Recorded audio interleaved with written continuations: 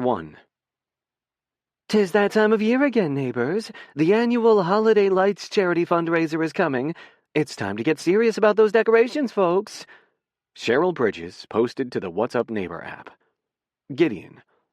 See the blazing Yule before us, I sang happily. I was running late, but that didn't stop me from summoning some early seasonal spirit on my way into the tiny Evergreen Park Community Center at the heart of our historic neighborhood.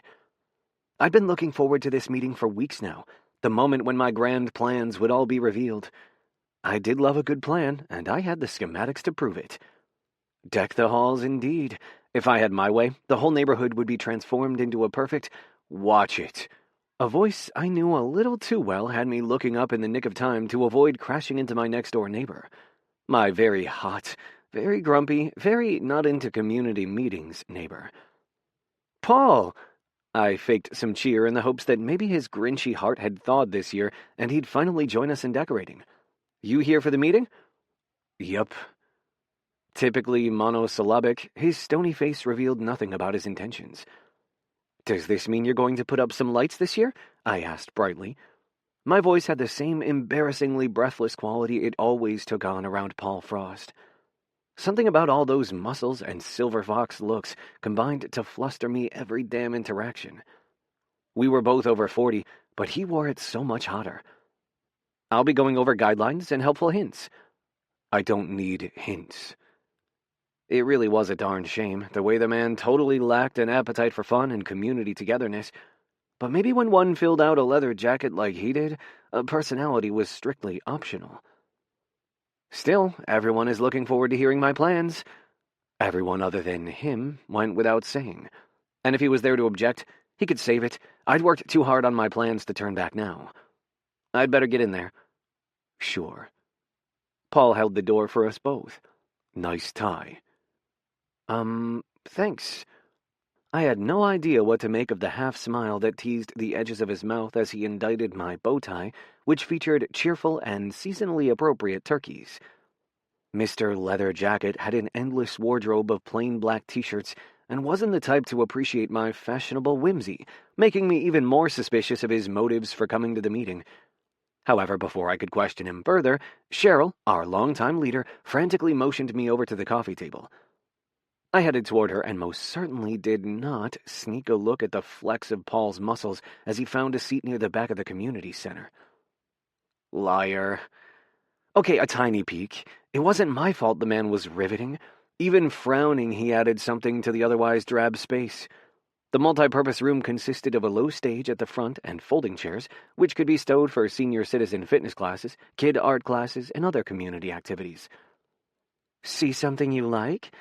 Cheryl raised an eyebrow as I reached her. Oops, maybe I hadn't been as subtle as I thought. Your new sweater. Love the rose shade on you, I said smoothly. Gideon? Her pragmatic tone was just this side of scolding.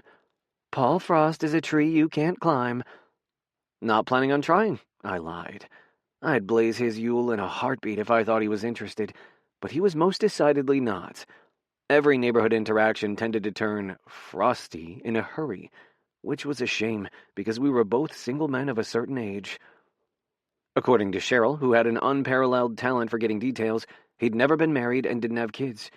What he did have was a discreet rainbow on his truck and business logo. And over 40 unattached homeowners who were possibly into guys didn't come along all that often in our sleepy suburb. So, understandably, I'd initially been gleeful when he'd moved in.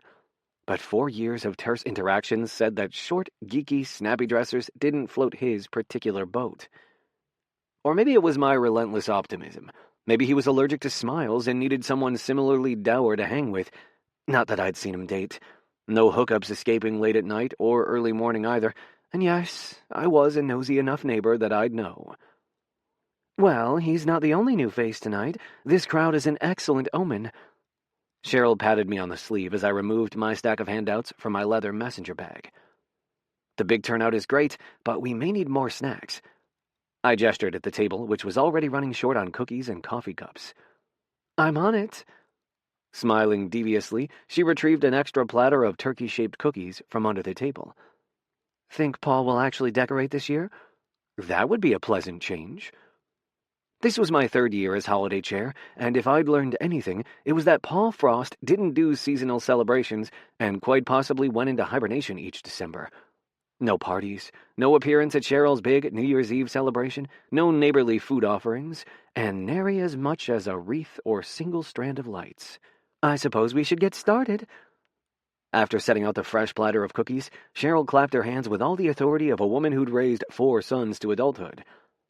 Now, I'm sure you're all here for Gideon's decorating plans, but before we get to that, we have some housekeeping. The first snow is coming soon, and you'll want to remember our shared sidewalk obligations. Cheryl had a number of such reminders before moving on to new business.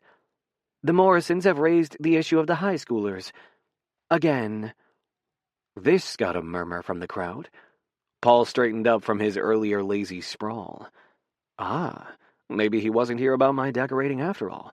And undoubtedly he sided with the only residents who were possibly bigger Scrooges than him.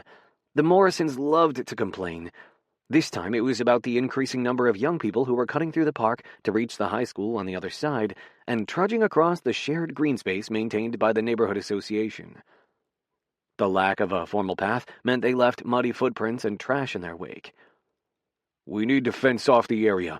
Mr. Morrison went right to his preferred solution for everything.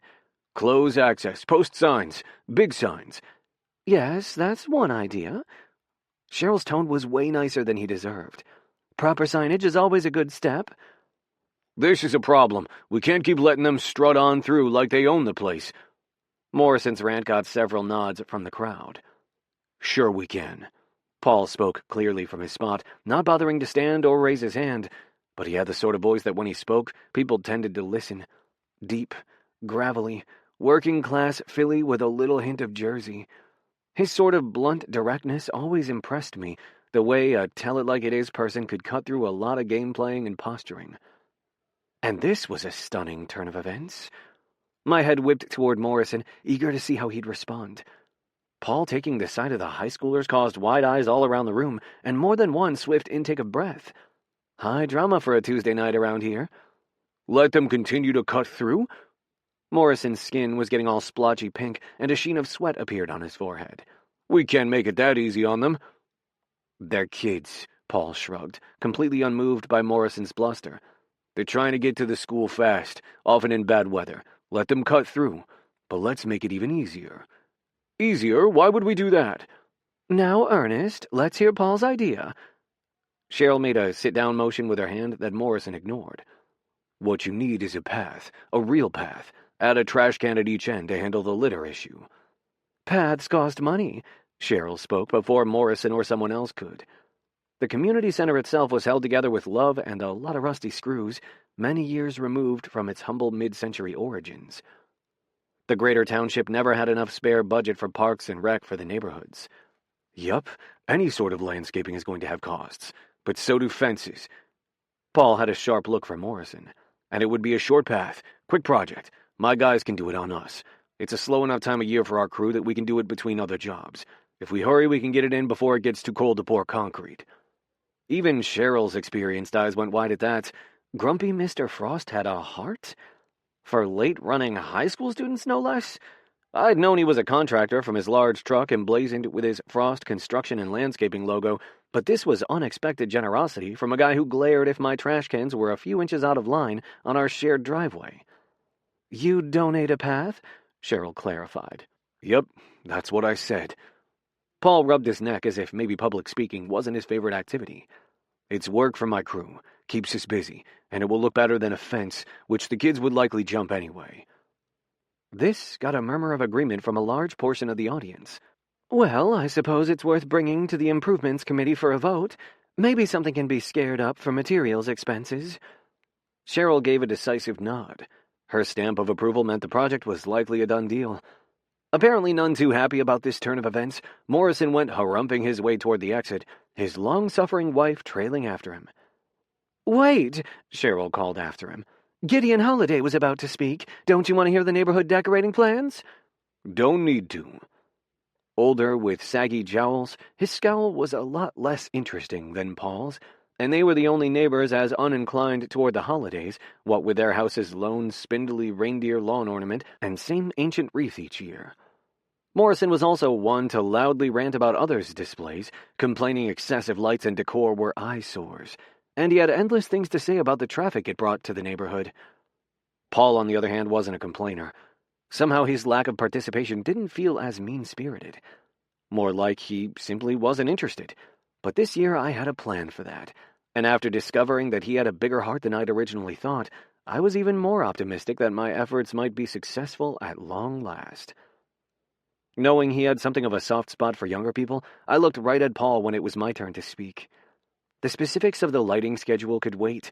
Instead, I waxed poetic about the children's programming here at the center we were collecting donations for from visitors who would come to see our displays. We'd also collect food and unwrapped new toys for needy families. I was super passionate about obtaining more support for the community center's efforts, but meeting Paul's sharp hazel eyes as I delivered my appeal was a mistake. There was a reason I tried not to look too hard or too long at the guy. All that stubbly gray hotness had a tendency to make me fumble my words, and tried my careful composure. "The box will go in the toys." I blinked at my bungling of the point. Toys, in the box. Get a grip, Gideon. I had to look away from Paul, and fast. He already thought I was the nutty holiday guy. I didn't need him thinking locking gazes with him was enough to trip me up like a high schooler with a crush, even if it was. The kids need our help, and by working together, we can ensure our display makes all the best of the area lists. More visitors equals more donations. The Charitable Giving Committee says requests for help are way up this year, and they need all the assistance we can give them.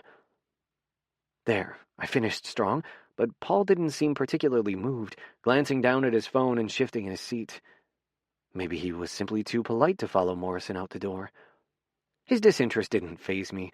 I had a plan B, C, and D where Paul Frost was concerned, and I wasn't giving up quite yet. Chapter 2.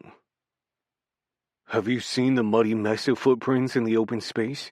I spotted 2 girls cutting through it again this morning. Something must be done before the snow starts. Ernest Morrison posted to the What's Up Neighbor app. Paul. I'd said what I'd come to say. Neighbors worried about a little mud and some footprints needed to chill out. These meetings were hardly my usual style, but as a contractor I also wasn't unused to planning commissions and zoning boards. I could have left my objections at how ugly and unnecessary additional fencing would be, but I'd known Cheryl wouldn't be able to resist the free labor offer. Standing next to her on the stage at the front of the room, Gideon Holliday's expression had gone all amazed. Felt good to startle him a little. He was such a bundle of contradictions. He never failed to sport a pristine appearance, with a perfectly pressed shirt, ridiculous bow tie, and poofy haircut that probably cost more than my last pair of boots. But for all he could be cultured and charming to others, he was always skittish around me. His fumbling for words and nervous gestures made it seem like he expected me to whip out a tire iron any moment. I understood his wariness.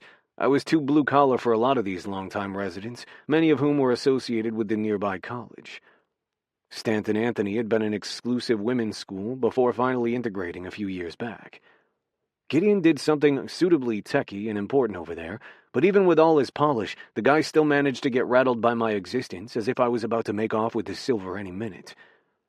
He sure was enthusiastic about these seasonal lights, though. The theme this year is Magical Wonderland, which you all should know from the memo I sent a few weeks back. Gideon had moved on to talking about specifics for the neighborhood decorating efforts. I wanted to leave, but after Morrison's rudeness, it felt like staying was the least I could do, especially if I wanted the committee to approve the path project. Always with the committees around here. And whatever the neighborhood crisis, Gideon had a memo, a spreadsheet, or a rule book at the ready. But he was wrong. There was nothing inherently magical about December. These days it was just another month on the calendar for me, and not worth all this fuss. Not that I'd tell the guy who was currently gushing over silver and gold lighting schemes and rotation of the donation collection duties. I let the sign-up sheet for that slide on by me. Finally, Gideon finished, and after yet more reminders about proper snow removal techniques and prompt stowing of trash cans, the meeting was dismissed. About time. Now I could make my escape and head home before Jim got too restless without me. "Paul, wait up," Gideon called right as I reached the door. I narrowly suppressed a groan as I slowed my strides. "Yeah?" I turned toward him. His smile could reach almost blinding levels. No guy our age should have such deep dimples or such an impish grin. Seemed like his eyes were always sparkling behind his pricey-looking horn-rimmed glasses. He made an adorable hipster, but as much fun as he was to look at, I still dreaded whatever he had to say. "I'll walk back with you. I wanted to say thank you for sticking up for the kids. That was very unexpected of you." Gideon coupled his dramatic pause with raised eyebrows, as if I was more likely to run the kids off with a pitchfork. "No problem." I continued my trek out of the building. I didn't question how Gideon knew I'd walked rather than drove. He was one of those highly observant folks who probably didn't mean to be nosy, but simply couldn't help noticing every little detail. Reminded me of my brother, which caused my tone to be a little gruffer than I'd intended. "It was very charitable, and I'd like to help in any way I can." Gideon was nothing if not earnest. I couldn't see him pouring cement or leveling a trail in his fancy clothes. Even his jacket was a fashionable wool number, and his jogging clothes were always color-coordinated. Not that I snooped, but Gideon was kind of hard to miss. "Thanks." The evening had turned crisp and chilly. It wouldn't be long at all until snow arrived. I hoped the improvements committee approved the path quickly. I needed some more hours for the crew before Thanksgiving, a reason to make sure my people had enough in their checks to get by. Man, how I hated the slow months. I, for one, like having more kids in the neighborhood. Unbothered by my lack of conversation, Gideon continued his cheery rambling. Leaving the park, we waited at the gates for a car to pass. "The younger families moving in is a good thing, despite some of the grumbles." "Honestly, it's less about the kids and more about Jim," I admitted before he could go erecting a statue in my honor. "Jim?" Gideon's mouth pursed like he'd said a curse word. "My dog." Letting Gideon think I'd meant a human companion might have been funny, but it would have undoubtedly led to more prying. I'd spare us both the questioning. "Ah, yes," he said with all the enthusiasm of a non-dog person. "I've seen you with it. It's a rather striking creature." "Yeah, well, in the mornings I walk her through the green space, let her run a little if no one else is around yet." Jim was a big, shaggy Bernese mountain dog and would have preened at even Gideon's faint praise. I'd seen Gideon's little tortoiseshell cat lurking in his windows, and I'd bet that his fussy manners extended to daily pet hair removal. No way could he put up with all the floof of a dog like Jim, not to mention her talent for finding mud in the green space. If they fenced off the area, we'd likely have to tramp all the way through the park to reach the open area, putting me way behind schedule. "Ah." Gideon made a thoughtful noise. Undoubtedly revealing my practicality took some of the shine off that statue he'd been so ready to toss up. Rounding the corner for Tinsel Avenue, we passed the Morrisons' large house. "Still, your help will make a difference to a lot of people. That counts for something in my book." "Thanks." Finally on our own block, this walk needed to be done soon before Gideon revived my sainthood application. "And speaking of making a difference, why do I have a feeling I'm not going to like this?" I cut him off because I'd been expecting this the whole walk, the hard sell on some sort of civic engagement, likely involving costumes and crowds, knowing Gideon. "Let me finish. I have a proposition for you." "Oh?" Stopping on my heel near a street lamp, I turned to give him a very deliberate once-over. I might be ridiculously out of practice, but I hadn't forgotten how to put some heat behind my gaze. Not that I had to work that hard with Gideon. For all his fussy ways that got on my nerves, I sure did enjoy looking at him. "Not—" Gideon coughed, turning pink. He tugged his coat more securely around him. He didn't need to worry. His virtue was safe with me. Even if I was the sort to play the hookup game, I wouldn't fish in the neighborhood pond. I'd noticed the rainbow bumper sticker on his little import the day I moved into my place, but Gideon also seemed like the type to smudge easily, too fussy even if he weren't next door. But somehow all my lectures on his lack of suitability didn't stop my body from reacting to his blush. He coughed again before he took a big breath. "Anyway, the more houses we have decorated for the season, the more likely people are to come see the lights. More people mean more donations, and like your path, the donations make a huge difference to a lot of people in our area." Damn it. I'd really walked right into this one, hadn't I? Groaning, I resumed walking. The faster I reached my door, the better. "I'm not really the decorating type." "I know that. I get it." He gave an exaggerated nod, as if someone who changed his porch decor for each major holiday could truly understand. "This season simply isn't your thing, but that's where my proposition comes in." You're going to bribe me to decorate? Almost to my house, I had to stop again. I'd turn him down, but I was still far more curious than I had any right to be about what he might offer. Thanks to those blushes and his nearness, my sex-deprived brain was more than happy to supply a few suggestions involving his ridiculous bow tie hitting the floor. No, of course not. Gideon quickly squashed my feverish fantasies, which was for the best. I'm offering to do it for you. All the work. Lights, some tasteful decor, all set up and then later stowed for you, hassle-free. You want to string lights on my house for me?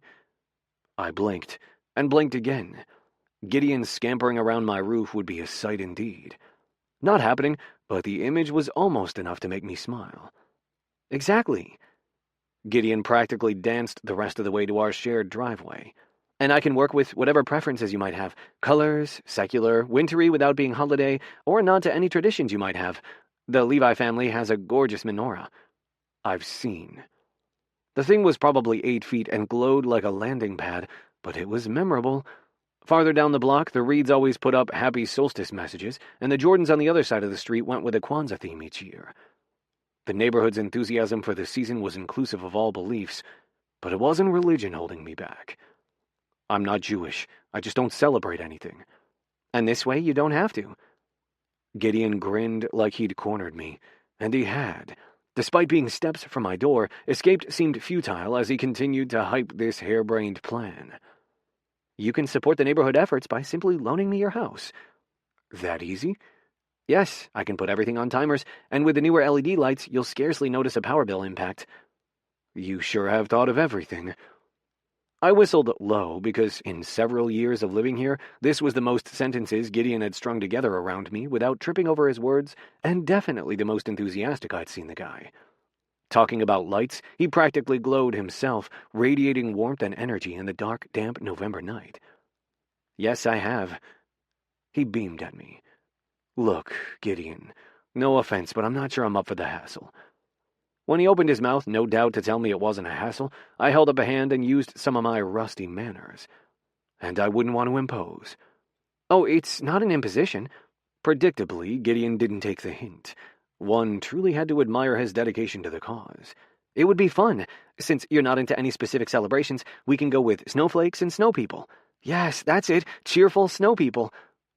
Lord save us. If I didn't put a stop to the runaway Gideon Express, I was likely to have a lawn full of those inflatable glowing snow people with their serial killer grins and silly top hats. I'm not sure. Why don't you think about it? Gideon gave me another winning smile right as Jim barked from my front window. She wasn't usually loud, but I also didn't usually dally in the driveway. No need to give me an answer right now. Your furry friend seems eager for you to go in. It's dinner time. At last, escape seemed in reach. I meant myself, though, as I'd been late leaving a worksite, but I'd never make Jim wait. By the time I finally got my own dinner, she'd have conveniently forgotten her hasty supper and turned those big brown eyes my way, much like Gideon in his pleading. He was a tough guy to say no to. Of course, I wouldn't want to keep you. Gideon made a shooing motion like I'd been the one drawing the conversation out. Think about my offer. I can draw up some plans to show you. That's not necessary. Why I couldn't manage a firm no was beyond me. Maybe it was his enthusiasm for his idea. Maybe it was his commitment to neighborhood causes. He might be a hammer short of a toolbox, but his wackiness sprang from good intentions. He means well, my mom would have said. Maybe not necessary, but it sure will be fun. He stamped his feet, either from cold or excitement. With him it was hard to tell. I liked a good blueprint myself, but I'd never had the prospect make me boogie. Uh-huh. Again, I couldn't seem to say no, shut him down. Sometime between now and when he inevitably flagged me down for further discussion, I'd have to find some backbone. I didn't want my front lawn to become a holiday circus. Didn't need Gideon underscoring everything I disliked about this blasted time of year. Night, Paul. Thanks again.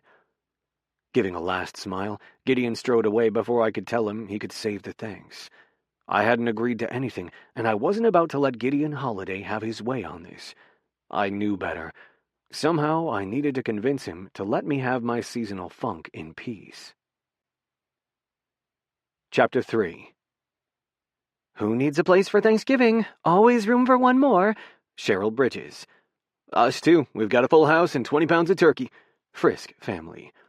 People, please pay attention to where your guests are parking. Common courtesy goes a long way. Ernest Morrison posted to the What's Up Neighbor app. Gideon. Kneeling up on my roof was a relief. Not that I'd ever admit it aloud, but I have to work on my decorating was such a nice excuse to leave Friendsgiving before the tipsy shenanigans we were all getting too old for anyway started. Each year our group shrunk a little more as people coupled and thrupled up, adopted, reconciled with biological families, and otherwise found new connections with more compelling invites. I'd had no shortage of other invitations myself, of course. My ex and her wife, Cheryl and her brood, the Jordans down the street, Peggy from work, but being the fun single guest was exhausting. I'd had years where I'd attended multiple events, and as much as I loved people, dealing with my lights was a far better distraction from my sorry single state than all those happy clans. Thus here I was, Thanksgiving evening with the light fading over a neighborhood filled with family gatherings in full swing. But I was alone on the roof with thousands of LED bulbs, plastic hanger hooks, and all my timers. Bliss, really, getting everything hooked to my new app for managing all the timers, setting the decorations just so, and reminding myself how much joy strangers were going to take in visiting our neighborhood. If I could light up one person's dark day, then all the work was worth it. Humming softly, this time a show tune that refused to leave my brain, I finished the front half of my roof and turned back to my ladder. Except no ladder. What the hell? I said to the empty night. I'd left it against the same eave as always, the side porch the best and safest access point. But no ladder. I peered down and... fuck. Sometimes there was no better word because there my ladder was, laying lazily across the driveway. Fuck! Not only was I blocking the driveway, a neighborly no-no, but more pressing, I had no way down. I wasn't some nimble, skinny teen able to shimmy down the drainpipe, and all my upstairs windows were locked, a fact I verified. Butterscotch sat in his cat tree in the spare bedroom window, unmoved by my plight. I'd probably have to break a window, and wasn't that going to be a mess? I had my phone, but who would I call? Everyone I knew was either with family or in no shape to drive. Maybe if I yelled, Paul would hear. Embarrassing as hell, but rescue beat the alternative. But no, Paul's truck was missing from its usual spot by his garage. He, too, was probably out at a gathering. Breaking a window seemed my only alternative. I removed my scarf to wrap my hand and was giving myself the requisite pep talk when a decidedly grouchy sigh cut through the night air. "Holiday, what are you doing?" Paul called up. Damn it. The rescue I'd wanted with a side of the humiliation I'd hoped to avoid. "Lights," I answered brightly. "December 1st is right around the corner." "Your ladder is blocking the drive." His frown was severe enough I had no problem spotting it from my vantage point. Tone all impatient, he held a shopping bag in one hand. "I had to circle 3 times to find a spot for street parking." "Sorry about that." I tried to sound contrite. "If it wouldn't be too much trouble, could you prop it back against my porch?" "You trapped up there?" The frown deepened. Not entirely. No way was I admitting to him how bleak I'd been feeling. I was going to break a window. Paul muttered something under his breath. "Why didn't you call someone?" "Didn't want to be a bother." I went with the truth, but I kept it light and breezy. "Better a bother than turning into an icicle or breaking a leg." His tone was all pragmatic as he set down his bag and hefted my ladder like it was little more than a sack of potatoes. Damn, I did like watching those muscles work. "Here you go." Naturally, Paul didn't simply set up my ladder and leave. Instead, he braced it with his meaty hands and stayed there as I climbed down. "Many thanks." My words came out all breathy because he was right there, much too close, much too spicy smelling. He smelled classic, the same scent as the first boy I'd ever kissed, and damn, that was not the memory to have right now. "You shouldn't be doing this alone." His scolding tone was enough to drive my rogue kissing thoughts away. I was fine. This was my first disaster in years of scaling my roof in pursuit of the perfect lighting scheme. I smiled, but he didn't return the grin. "Only takes one slip. I never let my crew work a roof alone." Paul shook his head like I was some foolish kid. Fair enough, as that was often how I felt around him, despite the similarity in our ages. "Would have figured you'd be gone tonight anyway. Family dinner. I wish. My voice came out a little too wistful, which wouldn't do. I forced a laugh. My family's scattered to the winds. Mom in Phoenix, Dad in Florida. Both were only children, but there are a few second cousins here and there all across the eastern seaboard. None I'm particularly close to. But it's all right. I had a lovely Friendsgiving for lunch. How about you? Me? He twisted his mouth. Big family? No. His face shuddered, dark curtain pulled tight, no admittance to whatever private thoughts he was having. Just me and Jim and some football. Speaking of, I should get back to the late game. Reaching down, he picked up his bag. I spied 2 cans of dog food, a carton of vanilla ice cream, and a frozen turkey dinner. Oh, Paul. My own fridge was stocked with leftovers from Friendsgiving, and the pies Cheryl had dropped off earlier because they accidentally had too many at her house. No way could I enjoy my bounty knowing he had a microwaved Thanksgiving dinner. Thanks again for the rescue. Would you like to come in for some cherry pie? I've also got turkey and ham, more than enough to share. Let's not talk about your lighting schemes right now. He rubbed the bridge of his nose with his free hand. Him immediately assuming I had an ulterior motive had me bristling. I had tried to talk decorating plans for his place several times recently, but he'd put me off each time. In this case, however, I simply figured that maybe we didn't have to both eat alone. I wasn't not tonight, please.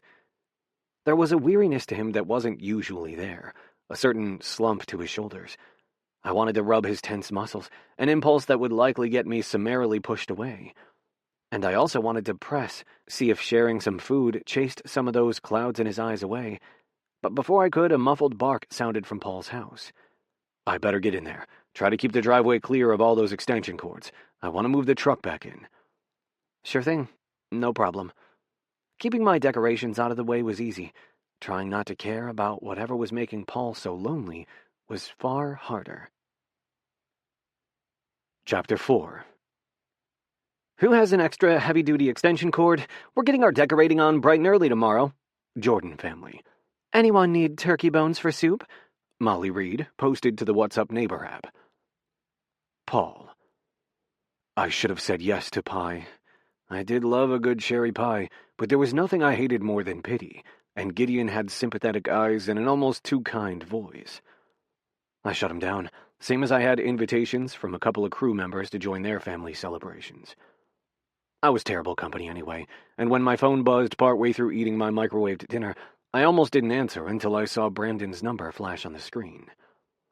Little bro, I forced a hearty tone. Figured you'd be too busy today for a call. Brandon had texted me the day before to wish me a good Thanksgiving and to tell me that they'd reached Elaine's parents' place safely, so I'd figured it would be a couple of days before I heard more, what with the social whirlwind he always seemed to get caught up in when he visited his girlfriend's folks in Newport Beach. It was a hectic day today, but I snuck away for a little air outside. Glad I could catch you. Did you have a good dinner? It was fine, I lied, praying he didn't ask where I'd gone. Great, I caught the tail end of the Eagles game and thought of you.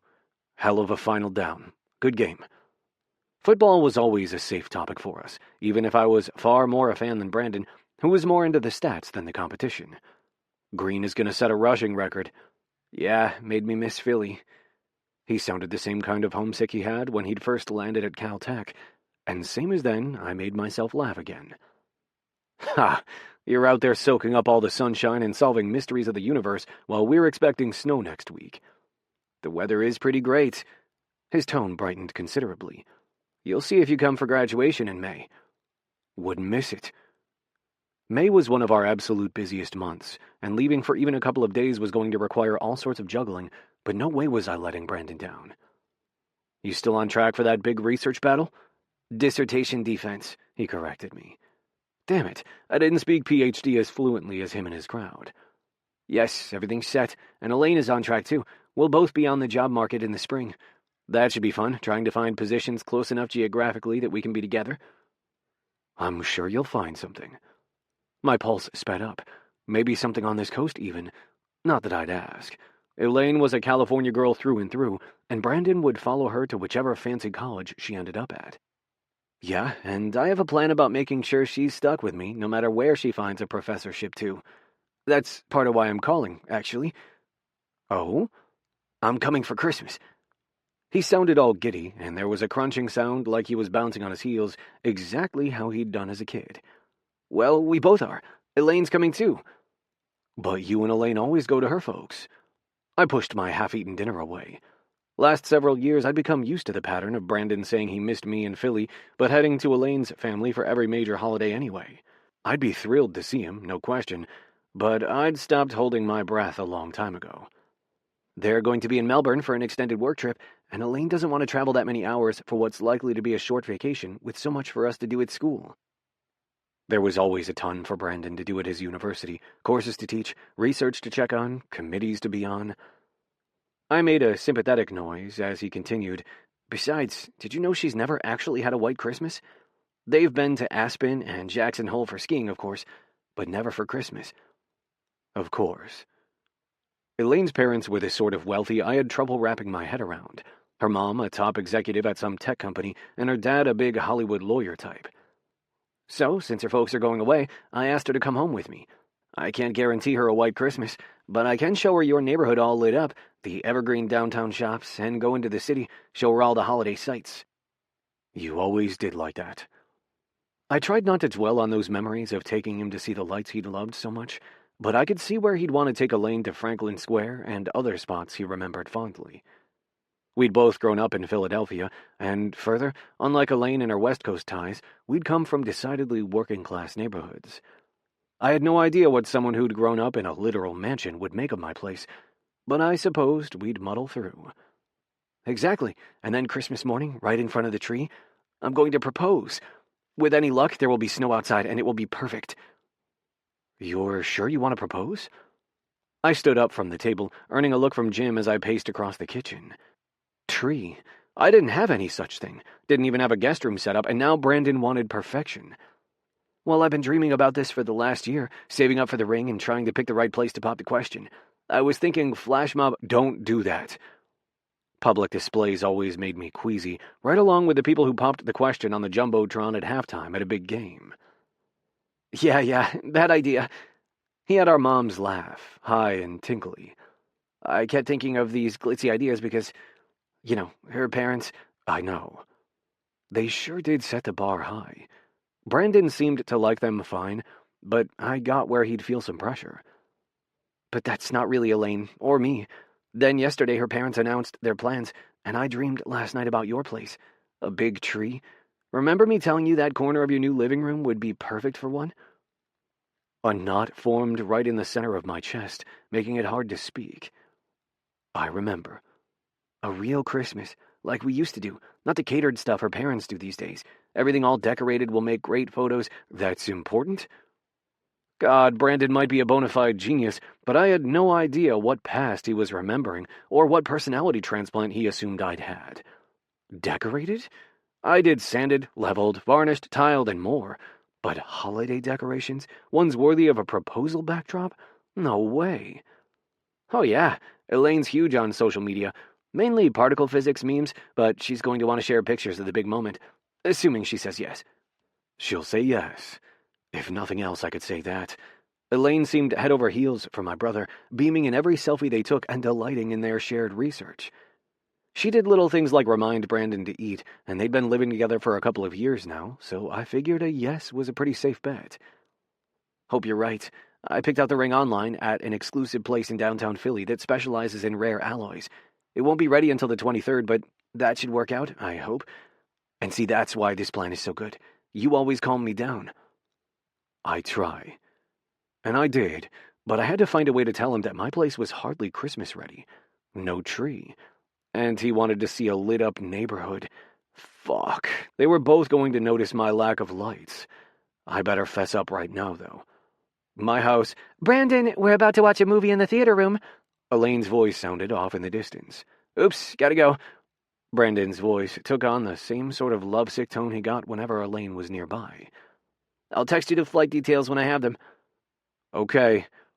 I was still more than a little dazed by this turn of events. But I should warn you, the place... Paul, you're such a perfectionist. Brandon laughed, then laughed again, higher-pitched, like Elaine had tickled him or something. Their easy intimacy made my jaw tighten. It's not that. Whatever renovation you're in the middle of, it'll be fine. And you're the neatest guy I know. Don't worry about the mess. Oh, this was a mess, all right. Just not the kind he was assuming. Mess isn't a— Brandon, come on! Elaine interrupted again. We'll talk soon, Brandon hurriedly assured me. It'll all be fine. You're going to love Elaine. I didn't doubt that. Whether she loved visiting Philadelphia, now that was the real question. And she better damn well say yes. Brandon deserved a yes. Hell, I'd all but guaranteed him one. But how was he supposed to pull off the perfect Christmas proposal here? Chapter 5. Emergency, our air compressor bought the farm. Anyone have one we can borrow for all these Christmas inflatables? Jeff Reed posted to the What's Up Neighbor app. Paul. Returning to my kitchen table, I sat for a long time trying to make sense of the conversation with Brandon. I couldn't tell him not to come, but fuck it all, I was unprepared for this, and if there was one thing I hated even more than pity, it was being unprepared. I needed a damn drink, but there was nothing stronger than beer in the house. And naturally, the universe chose that moment to make my doorbell sound. Jim at my heels, I padded to the front door. And somehow I knew exactly who it was even before I looked through the curved window on the top of the door. Gideon. Fuck, I did not want to talk to anyone, him especially, but I couldn't exactly pretend to not be home. And I had lectured him about being up on that roof alone. What if he needed help? I couldn't turn him away only to have him risking his neck again. Yes? I opened the door to find him standing there holding a plastic container. The air had a decided bite to it, but he had only a fleece pullover on. Hi. His smile was winning as ever, but I couldn't find the energy to return it. Best I could do was a nod. I wanted to say thank you again for the rescue. No problem.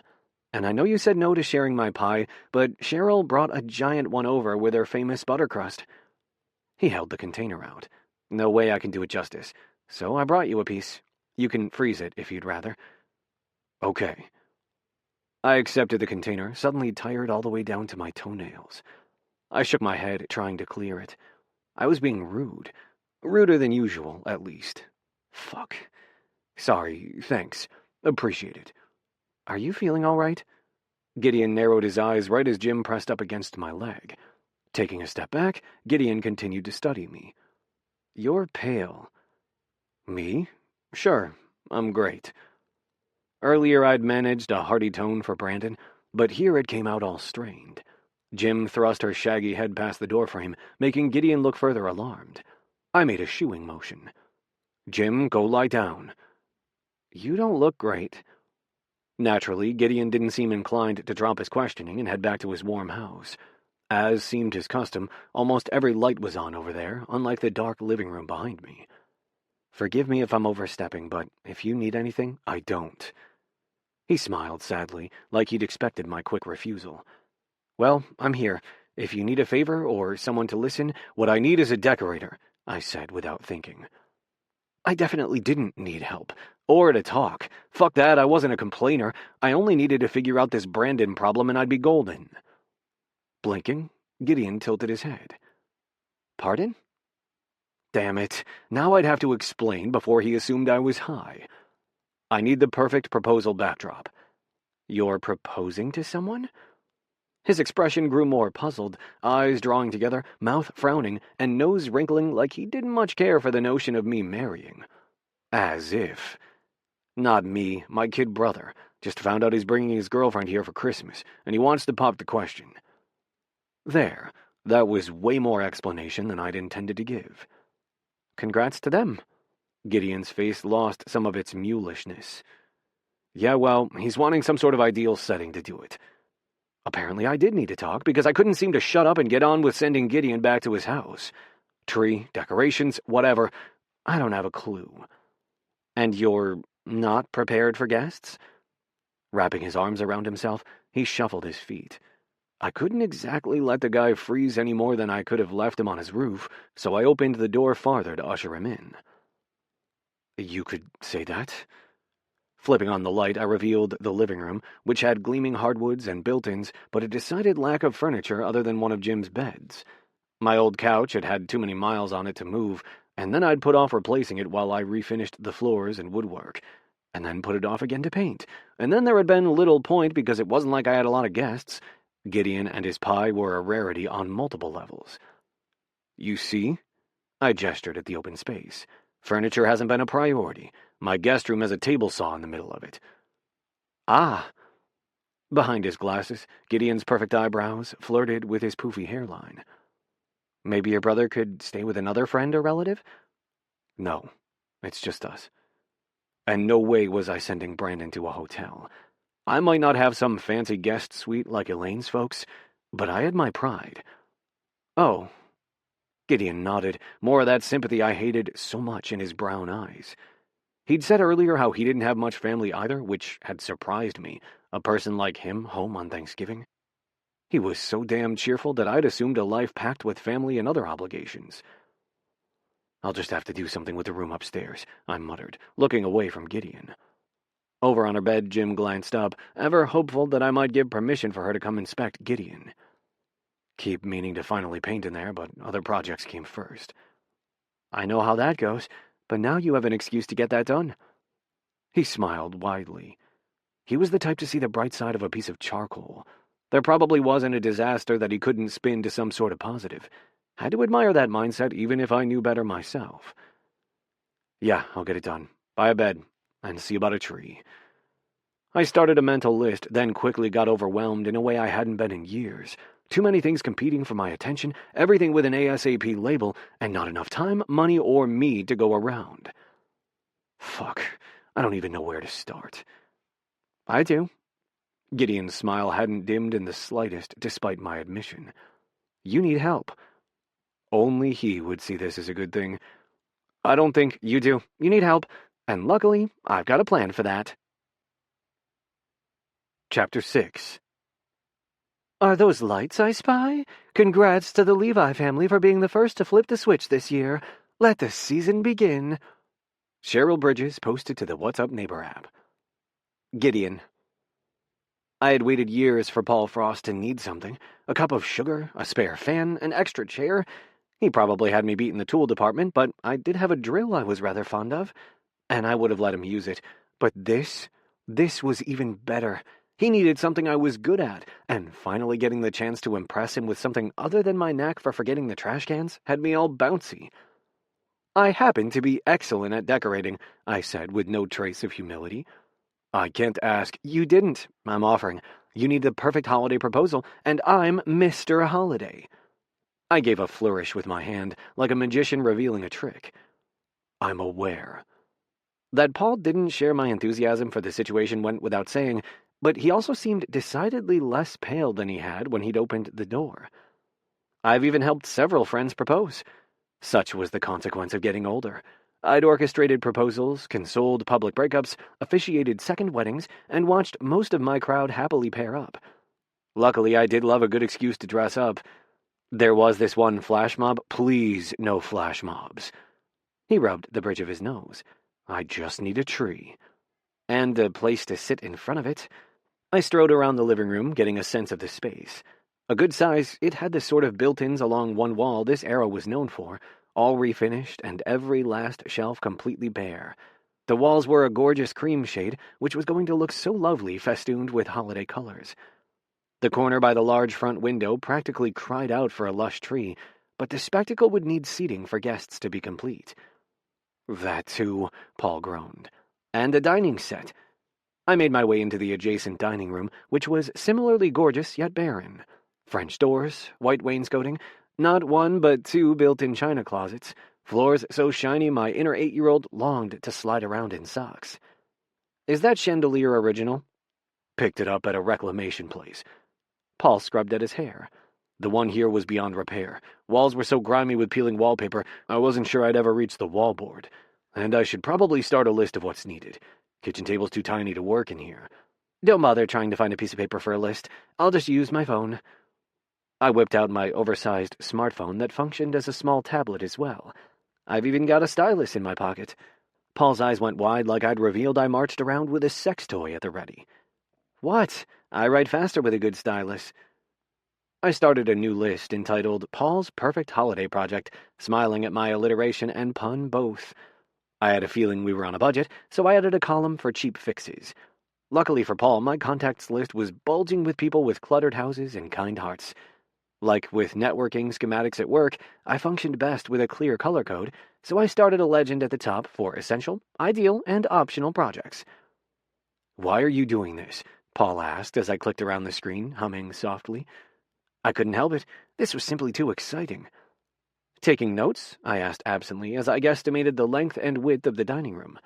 "I'm going with red for the projects that absolutely must be done in time." "Helping. Why are you helping?"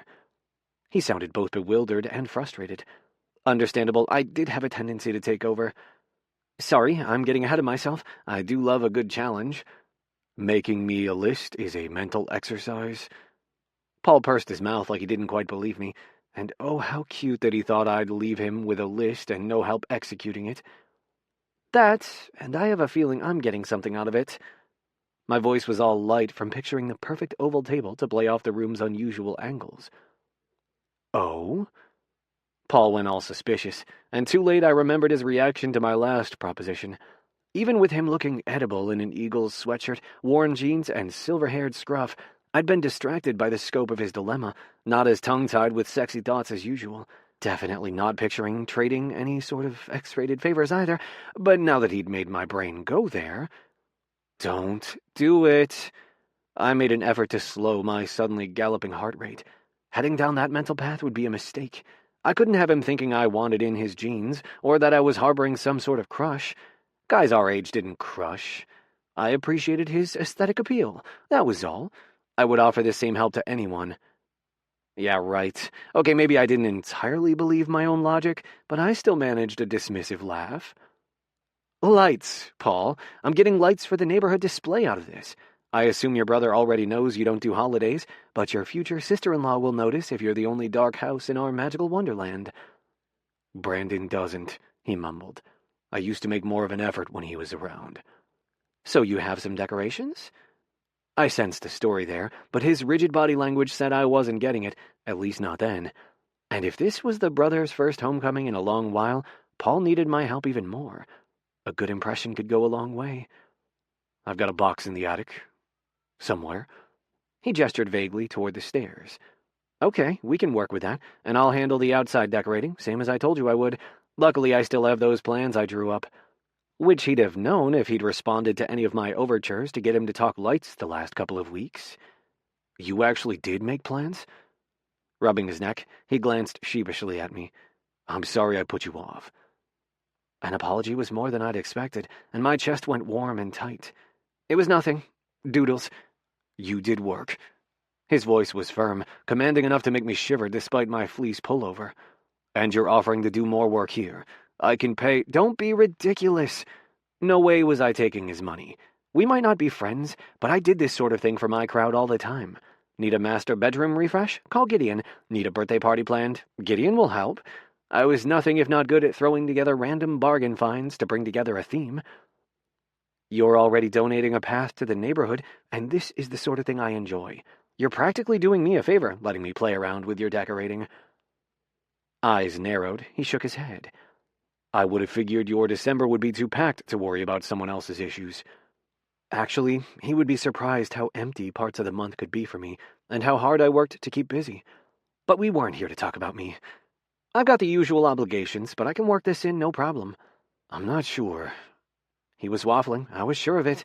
He needed me, but he had the sort of stubborn pride I'd seen before. Admirable, but unnecessary. "Don't worry, I intend to put you to work too." His sort always responded well to feeling useful, like when I'd ask a stuffy professor to hold a cable for me or press restart back when I did more hands-on IT work. "I'll come up with a plan, but you can help with the executing." "Generous of you." Paul quirked his mouth as if he was thinking of smiling. Oops. Maybe he wasn't the same as someone at work feeling overwhelmed by technology and wanting my expertise. I was being a bit bossy. Again? I really did need to work on that. "Sorry, I do like to lead, but I can get carried away sometimes." "So I see." His mouth still wasn't smiling, but his voice was warmer, more amused. At least he wasn't entirely put off by my steamroller act. That was something. "But it's your project," I assured him. The big dog had stayed in the living room in its bed, but now ambled toward us, making me speak faster. "We'll work to your taste and vision." "I don't have a vision." He went right back to scowling, even as he held out a hand for the dog, petting her furry head. She might be the size of a small donkey, but she did seem tame enough. "Sure you do." I tried to focus on the issue at hand rather than my own weird nerves around large dogs. "What was your vision when you bought the place?" His expression immediately clouded.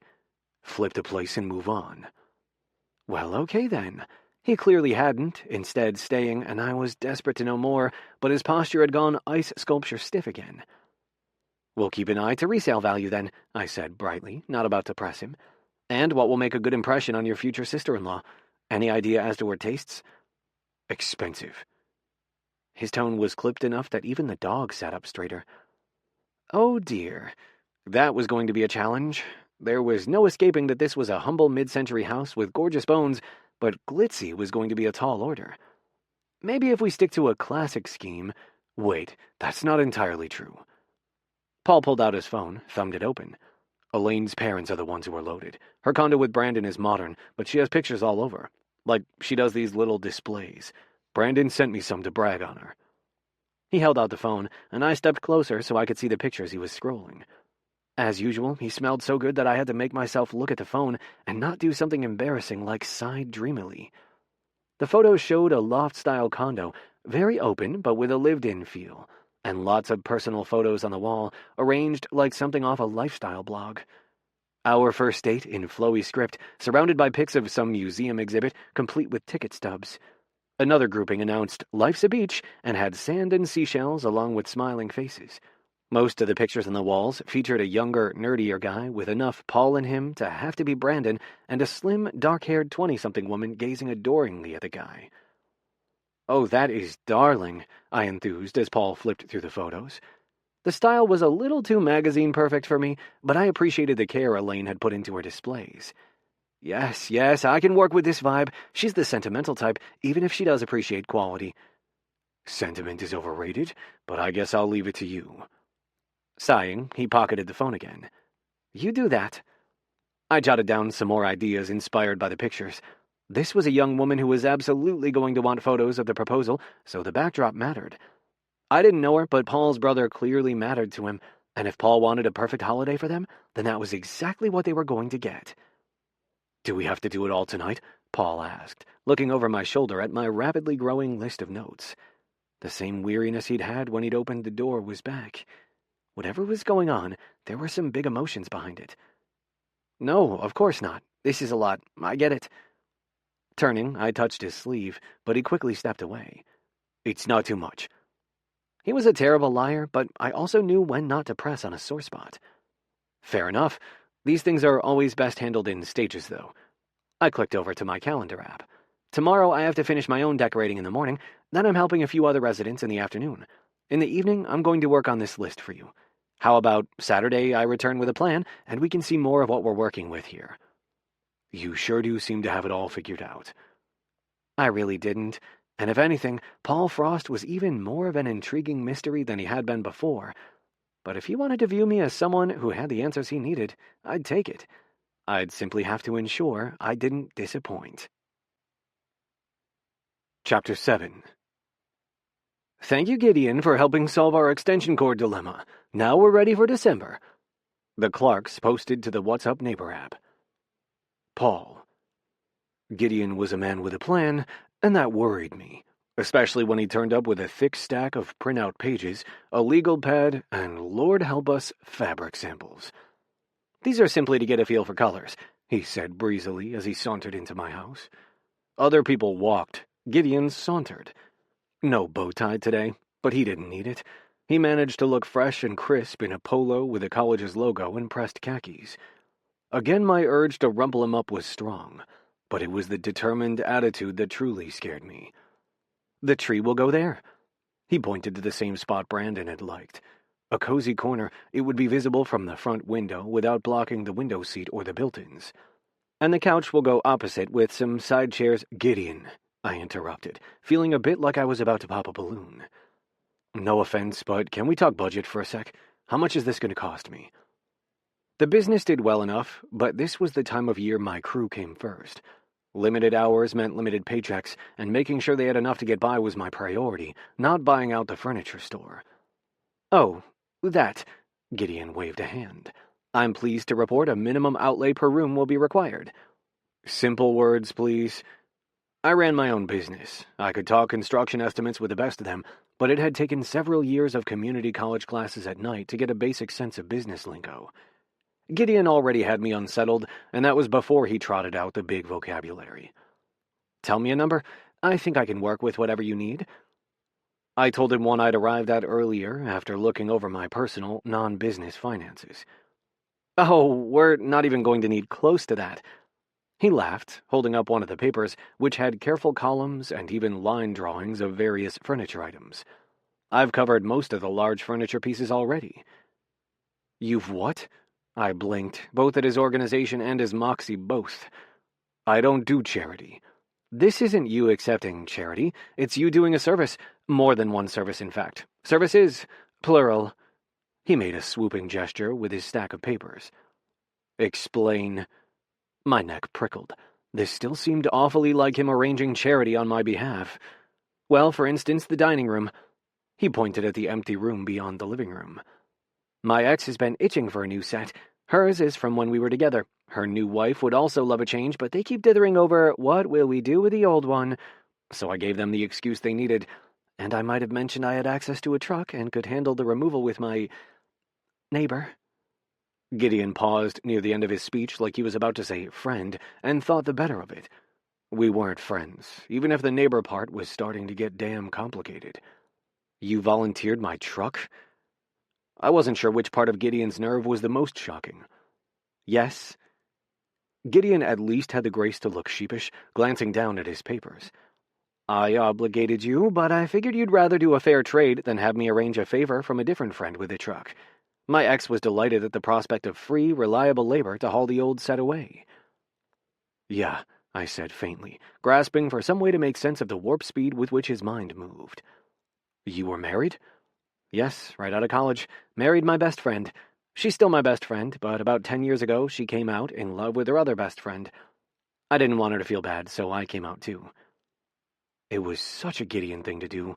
Brave, slightly misguided, and full speed ahead. My back tensed, his sort of boldness both unfamiliar and frightening. You're both gay? I know, such a cliché, right? Gideon had a musical laugh, the sort that made people want to laugh right along with him. And it was almost 20 years ago when we married, 25 when we started dating. Marrying my best friend was easy. Coming out was harder, but she did it, so I did too, and I was happier for it. How about you? Me? Apparently somewhere in his whirlwind of sharing, he was asking for my coming out story, but I needed a second to collect myself. I'm sorry. Shuffling his feet, he shifted his gaze downward. I'm being presumptuous. I saw your little logo and simply assumed... It would have been easy to just nod or maybe say that we did a lot of business with the LGBTQ+ community, but something about the way he deflated made me more talkative. You didn't assume wrong, but you're also right. 20 years ago things were different. My parents died. I had to get custody of Brandon. I'm so sorry. The overwhelming sympathy in Gideon's eyes was a huge reason why I seldom shared even this much. Glancing over at Jim, lying in her plaid bed, I focused on the rise and fall of her furry chest so I could get the rest of the story out quickly. Even if I'd been out, a single gay guy in his 20s was going to be a harder sell to the social workers, so I kept my head down. Then when Brandon left for college, I could finally breathe. I shrugged, like the whole thing had been simple, like those early years hadn't fazed me at all. Sharing the near past was far easier. I had a lot of same-sex couples as clients by the time Brandon graduated. He and my couple of close buddies had long since known, so I told myself that putting the little rainbow up to try to get even more LGBTQ+ business was simply good advertising, nothing to get all worked up over like coming out to the social workers would have been. And if my hands had shaken when I'd ordered my new logo, well, I sure as hell wasn't telling Gideon that. That's still a long time to hold your breath. Gideon nodded like someone who'd know, and I supposed maybe he would. Yeah, I agreed, but in a tone that didn't invite follow-up questions. Tell me about the other deals you've arranged. Okay. Gideon's tone was overly bright, like he knew I needed a topic change and was having to work to restrain his always overflowing curiosity. Now the living room will require more imagination. Try me. He wasn't the only one who could fake a hearty voice. Tapping into Gideon's enthusiasm was way more interesting than talking about me. And he was rather cute when he got excited, all big gestures and fast talking. Now, Cheryl had a living room set with a large couch for sale most of the fall. No takers, despite a more than reasonable price. It's still in their garage taking up space, and none of her boys want it. What's the catch? He laughed like I'd said something rather smart. You got me. It's ugly as sin and twice as heavy. Sounds like a score. I was more okay taking the unloved couch than I was with Gideon strong-arming his ex into a dining set upgrade. But hey, a couch is a couch, right? We're going for more than function here. He gave me a withering look. Cheryl's sons and prospective buyers lack my vision. I found a cranberry-colored slipcover for a song. It'll look divine with these walls, and the size means it'll make a striking statement. Add some seasonal throw pillows, and voila. Voila, I echoed him, and he beamed at me with all the gratitude of Jim when I accidentally added too much kibble to her bowl. Exactly, and Cheryl really wants that garage space back before the snow arrives, so again, you're doing her the favor. Sold, but I'm paying her asking price, and I'll buy the slipcover myself. I've got the links ready for you. He handed me yet another sheet of paper, this one happily labeled Paul's To-Do List Part 1. The Part 1 business is scaring me. I was only half joking. Stages, remember? He patted my arm, and unlike the other night, I didn't dodge his touch. He had a warm, wide palm, and the heat from his touch lingered far after he was back to shuffling papers. If I give you this whole list at once, you'll get overwhelmed, and there's no fun in that. Yeah. I had to swallow hard. I couldn't remember anyone caring about my stress level before. Whether I was overwhelmed or not had been largely irrelevant the last 20-odd years. Someone rationing out my to-do list was a novelty, one I probably shouldn't get used to. And how do you know all these people getting rid of stuff? Well, for starters, I'm on the neighborhood app. Aren't you? No. I'd heard about it, of course. People complaining about porch pirates and the late-running teens and ill-behaved dogs. I was still old-fashioned enough to be on the email list for the neighborhood association, and even then it was a crapshoot whether I actually opened the newsletter. Well, people get rid of stuff constantly. I'm just good at keeping track. So I see. I shook my head because he really was something else. Eagle eyes and constantly whirring genius brain. Now show me to the bedroom, he demanded. Pardon? My mind honed in on bedroom, heading straight for places that would probably shock my design guru here. Fussy might not be my usual taste, but my body sure did like the idea of showing him the finer points of my mattress. The guest room? Gideon prodded, cheeks pink. I have all sorts of ideas for there, too, but I need to see the space. Ah, yes, right this way. Chapter 8. Free. Giant reindeer head, gently worn. Must pick up. Penny Jordan posted to the What's Up Neighbor app. Gideon. Perhaps show me to the bedroom wasn't my best line. Making Paul sputter and turn light purple was a pretty nifty feat, though. He didn't fluster easily, so that was an A-plus job of inserting my foot into my mouth. Again. However, I'd been here at least 30 minutes now, and Paul hadn't kicked me or my big ideas to the curb. That was something, as was him seeming more amused than irritated at my bossiness. I was rather impressed myself at how well my ideas were coming together. For additional seasonal decor, I'll take you to my favorite bargain hunting secret, I said as Paul led me upstairs, trying to distract myself from how his jeans pulled against his ass. I've got lights covered, but you'll want some odds and ends to round out the Christmas decorations. I can't let you pay for the lights. Mr. No Charity gave me a withering look over his shoulder. I bought too many on clearance last year, at the day after Christmas sales. I wake up at 5 each year to get the best chance of nabbing good lights. That's just bizarre enough to be the truth. Paul blinked and paused at the top of the stairs, a cute landing area with built-in bookshelves and a bench seat. It is, I assured him, patting his arm again. I really needed to stop touching the guy. He wasn't one of my friends, who were far more used to my casual touches and freely given hugs. My attic is full of boxes of unused lights in search of a good home, And I already added the ones from my surplus inventory to the schematic for your outdoor decor. I'm not surprised. Paul's voice was dry, but he also wasn't shutting down my plan. What is it with you and lights anyway? Why be so invested in the whole neighborhood glowing like a landing strip?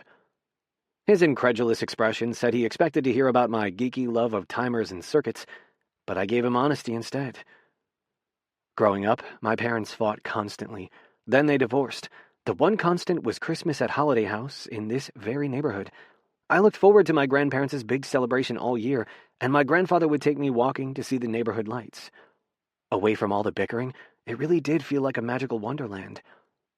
I want to be that feeling for others who might need the lights this time of year.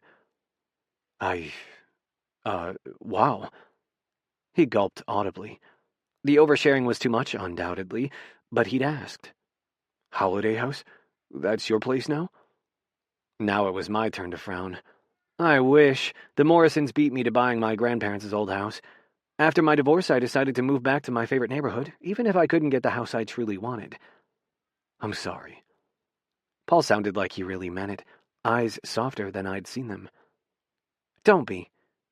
My back muscles going tight, I made a dismissive gesture. I'd shared my story for accuracy, not sympathy. My place at least had a big head start on renovation. I'm no DIY champ like you.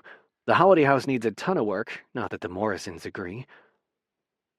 Seeing the sorry state the house had fallen into was a constant burr in my side.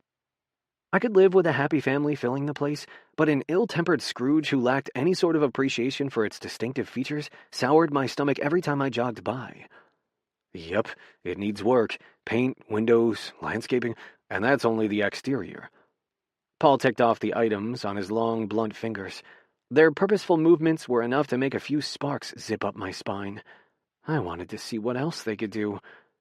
Danger! Back to your story, Romeo! I used to dream about how I'd renovate when I grew up and had money, but my dad convinced Grandma to sell in my teens, and I put aside those drawings. Paul nodded solemnly, more of that unexpected and not entirely welcome empathy. I used to draw too. Had the crazy idea I might be an architect. That's not absurd. The glimpse at his childhood self made my chest hurt. Yeah, it is. My family didn't have college funds to start with. Then Brandon came along, a huge surprise for my parents. Plans changed. His tone was matter-of-fact, but when he met my gaze, an entire weather system of emotions filled his eyes. And Lord, how I understood plans changing. My childhood was littered with broken promises, canceled weekend visits, postponed vacations, and forgotten plans. Even my current life was largely a reaction to the way my divorce had upended all the plans I'd had with Lori.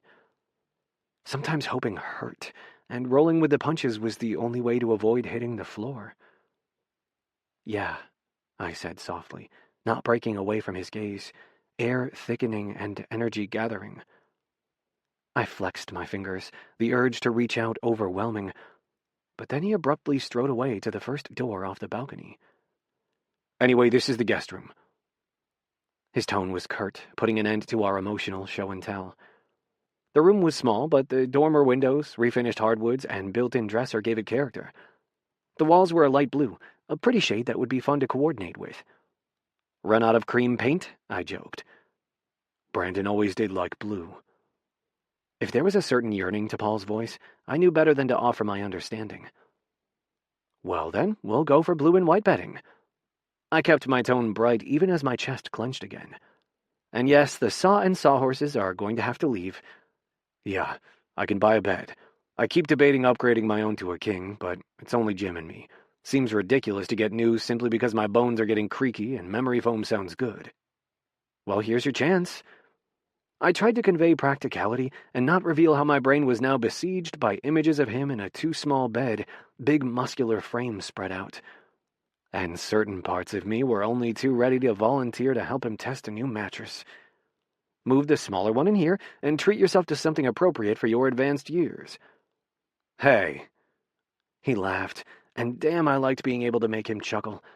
He didn't do it often, but he had a warm, rich laugh that could fill a space, instantly changing the mood. I'm just saying. I gave him an arched look. My orthopedic mattress is one of my favorite investments, and it's only me as well, but I've totally got a king now. How is it you don't have a boyfriend? Paul frowned, then shook his head. Never mind, that was rude. I don't mind, I assured him. And hey, I'm flattered you think I should have one. But I have terrible luck with dating. I've seen a few people since Lori and I split, but nothing stuck. Calling it luck was kinder than admitting my bossy ways tended to chase potential partners off. I ran a hand over the built-in dresser, picturing a few accent pieces for the room. How about you? Now that you've got your breathing room, I would think you'd have a line of prospects. Ha, Paul snorted. I'm cranky, set in my ways, and lack the necessary skills for modern dating. Missing most of my 20s and 30s means I never got good at that sort of thing. Bar scene sucks, and I'm a slow typist on my phone. The apps baffle me. I'm not big on bars myself, but trust me, you could pull any number of guys willing to help you make up for lost time. It spoke to my stellar restraint that I neither volunteered myself nor pointed out that being slightly less prickly might improve his chances. Thanks, but the scene seems to skew toward young dudes. He shuddered. And I don't care how old the mirror says I am now, I'm not looking to play daddy games. I laughed because he was such hot silver fox daddy, but I got what he meant. I feel you. Most of the guys our age around here are either into that dynamic, more power to them, or already coupled up. Yup, trust me, I know. My client list is full of happy husbands. Like you said, more power to them, but I'm just not cut out for the domestic. Far be it from me to argue with his resolute tone, but all evidence pointed to the contrary. Hell, forget shirtless pics. All he'd need to do is share snaps of his gleaming hardwoods and DIY prowess, and he'd have an inbox full of dudes ready to play house. But I didn't want to cross the line into flirting. Okay, that was a lie. I was dying to cross that line, but I wanted to help him more, and every instinct I had said he'd shut me down cold if I made a pass. Speaking of domestic, you want to show me your existing decorations? We won't want to duplicate anything you already own, and setting out your familiar pieces will be welcoming for Brandon. Doubt he cares. He's always got his head in the clouds worrying about some equation or model. Paul's tone was fond as he headed back into the hallway, where he pulled down an attic ladder from the ceiling. I'll grab the box. He really did mean box. Singular. At my house, I had a line of plastic storage totes, each neatly labeled. Green for lights and wiring supplies, red for outdoor decorations, blue for indoor. I added to the collection every year, to the point where it took me a decent amount of time to carry everything down each year. But Paul was scarcely gone 30 seconds, returning with a single large box that had once held computer equipment. I remember that model. I pointed at the label. Talk about a blast from the past. Yeah, that was Brandon's first computer. Had to save a good few months, but he sure was excited that Christmas. Paul set the box down and crouched in front of it. There's not much in here. It's okay. My heart was hammering as I crouched next to him, struggling to keep my voice even as he revealed the tidy collection of treasures inside the box. In my head, I could hear my grandmother's voice as she unwrapped a particular ornament, telling me where it had come from and why. I'd blithely demanded Paul's share, but now I wasn't sure I was worthy of this glimpse into his heart. Part of me wanted to tell him he could pack it back up again, but then he unwrapped a heavy platter, holding it tenderly. It had a Norman Rockwell holiday scene in the center and a scratch on one edge. There was a fire, he said softly. Not much was salvageable.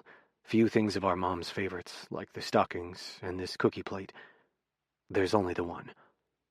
It's beautiful. I was shocked I had any voice at all. It went without saying that I was sorry, so terribly sorry about his parents. But something about the moment felt eggshell fragile, as if the wrong words could shatter the immense trust he was placing in me here. Your mom had good taste. Yeah, she did, didn't she? His smile was far away and heartbreakingly boyish. Setting the plate carefully aside, he revealed a small box full of craft stick and pipe cleaner ornaments, glitter raining onto his fingers. These are a couple of things Brandon made as a kid. I didn't have the heart to throw them out. Of course not. When he set the small box of ornaments aside, I carefully replaced the lid. Next, he pulled out a tiny tabletop artificial tree and a wooden advent calendar. Man, Brandon always loved that countdown calendar. Think we got that on clearance. You'd approve. I do. My voice came out all thick and muffled, sinuses clogged and eyes burning. I picked up the calendar to admire it more closely. I definitely approve. We'll use all of it. All of it? Paul frowned. That tiny tree isn't going to cut it for the proposal. No, but it can occupy a place of honor on a side table. I had the perfect end table hanging out in my own attic. Trust me, Brandon will remember it, and laugh at me keeping it. He snorted like being sentimental was a character flaw, like he was vaguely embarrassed he dared keep these little treasures safe. I doubt that. My voice came out all emphatic. I'd do battle for his right to be as sentimental as he wanted. Hell, I'd trade almost all of my loaded-down storage totes if it meant keeping his precious memories safe. Gideon, he warned, packing stuff back up. There were a few other items in there, and I truly did plan to use them all. Don't make more of this than it is. It's just a box. It's not just anything, I argued right back. I remained dangerously close to tears. I lacked the words for what his sharing this had meant to me. Trust me, I know. My dad kept almost nothing of my grandparents. The couple of keepsakes I have, they mean the world to me. It's okay to keep special things around, no matter how humble the items. If you say so. He gave a tired sigh as he finished closing the box. Probably should just plan on buying all new. Absolutely not. I reached for my bossiest of tones. Paul couldn't let himself admit how much these items meant, and would undoubtedly shrug me off if I gave him the hug I so desperately wanted to, so I went for logic instead. If nothing else, your sentimental future sister-in-law is going to love hearing Brandon's stories about being a kid. Let her have that. All right, I'll carry this downstairs then. His expression was stony as he hefted the box up. His granite jaw and resolute nose were bulwarks standing guard over the heart he usually hid so well. But now I'd seen it, and I wasn't ever forgetting. Understanding him far better now, shame swept through me. In my zealousness, I'd forgotten how truly painful the holidays could be for some. We all had our coping methods, and if he wanted to hibernate the holidays away, who was I to try to fracture what little peace he'd managed to find through boxing everything up tight? Let me help. I had no clue how to apologize for any hurts I'd stirred up with all my efforts to get him to participate over the years, but I was going to give this decorating project my absolute all, give Paul and his brother the chance at some new memories. I've got it. He gave me a sharp nod. And maybe he had everything under control, all his emotions locked down. But I sure as hell couldn't say the same. Chapter 9. Big thank you to whoever left a tin of British cookies on the porch. First gift of the season. The kids loved them. Molly Reed posted to the What's Up Neighbor app. Paul. Gideon was back to erecting statues in my honor, I could tell. He'd heaped compliments on my box of old decorations like I'd revealed a whole collection of mint-condition rookie cards, and he'd sat on my living room floor with his stack of papers, adding my items to his plan. Finally, he'd headed back to his place, but not before thanking me yet again for trusting him to help. Thanking me. He'd drawn diagrams of my various rooms, made lighting schematics for my exterior, and drafted a schedule for what decorating was happening when, and he was thanking me for the privilege of adding a hell of a lot more work to his month. And now here he was, giant, cheery smile on his face, crack of dawn on Sunday, 2 cups of coffee in his hands as he made his way to my truck. Thanks for humoring me, he said brightly. More thanks from him. I might not survive this outing. I gave a curt nod. No problem. But we really will have the best selection if we get there early. He held out both coffees. Left has cream, right is black. I can drink either. How on earth Gideon managed to make being flexible about his coffee preferences sound so sensual, I had no clue. Maybe my body wanted to remind me how I often spent the early hours on a Sunday using the lack of an urgent wake-up for a little solo time. Not today, and now my sex drive was all haywire, and I had a full day of Gideon to get through. Black coffee is fine. I grabbed the closest cup. And you're sure this is worth the trek to South Philly? We've got the various big box options and downtown Evergreen and other stuff closer. Trust me, you've never seen anything like this holiday outlet. He stamped his feet. Whether from the nippy air or excitement, I wasn't entirely sure. We'll be able to cross a ton off your list. They even have sheets and seasonal linens. Awesome. I tried to sound suitably enthusiastic. After all, Gideon had made the ridiculously detailed list.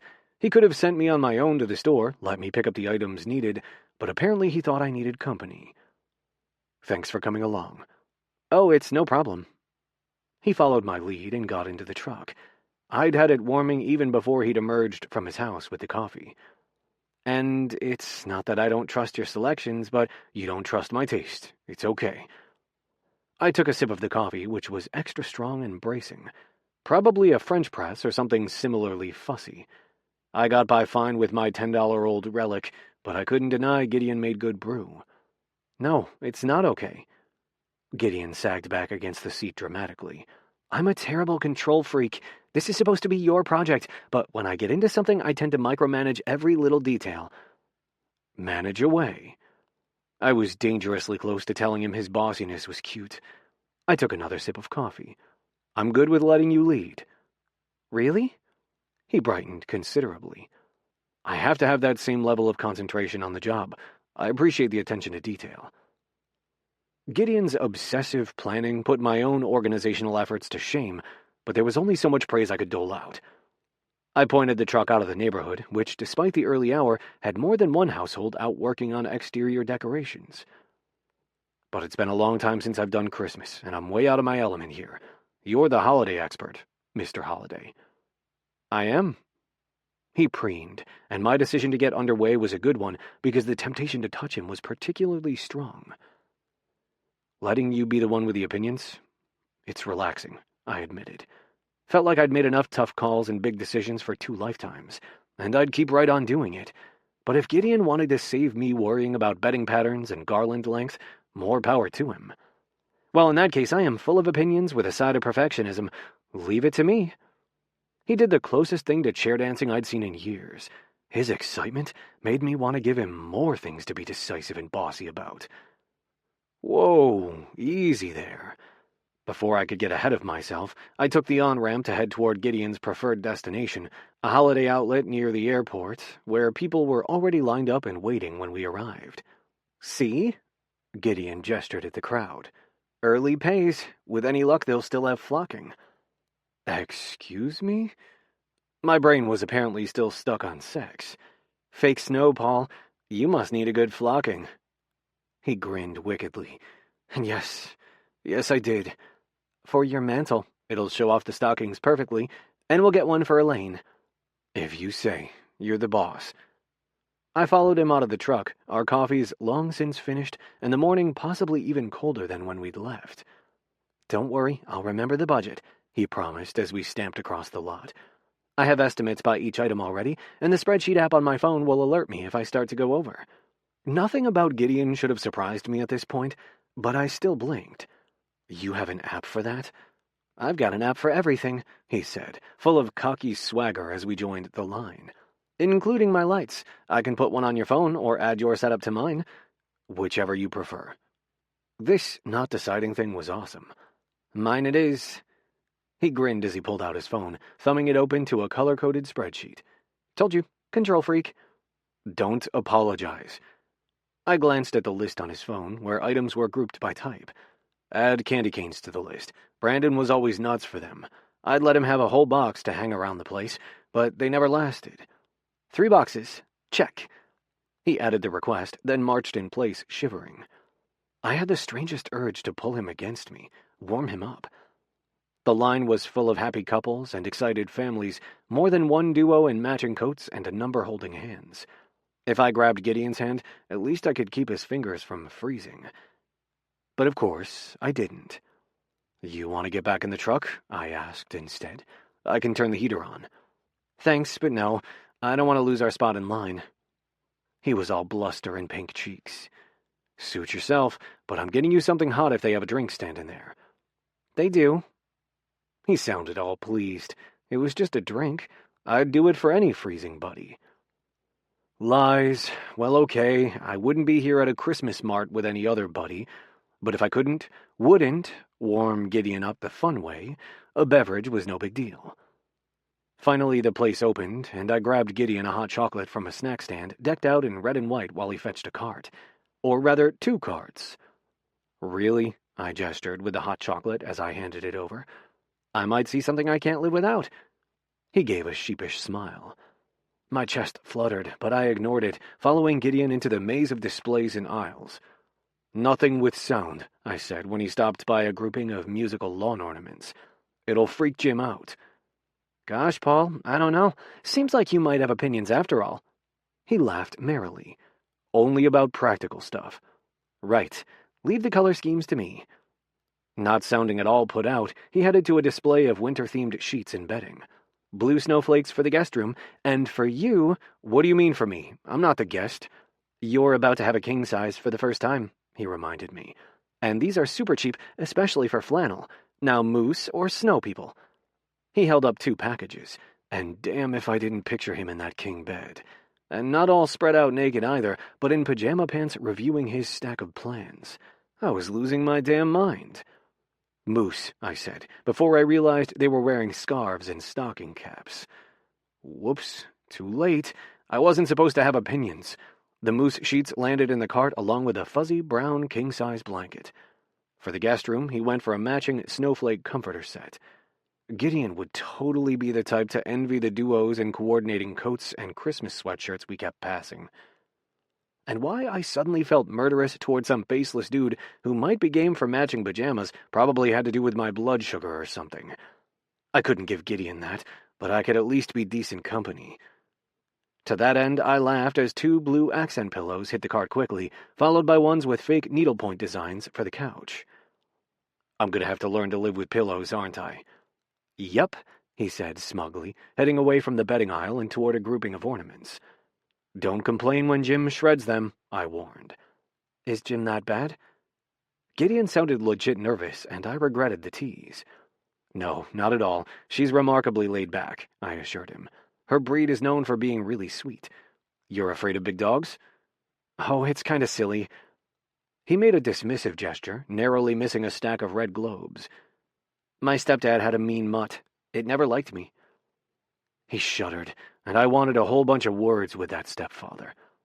"Bad owner," I said without thinking. "No bad dogs." I heard my dad's voice clear as day for the first time in years. I picked up a package of glass ornaments. Another long-held memory sparked, and I turned the box over in my hands. "No kidding." Gideon plucked the box from my hands, added it to my cart. "Both of my step-parents are pieces of work. There's a reason I'd rather spend Christmas alone than with either of my parents and their new families." Alone. That word hit me square in the chest. I'd never thought of Gideon as lonely. This many years into living right next door, and I'd never realized Mr. Holiday was alone on Christmas. Like you. Yeah, but I didn't count. This mattered to Gideon. "You shouldn't be alone." "Oh, I usually end up at some friend's for dinner at some point," he said breezily. "Don't worry about me." But damn it all, I did. A heavy feeling I couldn't shake even as he moved on to the next display. "Where do you stand on roof decorations?" He stopped in front of a line of cut-out reindeer designed to be strapped to a roof. An oversized sleigh and a jolly Santa were also available. Gideon sighed like we were admiring some French painting. "The slope of my roof is all wrong for something like this, but yours—" "Is it in the budget?" I asked, testing the heft on one of the boxes. "Really?" His whole face lit up. "Because yes, we're well under budget thanks to all the bargains I've scored." "Humble, aren't you?" Shaking my head, I laughed before sliding the box onto the shelf on the bottom of my cart. "Hey, I know when I've done a good job." He beamed and crouched to pat the box of reindeer. Scared of dogs, soft spot for plywood creatures. He truly was something else. "These will go perfectly with the simple lighting scheme I've laid out for you. They can be the one touch of whimsy." I was pretty sure that role was reserved for Gideon. Humming softly, he moved on, but I lingered a moment, appreciating the way his bouncy steps showed off his backside. Plain khaki pants, but round, firm, biteable ass. Damn it, he was here to do me a favor, not rev up my body to new levels of awareness. But it was getting harder and harder, literally, to remember that. Chapter 10. "Be careful out there. Snow is forecast for later and it could get icy. Don't freeze your fannies off." Cheryl Bridges, posted to the What's Up Neighbor app. Gideon. Paul Frost was a secret softy, and I now had ample evidence. His box of treasures was the first clue, but watching him shop was another. Even though he wanted to defer to me, I had a wonderful time letting his clues guide my selections. He gravitated toward classic themes and items with an old-fashioned feel. His eyes would linger on an ornament featuring a retro sled or vintage truck hauling a tree, then he'd sigh and move on, and I'd quickly add the item to his cart while he scolded me about budget, even as his lips curved into the barest of smiles. We made an excellent team, and by the time we reached the checkout lanes, I was floating on a shopping high that lasted all the way back to our driveway. I'm glad we took my truck. He deftly backed the truck in, lining up the full truck bed with his back porch like he was leveling up for a video game. I'm surprised there's anything left in the store. Ha! If we unload fast, we can still get some lights up before the weather turns.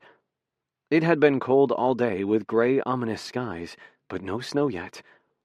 Hopping out, I went right to check on the load. Paul had secured everything down with a tarp, but I was still relieved we'd made it back without anything blowing away. I grabbed 2 bags and started stacking items by his back door. You still want to string lights today? He groaned, but he didn't sound completely opposed to the idea as he set his arm load next to mine. Inside, Jim let out a series of excited woofs. Do you have an extra battery pack or something? How do you keep going and going? Go let Jim out, I ordered as I loaded up another armful of purchases. I'm going to go pick us up some hoagies. You'll be less hangry with food.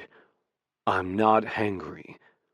He gave me an absolutely withering look, but I wasn't fooled. No, you're perma-grumpy. Not thinking, I patted his cheek. Oops, forgot about my resolution to stop touching him, and the way his whiskers prickled my palm made my whole body hum. His expression shifted from irritated to something far more potent and dangerous. I stepped back in a hurry, all breathless. I'll be back with food, my lighting schematics, and timers to get started. Only you could make that sound exciting. His tone was resigned, but his eyes twinkled. I was glad I could amuse him, if nothing else. I try. And I took advantage of him being distracted by wrestling the box of reindeer to get him to tell me a sandwich order. After a lightning-fast trip to the sandwich joint on the other side of the park, I returned as promised, balancing the bag of hoagies on one of my big plastic tubs of lights and equipment. Thanks. Paul led me to his kitchen table, dog fast at his heels. Ignore her. She smells food. Jim, go lie down. She's okay. I still gave her a wide berth as I took a chair. But thanks. God knows I've got enough dog beds. She can sniff your food from over there. He waved Jim toward the padded mat in the corner. Paul caring about my comfort level and nerves made my chest all warm and light. How did you end up with a girl dog named Jim? I asked as I unwrapped my turkey and avocado on wheat. Girls can't be named Jim? He raised an eyebrow. Point taken. I should have ordered a meatball hoagie like Paul because his sandwich smelled far better than mine. I meant more like, how did you convince Jim to put up with your stellar temperament? Maybe she doesn't think of me as cranky. His mood was definitely improved by the food, not that I was going to point that out. And we found her at a work site. She was still a young dog, under a year, and in a sorry state huddled under a wheelbarrow. Crew member I was with, Jim Rivers, convinced me to take her home for the night while we tried to locate an owner. I called the dog Jim in his honor to get his goat. It was supposed to be temporary. So your one-night stand became a long-term relationship? I laughed. If only it were that easy the rest of the time. Yeah, but dogs are easy. It's people that are the problem. Paul caught a stray drop of marinara with his tongue. Says the dog person, I retorted, enjoying watching him eat far too much. It had to be a sign of how hard up I was that his big appetite joined the growing number of things that turned me on about him. Animals do tend to like me. Paul adopted an arch tone as he started in on his chips. We had a couple of terriers when I was growing up. Sucked that I couldn't have a dog for Brandon while we were in an apartment. And he, of course, was all over the notion of me keeping Jim around as soon as he heard about her. Made the mistake of sending him a cell picture. I promised she wouldn't go to a shelter while we tried to find her a permanent home. How'd that work out for you? Yup, he was 100% a soft touch, and uncovering the good person at the core of his gruff exterior was my new favorite hobby. 3 years now. He tossed the dog a look so fond I was almost tempted to go lie on the mat myself. Had some offers for her, but nothing was a good enough fit, so she stayed. I have a feeling nothing short of royalty with a private dog walker might have passed your test. That's what the real Jim said, too. Laughing, Paul finished the rest of his lunch and cleared away our trash. All right, show me this schematic of yours. How many extension cords are we talking about? A couple, I hedged as I handed over the lighting diagram. But most of what we need is in this box, plus the reindeer. Can't forget the reindeer. He gave a crooked smile, and it was only for an instant, but his expression went as indulgent as it had been for the dog. My pulse skittered. That. I wanted more of that. And then the smile was gone, and he was all business again, handing me back the plans. Here, let's slide the reindeer and supplies out the guest room window. Smart. Carrying the storage tote, I followed him upstairs. He brought along the big box that held the reindeer cutouts. Using a pocket knife, he neatly unpacked all 8.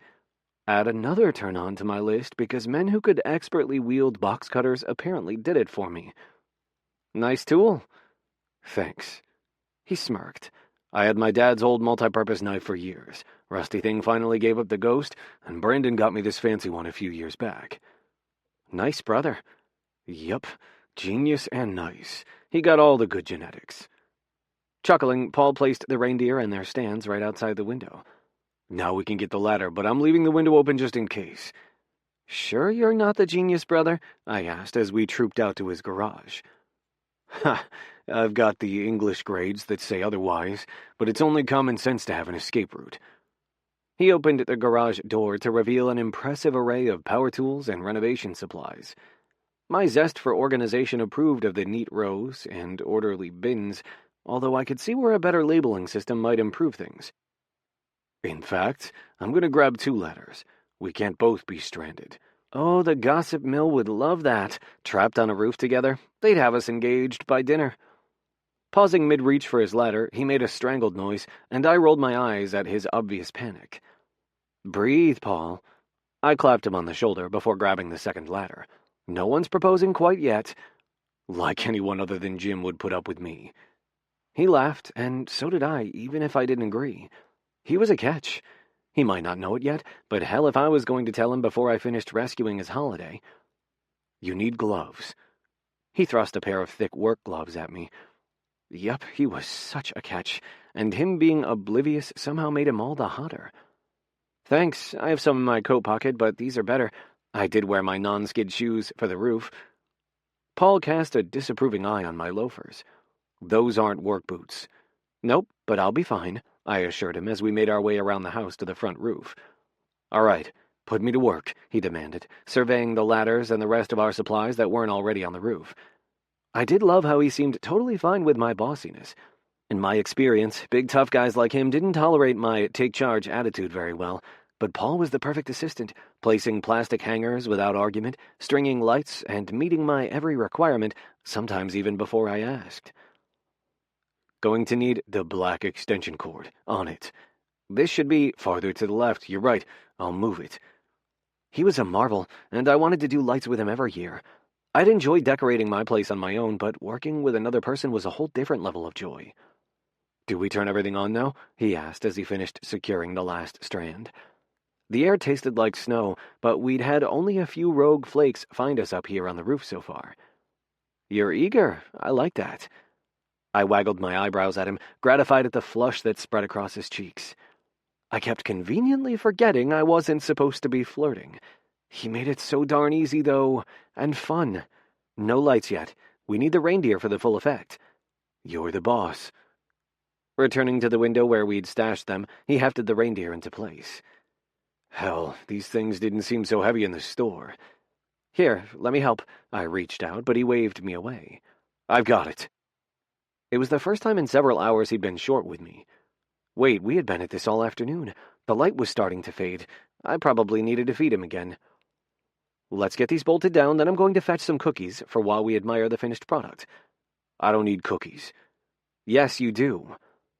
Starting to get irritated, I turned to find the staple gun, but I misjudged my balance.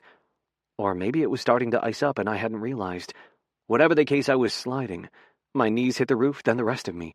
My coat bunched up around my middle, and my fingers scrambled for purchase. My pants caught on something rough, but it wasn't enough to stop my slow-mo descent. "Gideon!" With a mighty roar, Paul grabbed me right before I reached the edge, hauling me back up and onto the roof. We landed in a heap together on the flat space by the dormer. Fuck, are you okay?" "Never better." I smiled at him. I was probably in shock, but his arms were still around me, and I wasn't sprawled out on his front lawn, so life was pretty damn good if you asked me. "Liar, we're getting you inside." He hustled me in through the window, pulling at my askew coat. "Let's see how bad you got scraped." "Fuck, your knee is bleeding. I told you those shoes weren't up to the job. You could have broken your full neck." His face was ghostly pale, eyes stricken as he removed my coat and examined my various injuries, tone growing ever more alarmed. Maybe I wasn't the only one in shock. "But I didn't," I assured him, pushing at his shoulder. "Paul, I'm okay. I didn't fall. You saved me." "Almost didn't." He'd removed his gloves, and his fingers were warm against my scraped-up side. "I'm going to need to patch you up." It had been 35-odd years since anyone had shown this level of concern over my welfare, and that it was him, my grumpiest of neighbors, had my eyes stinging. "Thank you." I tilted his face up so he'd stop searching me for new wounds, but that brought his face level with mine, his bristly chin in my hands, hazel eyes cloudy with pain like he was the hurt one, mouth parting like he was going to deliver more scolding. And I did the only thing that made sense, and slid my mouth over his. Chapter 11. Needed. Snowblower battery pack. The snow is finally sticking, and the rechargeable battery for our snowblower won't charge. Anyone have a spare? Don't want to be without a blower in the morning. Ricky Adams, posted to the What's Up Neighbor app. Paul. Gideon kissed me. Or maybe I kissed Gideon. I was a little fuzzy on the order of events, what with Gideon almost breaking a leg. Or worse.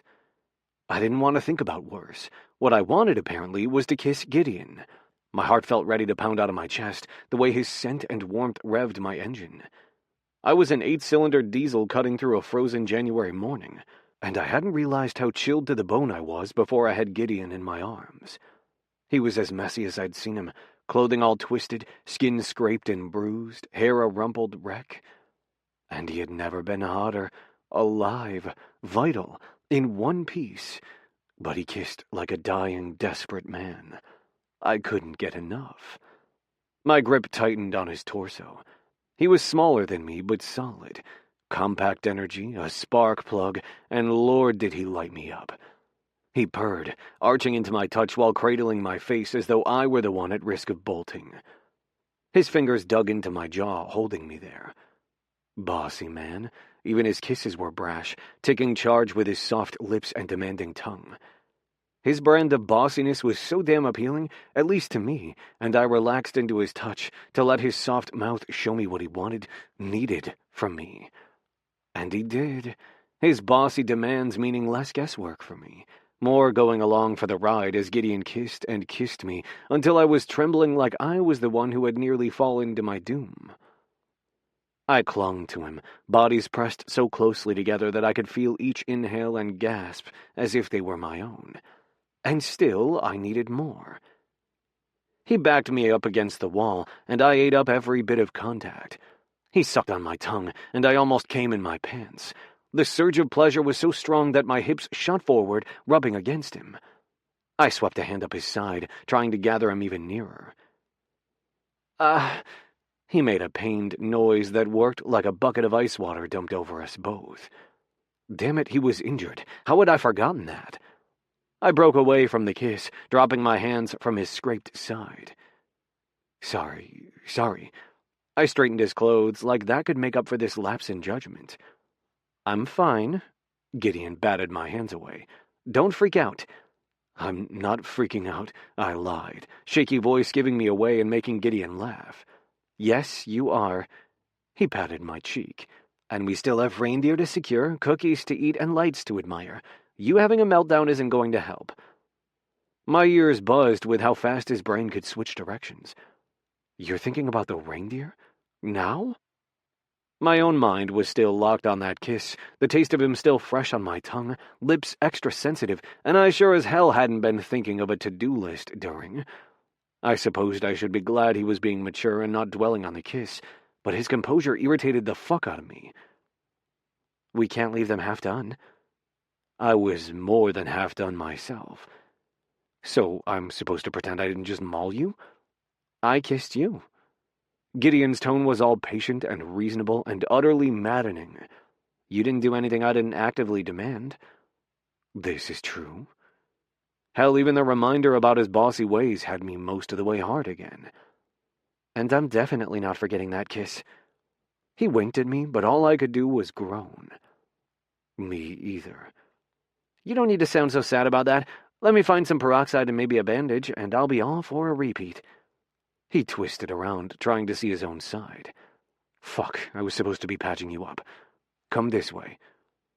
I steered him into the hall bathroom and had him sit while I dug for the first aid kit. Nice tiles. Gideon ran a hand down the backsplash, a complicated arrangement of hexagons that had taken far more hours than I'd allocated. And damn if I didn't want to trade places with the tile. Let him run those hands all over me. Hold still. Trying to focus, I knelt in front of Gideon's knee, which was probably the worst of his various scrapes and bruises. Luckily, his pants had torn in such a way that I could doctor his cut without him removing them. Gideon in his underwear might be more than my weak willpower could stand. You don't have to do it for me. Yes, I do. Even with me being as cautious as I could, I still winced right along with him as I cleaned the cut. Sorry. Quit apologizing. You're the gentlest medic I've ever had. It's not your fault that it stings, and it's not your fault that I kissed you. Thought we weren't talking about that, I grumbled. No, we're not flipping out over it, he corrected as I positioned a bandage over the wound. Oh, and by the way, I'm tested, in case you were worried about that.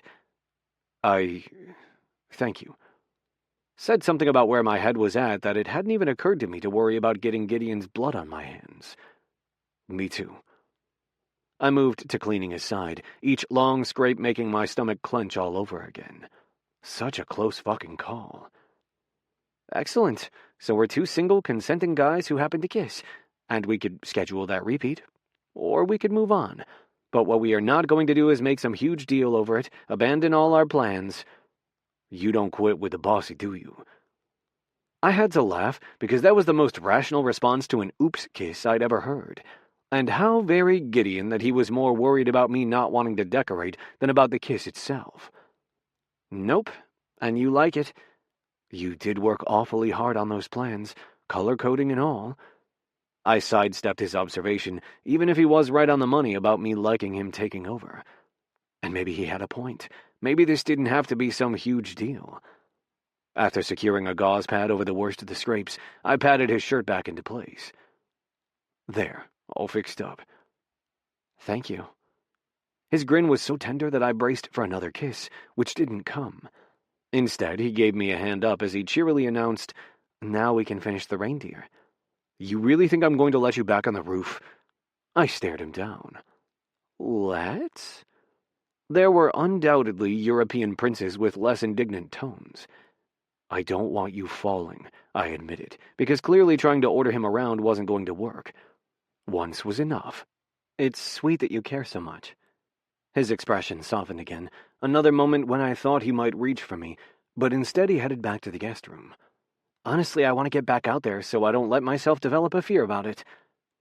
I can respect that, I grudgingly agreed. I didn't like it, but I did understand where he was coming from, and it was another totally Gideon thing to press ahead, even when someone else might have shied away from repeat danger.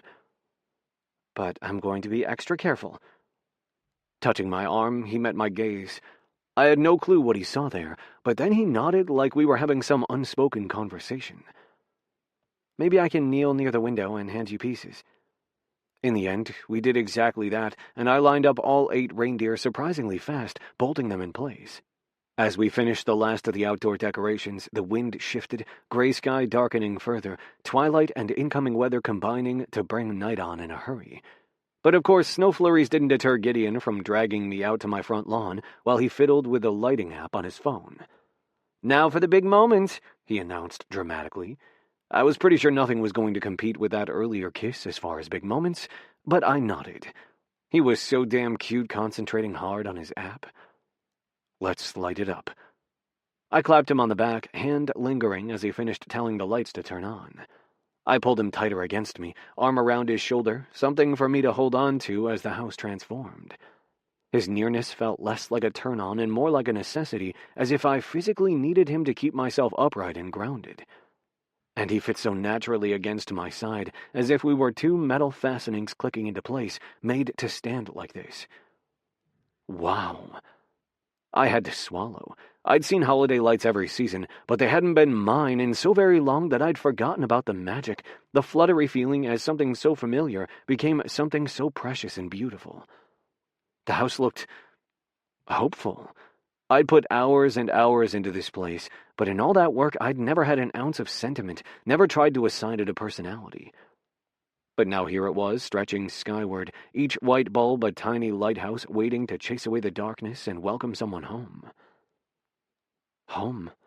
A word I tried never to dwell on, and this fucking hurt, the reminder of what I'd been missing. Damn. I tried for a whistle, but it came out all broken. Are you all right? Leaning more into my chest, he peered up at me. I'm sorry, I didn't mean to drag you into something painful. It's okay. It really wasn't, but he'd gone to a ton of trouble here, and it did look good. Brandon's going to love this.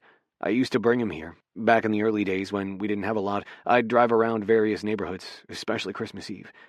More than once I drove until he fell asleep, but he was always awake for this one. Oh, I love knowing that.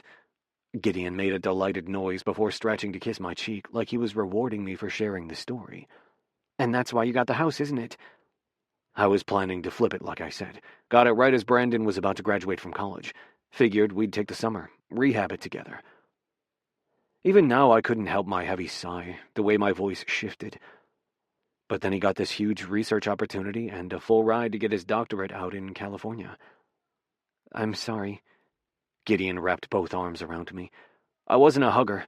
I didn't need hugs like some seemed to, but hell if I didn't cling to Gideon right then, standing on my lawn, full view of the neighbors. Don't be sad, I ordered him when he made a sniffly noise. God knew I'd lectured myself enough over the past few years. I'm proud of Brandon. Him sticking around here wasn't meant to be.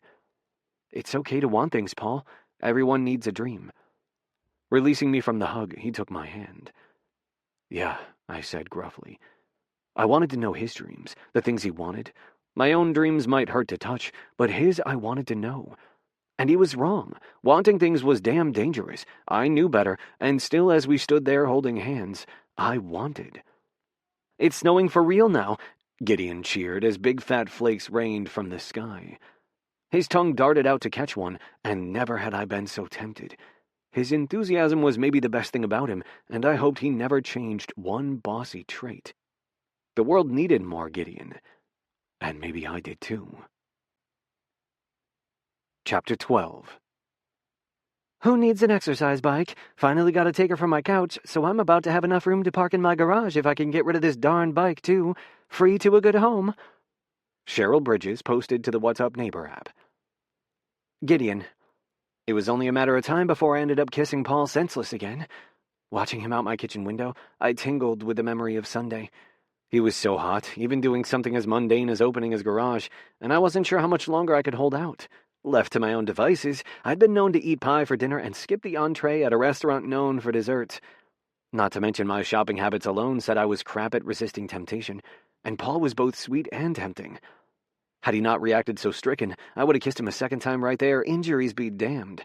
Or later, when we stood on the lawn, his arm around me, the moment so perfect. Too perfect. I hadn't wanted to ruin it with another kiss and possible meltdown. The only melting I wanted to do around Paul was the fun kind. As it was, the way he'd tiptoed around me all week said he was feeling awkward, but I was determined to find a way to rescue his holiday and have guilt-free kissing. He deserved it. I deserved it. But here it was, Saturday, and I lacked a plan to achieve the kissing part of the goal, which irked me. All my other plans were coming together beautifully, so why not that too? I waited for him to back the truck into the driveway before I left my house via the side door, saving him the trouble of texting or coming to knock.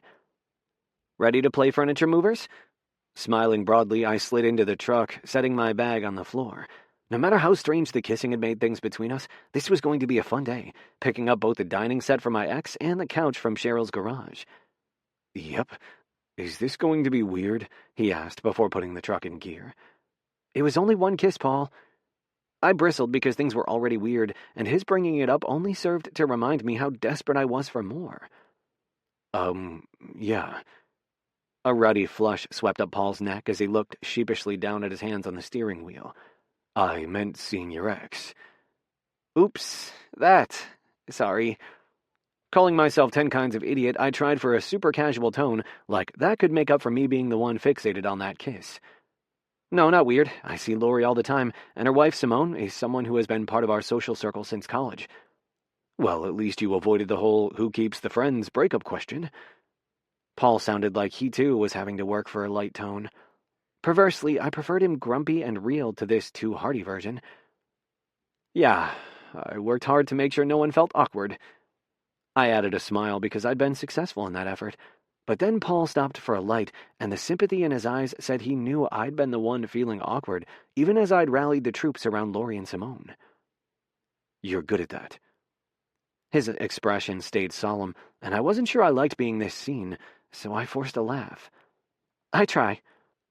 I let the conversation drift off, focusing instead on giving him directions to Lori's house, which was 2 townships over, but not that far in light Saturday traffic.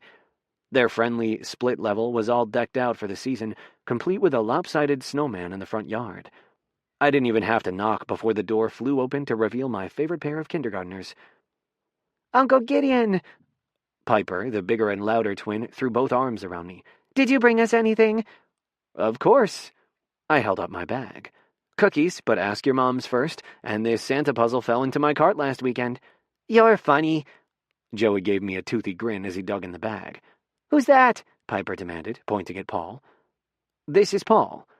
I followed the kids into the living room, where a toy explosion joyfully mingled with Christmas decorations. We're here to move your table. The new one has a bench. We can slide back and forth, Piper reported as Simone made her way down the hall. Hi, Gideon. Simone greeted me with a hug before pointing at the 2 giant cookies Joey was holding up. I see you brought their weekly ration of sugar. Lori can scold me later. What did you do this time? Lori swept in, long purple sweater flapping behind her. Was utterly horrible and brought your kids cookies. I pretended to be contrite as we hugged. I guess I can let it slide, this time. Rolling her eyes, she patted Joey's dark head. They're all hyped already, though, because we told them about Christmas.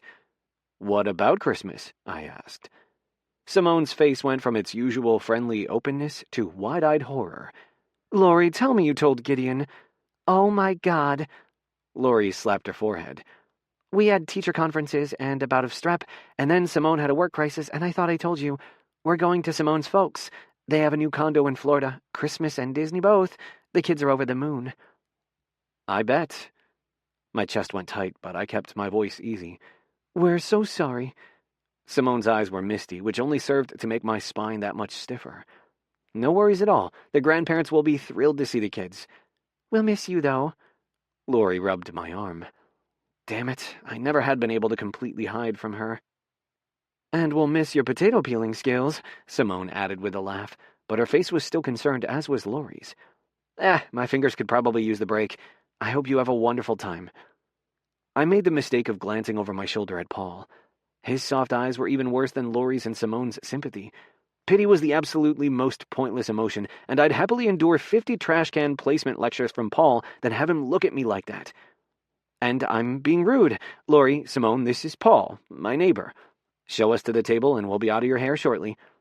Right this way. Lori led us to the dining room, which was crammed with both the new and old tables. Someone had stacked the chairs on top of the old one, and the 4 of us made easy small talk as we carried first the chairs, then the table to the truck. Lori being Lori, coffee and whole wheat muffins were offered, but Paul was all business and predictably declined. Simone went to check on the kids as Lori and I watched Paul secure the load. Predictably, he'd waved off both our attempts to help. He's quite the silver fox hottie, Lori whispered from our vantage point on the front porch. Silent type, but nice. Lori, I warned. What? She laughed, 2+ decades of friendship earning her more right to tease than most. I can't tell you to set some fox traps? I shrugged. Maybe I don't have the right kind of bait. Nonsense. He keeps looking all murderous when I touch you. Making her point, she threw an arm around my shoulders. Fascinatingly, Paul glanced up from his work with the bungee cords and frowned. Interesting. I smiled as he looked away fast. All set, he called as he hopped down from the truck bed and walked over to the porch. Thank you both so much.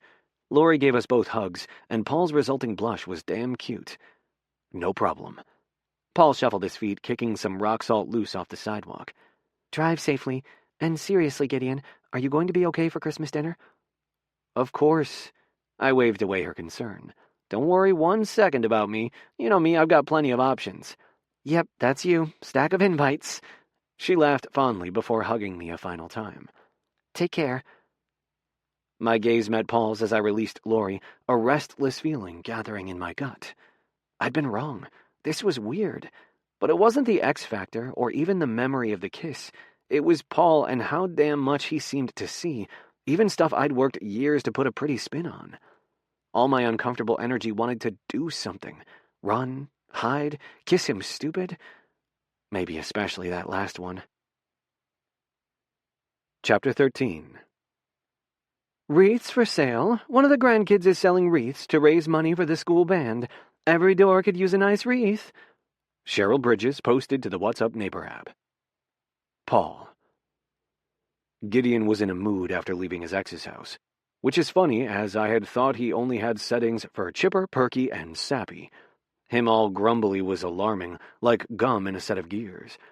Gideon was supposed to be the happy one, and I hadn't realized how much I depended on that fact until he wasn't.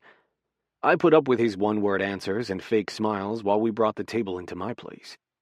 But when he stayed quiet before we could go to Cheryl's for the couch, I took a quick turn out of the neighborhood. Where are we going? Even in porcupine mode, Gideon was still cute, looking down at his ever-present plan folder, which even included a schedule for today. Coffee break. For him, I even added a smile. You turned it down at Lori's. His eyes narrowed. He was in jeans so stiff they had to be new, a sweatshirt for the campus LGBTQIA group, and those same shoes that were only marginally suitable for the weather. No active snow, but there was still plenty on the ground. Granted, her muffins require extra coffee to wash down, but we could have had some there. So we could have. Honestly, my reluctance to linger had had a lot to do with Gideon's tense body language while we were there, and the muffins had looked like doorstops, but now I had a better reason to slow the day down. This new German bakery place recently opened between here and the downtown Evergreen shops. Best whoopie pies I've ever had, and excellent coffee. Myself, I seldom sprang for coffee out. Jim Rivers and some of the crew had insisted I try this place, though, and now I was glad because it gave me a good excuse to distract Gideon from his funk. I don't need cheering up. He slumped in the passenger seat, lower lip coming out. Nope.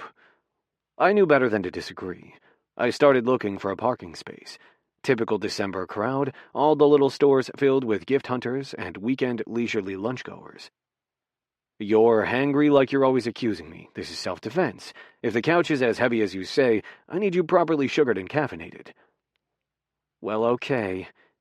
He still had suspicious eyes. But really, I'm all right. Yep, and you'll be better with food. 2 coffees and 2 whoopie pies later, we were both full of the oversized, fluffy sandwich cookies with their trademark creamy filling. His pumpkin, mine chocolate, and he was decidedly happier. Maybe you were right, he allowed as we walked back to the truck. Maybe you should listen to me more often. Somehow it was easier to joke with him when he was coming back from being cranky. Weird, but I almost liked him better like this. Real, less of a cardboard cutout of the perfect neighbor. And I was a little proud that my coffee idea had worked. Yeah, I was perhaps a teeny bit down. He shrugged before shoving his hands in his pockets. I love Lori in her house, and Simone and the kids. It's only that sometimes it's too much, I supplied. I feel that way at the human Jim's place. Happy house, full of people. I'm always welcome, but I'm the boss, not family. That's it exactly. He sighed as we climbed into the truck. I'm always a little outside the core. I know how that goes. Kids seem to love you, though. Yeah, they're great. His voice was back to wistful. Damn it, I shouldn't have brought up the kids. I'll have to make their presents small enough to go on the plane. And something for Lori and Simone, too. Still strange thinking of them as moms now. You and Lori... I trailed off, because that was undoubtedly another minefield of a topic. Better to get to Cheryl's with him at least a little restored, so I shook my head and gave him a quick pat instead. No kids. Gideon guessed my question anyway. We talked about it, especially early on, but fertility was a factor and trying was hard. Hell, regular sex was hard, let alone on a schedule, so the issue faded, too difficult for us to discuss. But then she and Simone decided to try, using Simone's eggs and Lori's brother's sperm. I offered, of course.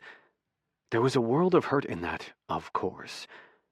My hand was still on his thigh, so I squeezed, wishing like hell I could make it better.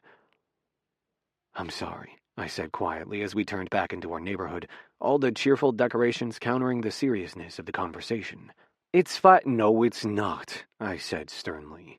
I knew plenty about running from topics better shoved in a drawer and left alone, but something about Gideon's brand of pretending wanted to break my heart. Okay, no, it's not.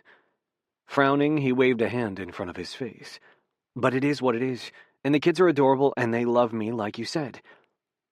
We both got quiet as I backed into Cheryl's driveway.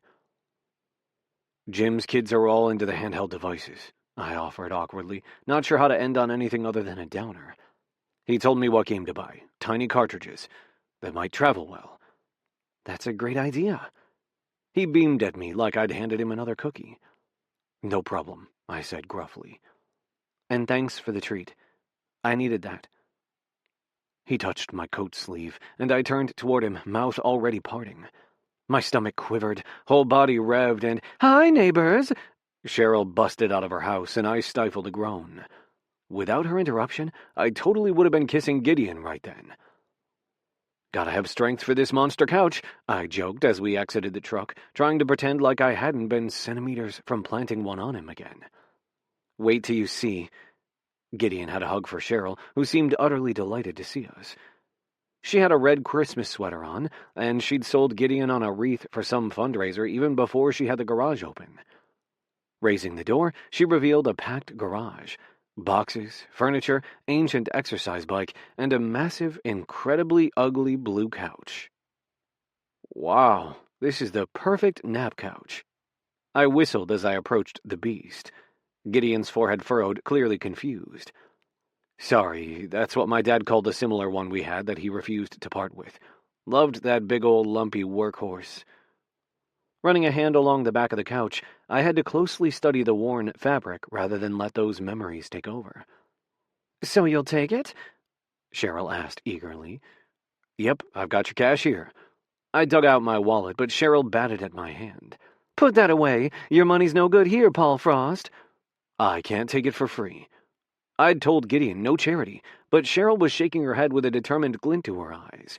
You're saving it from the dump. If you feel guilty, come help me plant a few blooms come spring. Not one of my sons has your green thumb. I hear glowing things about your company. Thanks, and will do. You'll have the best yard on the block if I have any say in the matter, I promised. You're too kind. She blushed and tugged on her sweater. I'm going to go wrap up a cookie platter for each of you while you load up the couch and the chairs, and anything else you spy here is fair game as well. Excellent. Gideon wandered away from the couch, same expression he had in the Christmas store when he sniffed a bargain. Paul could use this lamp and side table. He carted them both to the truck before I could object, and Cheryl was chuckling as she made her way back to the house. You're a good guy, he said as I sized up the couch, trying to decide how best to approach it. Not really. I lifted one corner, testing. If I do good work for Cheryl, that's word of mouth for my crew. Smart business. That's all. He wagged a finger at me. Uh-huh. I'm on to you. He could be on me any time he wanted, but of course I didn't say that. Let's scoot it as close to the truck as we can. The less lifting, the better. Aye, aye, boss. Gideon followed my directions as we wrestled the couch into the truck. Me being in charge was a nice novelty, but I was too busy hefting a zillion pounds of couch to enjoy Gideon taking orders. Damn, this truly is an elephant, I grunted as I shoved. Warned you. Mind your back. Gideon was couched low, voice as strained as mine. I'm fine. More worried about your knees, I shot back. I wasn't that old, even if I would likely feel this for the next few days. Oh, my knees still work. Gideon batted his eyes at me, eyelashes almost long enough to brush his glasses lenses. Why had I never noticed exactly how expressive his eyes were before now? Behave. I meant me as much as him. I needed to focus on the job at hand. With one last shove, the couch was finally in position. Here comes Cheryl. "Cookies for the road," she announced, holding out 2 wrapped paper plates. "Feel free to swap with each other." She tittered like she'd accidentally made a dirty joke, which made my skin heat. Last thing I needed was neighborhood matchmakers. Gideon was tempting enough without people pushing us together. I needed to put this stupid fascination with him aside, but hell if I didn't like working with him, watching his sturdy body flex and bend back at my place as we unloaded. Back in bossy mode, he directed me this way and that as he positioned the furniture. Jim watched us from her bed, letting the foolish humans do all the work. Finally, after endless rearranging, Gideon made a satisfied noise that went straight to my dick. "It's a start." He stepped back from straightening one of the chairs. "It's more than a start." I flopped onto the couch, suddenly aware of exactly how exhausted I was. And turned on, a day in Gideon's company doing wonders to make my internal furnace hum like it was July. It's like a real house now. "Yep.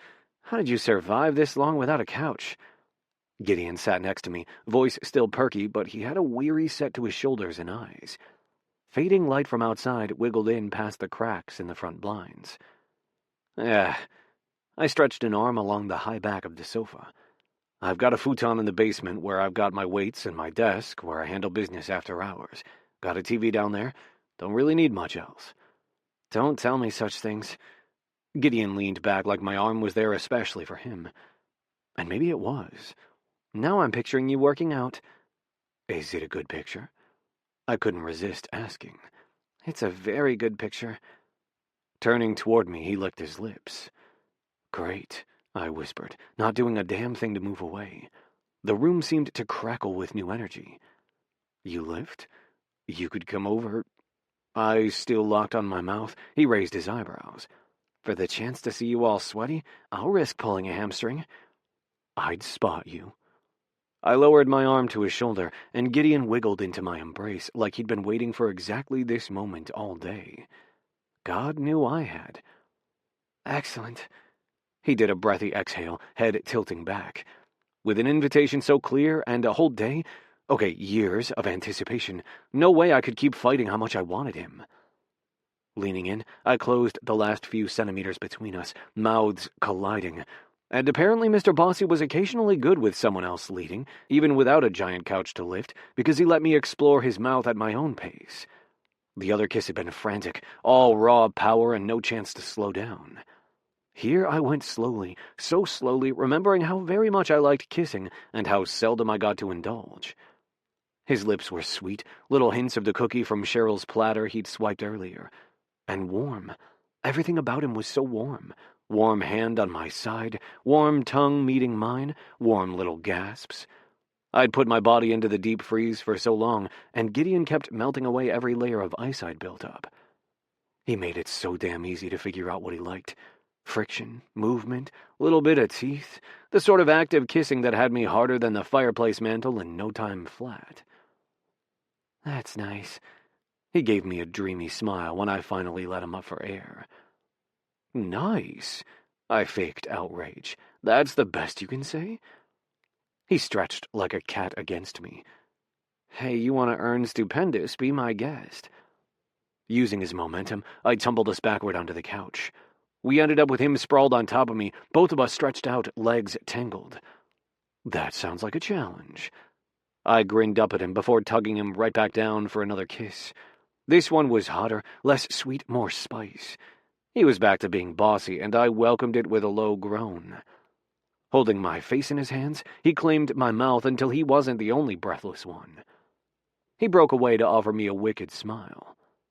"See, couch was an excellent idea. We both fit." "You gonna admire my couch, or you gonna kiss me again?" I demanded. Hell, I'd bronze this thing if it got me more of Gideon. He pretended to have to think, then laughed. "Kiss?" Making out with him was such a joyous thing. All that optimism and humor he walked around with, coming out in kisses that felt like basking in the spring sun. Fuck, I groaned against his mouth as he moved his hands to my shoulders. The slight shift in position brought our denim-covered cocks into perfect alignment. I swept my palm down his sides, and he shivered. Hell, his scrapes. Sorry. Don't you dare stop. I'm all healed. Promise. He arched into my hand like a touch-starved pet, and Lord, I wanted to give him everything he needed. But I'm going to die if you don't kiss me again. Can't have that. I pulled him back down, mouth as hungry as the rest of me. His lips were delicious, but so were his jaw, his neck, and his ears. Drunk on him, I explored every inch he let me. Still bossy, he had no issue directing my mouth to the exact spot on his neck that made him gasp, or stretching, so I had no choice but to capture his ear. He was a fucking wonder, and I wanted to do this until New Year. Paul... Shuddering, he surged against me, grinding down, and all of a sudden, lasting another 5 minutes wasn't going to happen, let alone the rest of the month. He was hard and solid, the perfect counterpoint to each of my own thrusts. Our hands became greedier as our movements gained momentum, me grabbing his ass and him wedging a hand under my shirt to clutch at my side. His fingers dug into my ribs and I groaned. Fuck, you're going to get me off. Do it. He was all wide-eyed wonder and husky demands, and hell if I could deny him a damn thing. You too. Hand on his ass, I urged him faster, our kisses turning clumsy and that much hotter for it. Oh, I'm there. Crying out, he bucked hard against me, pushing me deep into the couch cushions, and that desperation was enough to pull me along with him over the edge. Fuck. Gideon. I came in big gasping waves, head falling back, eyes closing, lost to everything except how good this felt for long moments. Damn. Voice drowsy, he rested his head on my chest, and I stroked his back, touch way gentler now. All that genius vocabulary, and that's the best you can offer? I laughed and kissed the top of his head. It was nice, he mumbled, still trembling body countering his faint praise. If that's you angling for a repeat, you might need to wait. I laughed because as much as I'd come in my pants like a horny teen, I wasn't 20 anymore, and even with Gideon as incentive, I needed a minute before I did something about that nice. I can be patient. He managed a fake humble tone before breaking off into musical laughter. Did we scare the dog? I glanced over at the now empty dog bed. Apparently, she decided we needed privacy. We did. Gideon snickered. You were right as well. Perfect nap couch. Damn, I needed that. Yeah, me too. Fuck. It was scary how much I had, how quickly we'd gone from furniture moving to making out, and how damn badly I wanted to do it all again.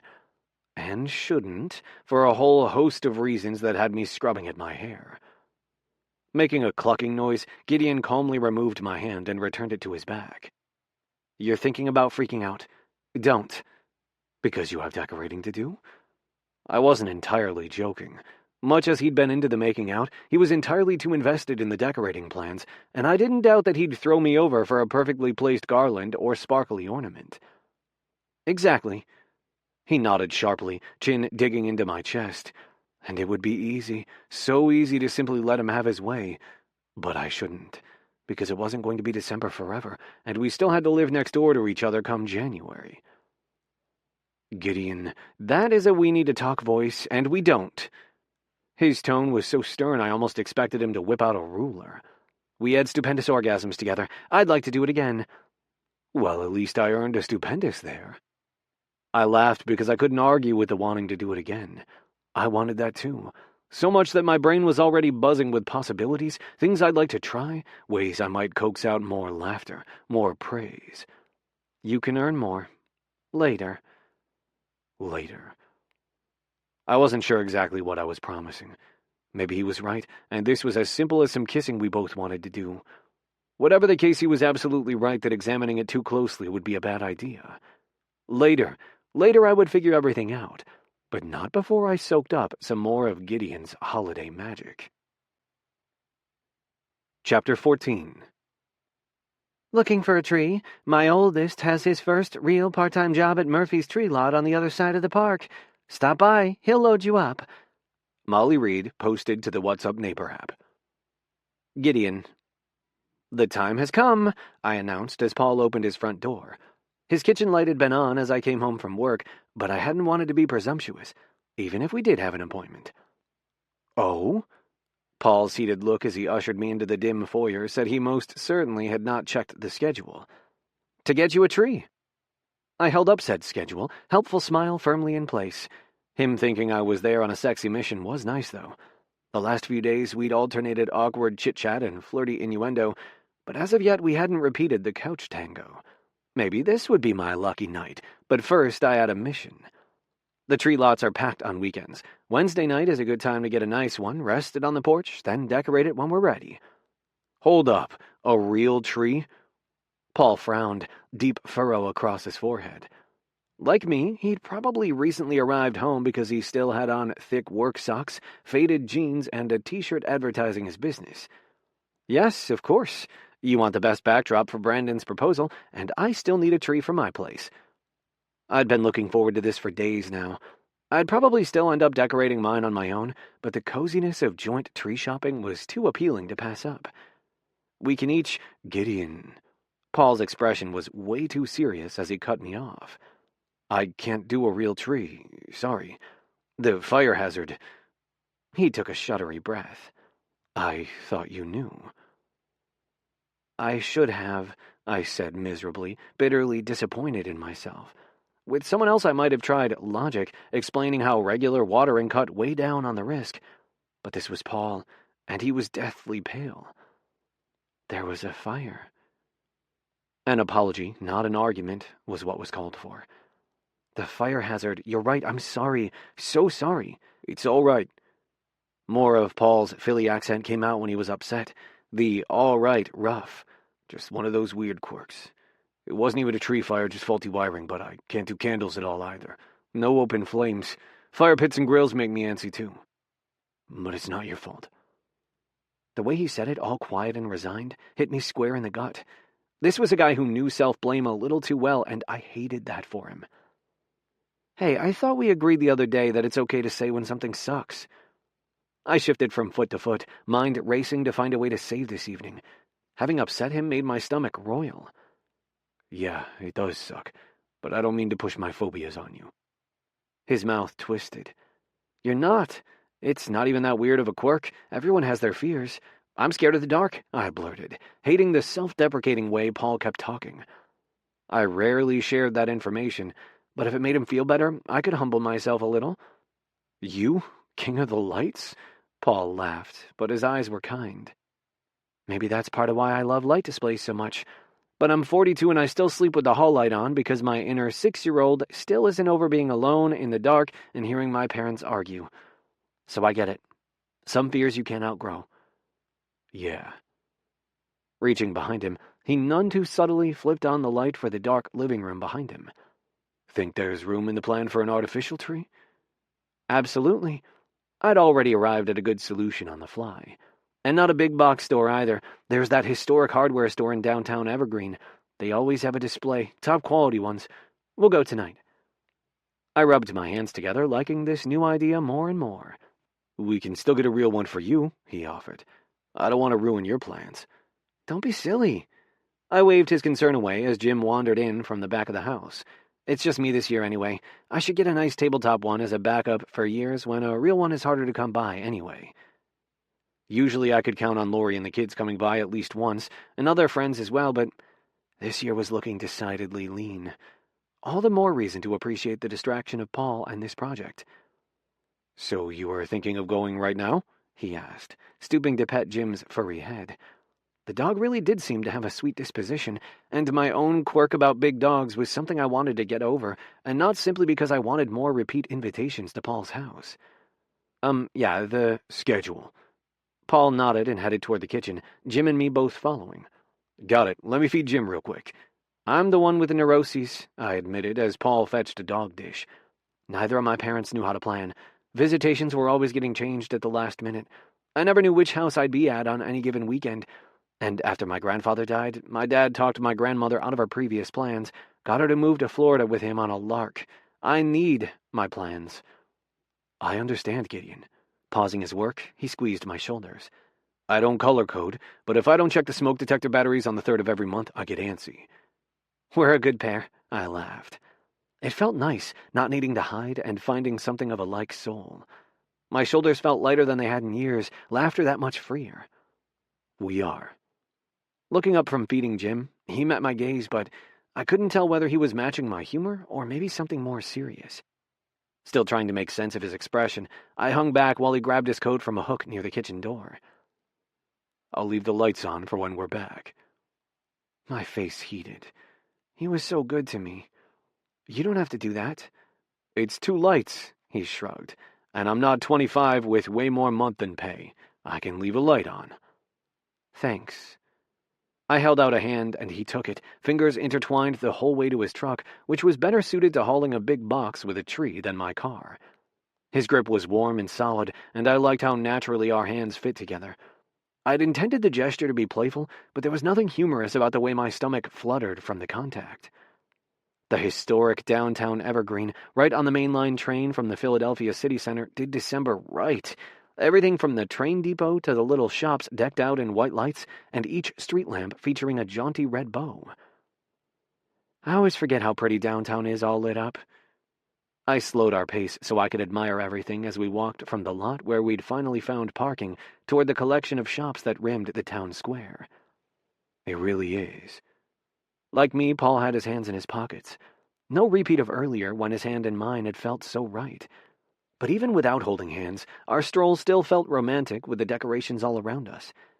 In the center of the square, a seasonal Santa's village display was closing up shop for the night, while a caroling group strolled around singing familiar tunes. Local groups raising money for various charities alternated nights to carol, adding to the throwback feel of the area. Brandon used to say it was something out of a movie, the trees and carolers and display windows. I bet his girlfriend will love it too. It's hard not to love. I always feel like a kid coming down here. I know. He gave me an indulgent smile, not unlike the one he gave Jim before we left. My chest swelled. Paul made me want so much more than simply another round of sex. Every time he looked at me like that, like I was special, I ached with wants I thought I'd packed away a long time ago. The hardware store played up its early 1900s roots with a Victorian-themed window display and gleaming wood fixtures festooned with greenery. We need the biggest, fluffiest artificial tree you have, I told the young clerk near the door. You're in luck. We have just 1 box left of the deluxe model. She led us over to a grouping of decorated trees near the front of the store. The largest tree was taller than Paul, wide with dense branches and impressively authentic fir tree coloring. Oh, that's gorgeous! I could already envision it in the corner at Paul's house. It's sure massive. Paul whistled before circling the floor model. Will it fit? I snorted. Trust me, I measured. This is prime proposal backdrop. Oh, congrats! The clerk grinned wide enough to strain her freckles. Not us, I said hurriedly. His brother, but we need perfection. Oblivious to the clerk trying to marry us off, Paul had knelt down to admire the train set rimming the display model's tree skirt. His eyes had a distant cast to them, and his half-smile made my heart beat faster. I knelt next to him. Paul, I whispered urgently, get the train. Why? He frowned, but his gaze was still on the train chugging around the tracks. A train probably won't show up in the proposal photos. Get Brandon to put the ring box on one of the coal cars. Tapping my temple, I tried to come up with more ideas before he could talk himself out of it, or load the cattle car with candy canes for him.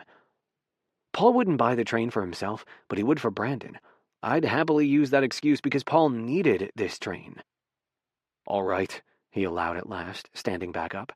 Good choice, the clerk enthused. Only 1 box left of that, too. I'll grab the tree and train both for you. See? Straightening my coat as I also stood, I grinned at Paul. This was meant to be. I see. Tone solemn, he was studying my face intently. The air seemed to quicken, all my nerve endings vibrating. Something was happening. What, I wasn't sure, but something. Do you want dinner after this?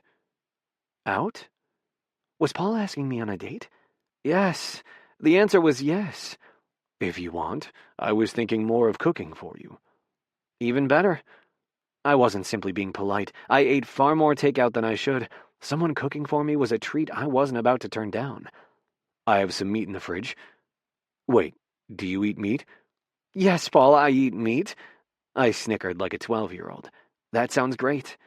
Good. You can help set up the tree while I cook. His tone was very matter-of-fact, but my heart still beat faster. Visualizing the scene alone was enough to give me goosebumps.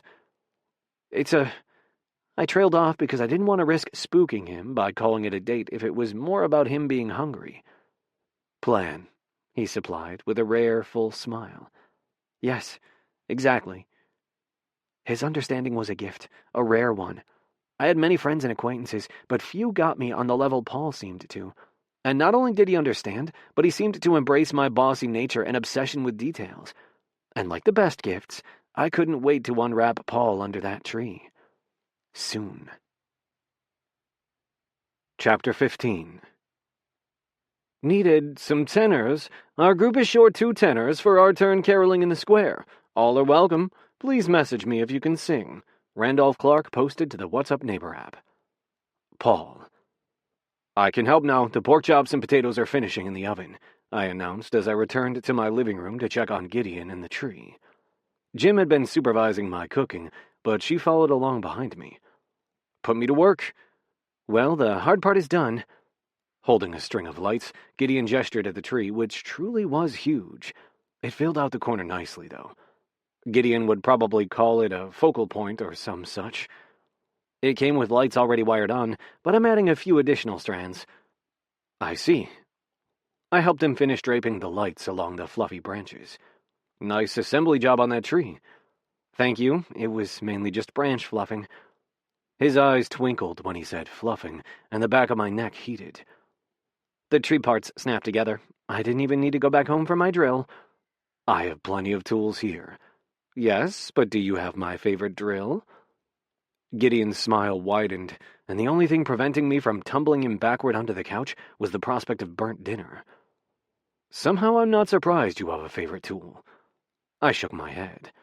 I do? Gideon's expression turned hot, possessive. I'd walked right into that one, and hell, charred meat might be a risk I'd have to take, especially when he added, "Now you can have the top." Of the tree, Paul. Of the tree. He handed me my box from the attic before dragging more containers of ornaments over to the twinkling tree. For your treasures, they should be up higher. Yeah. My tongue felt too big for my mouth. I tried to follow orders and hang a few pieces, but my brain kept wanting to leap back to sex. Sex was far easier than the memories the old ornaments sparked, that was for sure, which Gideon seemed to sense because he laughed knowingly. If you're asking, I wasn't kidding the other day. My knees aren't that creaky yet, and you can top whatever you'd like. I made a strangled noise. Outside of a few brief forays into the wild world of hookup apps, I hadn't many occasions to quite so frankly discuss my bedroom likes. Wouldn't have figured you... Fuck. I needed to stop right there before I said the wrong thing. Or the right one. Ha! Gideon stopped sorting a box of jewel-toned glass ornaments to pat my cheek. You're cute if you think I can't be bossy and bottom at the same time. I swallowed so loud even the dog looked up. Good to know. I liked topping, and in my limited experience, it was what people tended to ask for from me, but the one part I struggled with was trying to read the other person's mind, figure out what they needed and when. With Gideon, there would be no such guesswork. He told, he directed, he managed, and Lord, I wanted that. I licked my lips. He did the same. How long does the dinner need? He asked huskily. Not nearly long enough, I groaned and stepped away before I could kiss him until we both forgot all about the food. What? He waggled his eyebrows at me. I was only asking for decorating reasons. Uh-huh. The dog wandered over to us, pushing her head against my leg. Good, welcome distraction. Hey, you, I patted her soft ears. What do you want? Will she eat the low-hanging ornaments? Gideon cast a critical eye on the glass bauble he was holding. For all that he'd been over several times now, Gideon was still wary around Jim, giving her an almost comically wide berth. I seriously doubt it. I moved from petting the dog to rubbing Gideon's shoulder. For all I joke, she has a pretty mild manner. I'll still likely shut her out of here while I'm at work to be safe. Good. Gideon's spine was still stiffer than the pole at the center of the tree. How about you give her a treat? Thinking fast, I dashed back to the kitchen for the zippered package of dog snacks. She'll be your buddy for life for these duck and sweet potato things I found. Oh, okay. Gideon took a deep breath and plucked a treat from the bag. I was so proud of him for trying that I very nearly praised him, not the dog. Instead, I held my breath, watching, hoping this wasn't a terrible idea. Here, you want? He held it out, and Jim swept it up with her tongue, utterly delighted to not have to sit or otherwise do work to earn the reward. And when Gideon gave her a second, she nudged him with her head, giving him a big doggy grin. She likes them. Told you. My heart thumped, a weird mix of adrenaline and joy at watching Gideon pet Jim for the first time. Damn it, now I had to kiss him. No choice. Needed beep, beep. The timer dinged in the kitchen. That's the dinner. See, now the humans will eat. Gideon talked to the dog as they both followed me into the kitchen. Let's break in your new table. Vivid images of how we'd christened the couch danced through my head, and I coughed. Dinner first. His laugh was downright wicked. Good idea. Working together, we fixed plates and carried them into the dining room, where the oval table that had looked so big when it was only me in the house felt friendly and cozy with him across from me. I didn't know you cooked. Gideon admired the dinner, which really wasn't all that.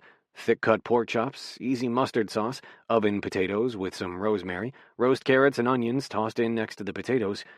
But he seemed impressed, which was nice. This is really good. We won't discuss how much I live on delivery and takeout. Yeah, well, eating out adds up fast with a growing kid like Brandon. And frozen is fine in a pinch, but I taught myself the basics, if only to save us from scurvy. Had to get some vegetables into the kid. You're a good big brother. His expression softened, more of that willingness to hand me a medal for simply doing what had been needed. More like I knew Mom would haunt me if I didn't get some green stuff into him. She was a pretty good cook, making do with what we had. You would have liked her rolled sugar cookies. She did dozens every Christmas. I'm sure I would have. Do you have a recipe? Gideon leaned forward, all eager, pork chop promptly forgotten. Recipe? Not one of her own. She had this red cookbook, one of those old plaid 3-ring binders everyone had back in the day. All her desserts came from there. I know the one. My grandmother had the same book in her kitchen, dog-eared and well-loved.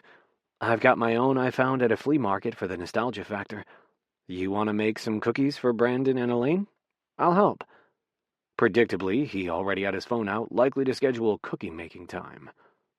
They might burn, I hedged. 2 decades had passed, and I could still remember the smell of our little kitchen in the days leading up to Christmas. Hadn't occurred to me to try to duplicate it. I'm good at meat, not fiddly stuff. If the first batch is crap, we simply try again. Gideon shrugged with the confidence of someone who'd never worried about the price of butter. Or we order some, but we should try baking our own first. All right. It was easier to go along with the Gideon Express. I could afford some wasted flour these days. I don't have the shapes, though. Cookie cutters? I have you covered. I've got a collection. He made another note on his phone before setting it aside. Somehow I'm not surprised. I shook my head. He was somehow too much and exactly right at the same time, and the rest of dinner was similarly easy as he finally turned his attention back to the food. Dinner was good, he said, as we finished and carried our plates to the kitchen. You should make something like this for your guests. Oh, crap, I was going to need to feed Brandon and Elaine, too, and he'd probably developed more refined tastes out in California than the endless bowls of cereal he'd lived on as a teen. Don't suppose you do menu planning as another side gig? I can help you brainstorm, absolutely.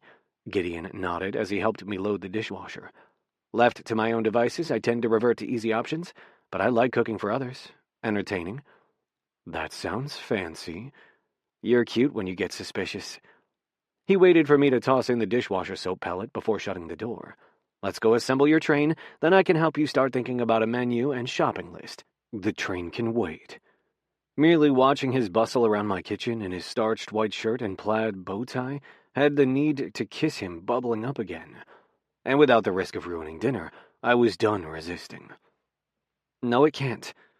He tugged me back to the dining room, totally missing my I want to eat you alive vibes.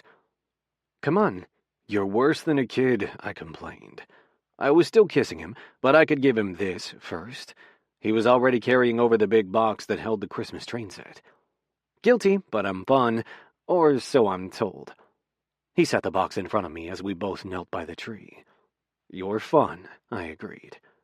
Really? His eyebrows shot up like he'd expected an argument. I shrugged. Guess you're growing on me. Good. He puffed up like Jim after she earned extra treats. Open the box. I pulled off the lid and slid out the pieces, and Gideon immediately set to examining the various train parts.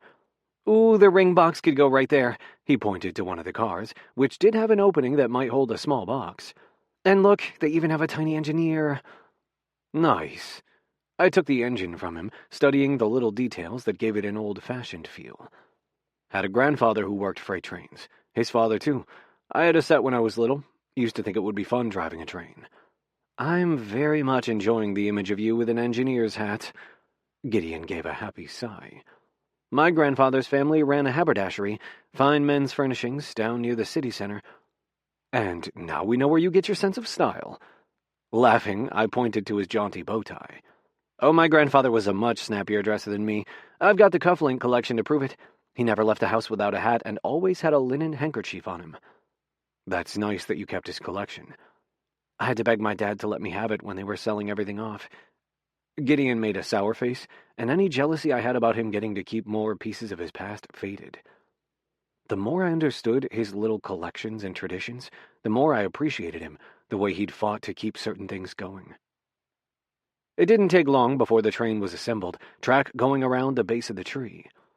It did look nice there, train waiting patiently on the tracks. Gideon, however, was not so patient, thrusting the controller at me. There, last piece, turn it on. Demanding. I shook my head simply to make him whine. Ask nice. Please. He leaned over for a lightning-fast kiss on my cheek. It could have gone for my mouth, heated things up in a hurry, but the sweetness of the cheek kiss melted even more of those frozen places inside me. Yeah. My voice came out all rough as I flipped the switch for the train. It chugged around the track, little engine working hard, real train sounds filling the room. For an instant, I was 7 or 8 again, long before Brandon, when it was just me and an old train chugging around my room. The years had long since swept away most of those memories, but now they were back, that same quiver of excitement at the train rounding the bend. Well, would you look at that? Wow, it's so pretty. Exhaling, Gideon dropped his head to my shoulder. Exactly how I pictured it. You've got a good imagination. I didn't. I hadn't pictured this, hadn't pictured him, hadn't realized how much I needed this until I was here, arm around him, train sounds filling my once-empty room, soft lights bouncing off the walls. I do. He sent a longing glance toward my couch, head digging in more against my collarbone. But even the best imagination can benefit from proper inspiration. The brush of his hair against my neck was enough to make me shiver. Quit looking at my couch, Gideon. Oh, sorry, maybe I should go. He tried to pull away, but I wouldn't let him. I didn't mean leave. I meant I have a bedroom. His grin was more dazzling than any of the ornaments on the tree. You do. Chapter 16. It's going to be a cold one tonight. Remember to take steps so your pipes don't freeze. Cheryl Bridges posted to the What's Up Neighbor app. Gideon. Is your cat fed? Paul asked, all serious as he turned off the train before we both stood up. Fireworks went off inside me. Apparently I wasn't only being invited to see the bedroom, but to sleep over. Score! I would have been happy with a couch makeout session in front of the tree, but now I was ecstatic. Yes, fed, litter, water. He's fiercely independent despite all my efforts to the contrary. I beamed at Paul, not even trying to cover my delight. He'll be fine until morning. Good. And then he was on me, backing me toward the stairs, even as he kissed me fiercely. I liked Paul, all compliant and taking orders, but I fucking loved him on the verge of losing control. Desperate, hungry, like me. I kissed him back, yanking at his shirt. Ever helpful, he pulled it off, tucking it under one arm before tugging me up 3 steps. Then another kiss, and another. His hands were rough, and his mouth was urgent as he pulled me tight against him. He was deliciously hard, and the temptation to blow him right there on his polished staircase was high. But I did like both our necks in one piece. "Let's not do it on the stairs," I said, breathless and dazed as I broke the kiss. "Yeah, don't want to fall." His voice was gruff before he grabbed me for another kiss. Then a mad dash to his room, our sock-covered feet sliding on his hardwoods, making me feel young and even more reckless. Giggling like this was my first time, I collapsed against him the second the door shut. He'd flipped the light on, a soft glow warming up the sparsely furnished room. Double bed that really did need that upgrade, and soon. Gray bedding, single bedside table, and wooden chair in the corner. His bare chest was warm against me, and I had to step back so I could get a better look. "Fuck, you're hot." Fuzzier than I would have guessed, with a few gray strands here and there, dark nipples, sculpted muscles. Clearly not loving the scrutiny, Paul turned to come around me, revealing a tattoo. That was unexpected, especially for Mr. Frugal, but there was a Victorian-looking angel on his upper left shoulder blade. His mom. My breath caught. "Your tat is beautiful." "Thanks." His tight smile said he wasn't taking questions. Instead, he wrapped his arms around me, undoing my tie. "Your turn." "Afraid I'm not as much to look at." I gasped as he made fast work of my buttons, peeling off my shirt. "Your dress shirts drive me crazy," he growled against the back of my neck. "You're plenty hot under them, too." He nipped at my shoulder before taking my shirt and tie to join his clothes on a nearby wooden chair. I had to laugh. I'm charmed that even urgent lust can't get you to put clothes on the floor. Urgent lust, huh? Returning to stand in front of me next to the bed, he kissed me slow and sweet, the brush of our bare chests almost too much, but not nearly enough either. "Hurry up and get your pants on the chair," I ordered, breaking away to undo his belt. "Lucky you're so cute when bossy," he obeyed, shedding his jeans before eyeing my pants meaningfully. "You too." But I needed a second to appreciate his powerful thighs and flat abs, and that cock. My mouth watered. Cut with a broad head and the sort of width I loved. Not porn star huge, but more than enough for me. Perfect. "Pants." He helped out by unbuckling my belt. "Sorry, I needed to write an ode to your cock." "Oh, come up with a good one?" He pushed my pants down, waiting for me to step out free before they too joined the pile on the chair. "There once was a fellow—" I didn't get farther than that before he was kissing me again, finding my mouth with his, tongue delving deep enough to make me moan. "What do you want?" he asked against my ear. I liked how he asked instead of assuming that my bottoming confession earlier meant I was up for that tonight. I did like fucking, but right then I was dying to taste him. "I want to show you how good I am on my knees until you scream." I started to sink down, but he pushed me to sit on the bed. "Doubt I can come standing up. Your knees are safe with me." He sprawled on his back. "Have at me." That was nice, the way he didn't argue with me or go all tough guy insisting on getting me off first. No, he took my words at face value. If I wanted something, he was going to give it to me, and that was heady stuff. My head buzzed, and my hand trembled as I ran it down his torso. He shuddered like he too was hovering on the edge, and damn, he was gorgeous, each firm muscle sexy as fuck, especially when countered by the softness of his fuzz. I need to get way more committed to weights if this is the result. Moving so I knelt next to him, I stroked his stomach. I jog, but I've always thought that washboard abs were a trick of Hollywood lighting.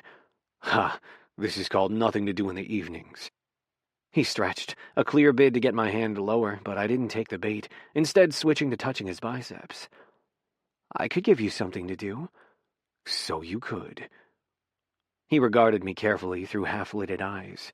I'd meant my comment as a flip retort, but something more serious sizzled between us, something best not mentioned. Chuckling, Paul rocked his hips. "How about you give me a preview of your evening suggestions before I lose my damn mind?" That I could do.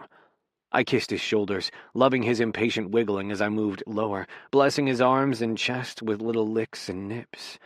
I kissed his abs right above his straining cock, then moved to his thighs. No fair. He let out a pained groan as I nuzzled all along the crease at the top of his leg. You missed a spot. So I did.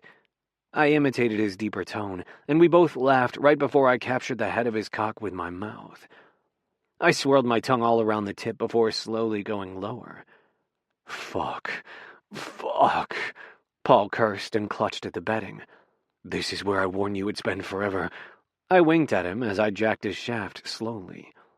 Glad I can jog your memory about what you like, old man. Hey, he half laughed, half groaned, then full-out moaned when I took him deep in my mouth. Some skills got better with age, and I was only too happy to show off everything I knew and some tricks I made up on the spot. He gasped when I used my tongue on the underside, so I did that even more, going deep and teasing at the same time until he was thrashing against the bed again. Jesus, slow down. I want to remember this. I'll give you the long version later, I promised, way too gone on how good he felt in my mouth to be able to make this last. The power of coaxing all those sexy sounds from him had my own cock hard and leaking against my stomach as I stretched out next to him. My cock could wait, though, because every sense was locked on him and his responses. His salty taste, his scent, soap and spice, and so good I wanted to drown in it. His abs under my head and firm thighs tensing against my palm. I want to get you there. You are. Fuck, you are.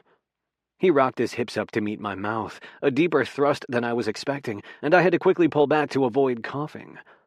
He stroked my hair with gentle fingers. Fuck. Didn't mean to choke you. Sorry.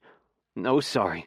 Do it again, I ordered, more ready for his movements now, craving them even, moving my hand to the base of his shaft so I could control the depth of his thrusts. Love making you lose control. I sucked hard until he got the idea that I truly wanted this.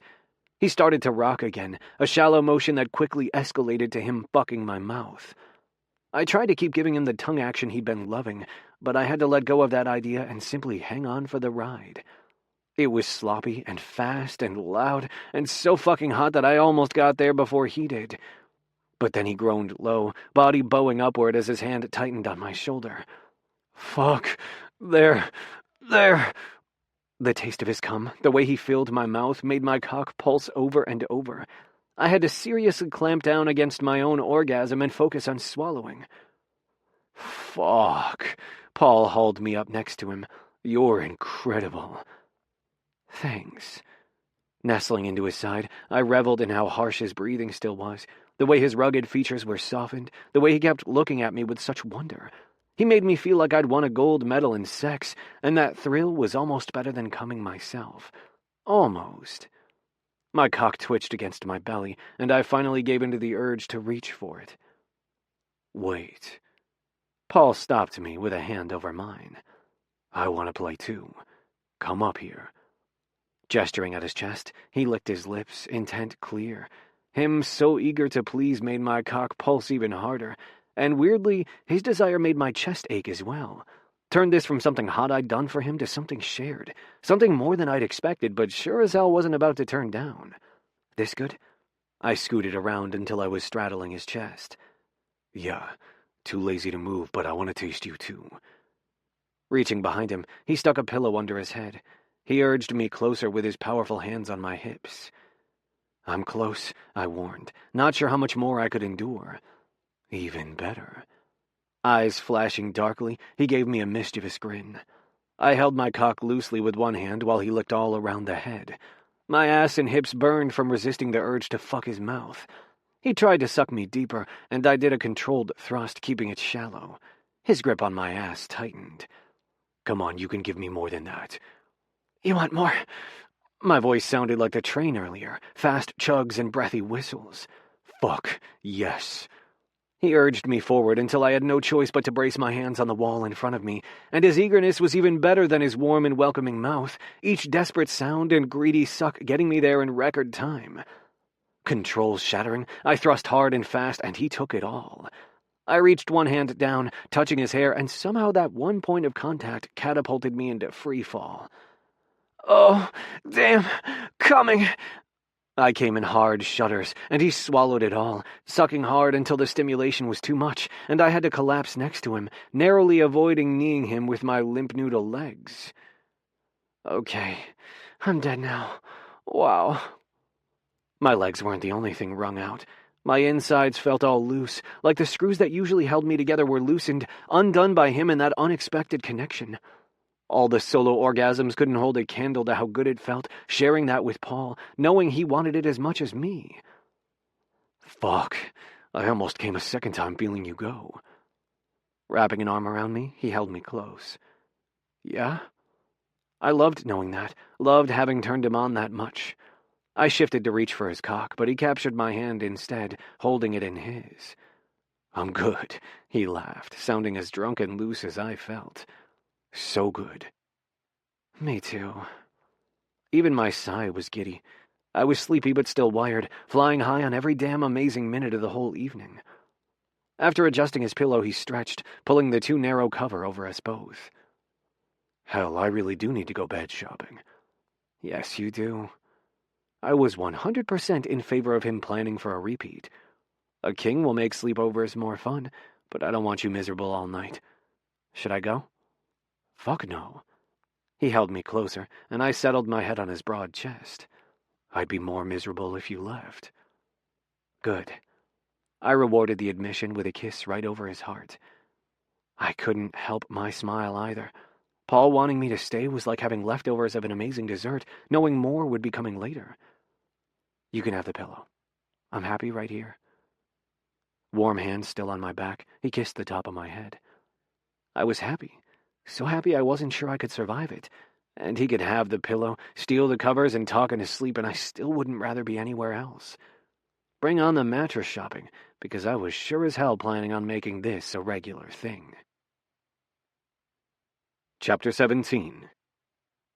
Free dishes, ugliest set of stoneware ever to grace a table, heavy as you-know-what. Service for 16, free to a good home. Or not so good, no judgment here, just come take it.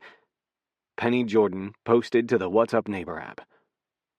Paul. Explain to me why I can't accomplish this online, I asked Gideon as I put my boots on. I needed more than my boots to be willing to brave a shopping center on a Saturday in mid-December. Because you need to test the various mattress options. Gideon looked up from his crouch on the floor near Jim. Still concerned that she might bother the tree or the train, he'd brought her a bribe, a plush stuffed Grinch dog toy. I'd probably be hearing the thing squeaker in my sleep, but bless Gideon for trying to make friends. Oh? I put some extra heat behind my gaze. Not that I had to work that hard around Gideon lately. Apparently my body liked the whole regular sex thing because I thought about Gideon constantly. They're going to let me throw you down right there on the showroom floor? Not that kind of test. Gideon had been in a funk ever since his arrival that morning.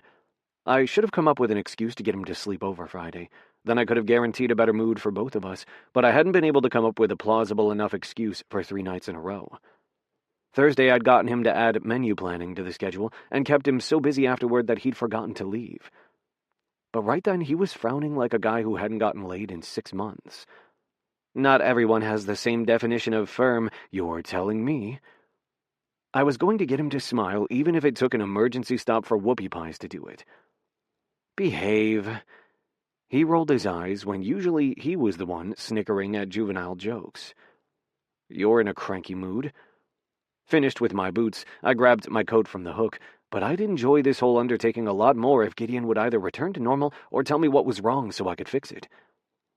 I thought I was supposed to be the foul-tempered one. You're not so bad. Standing back up, he managed a half-smile. And sorry, I'm simply frustrated because my coat rack collapsed on me, and despite my best efforts, it appears broken for good. It's an older cherry one I picked up at an auction. Furniture breaking is a stupid thing to let bother me. Show me, I demanded, having to work to not grin.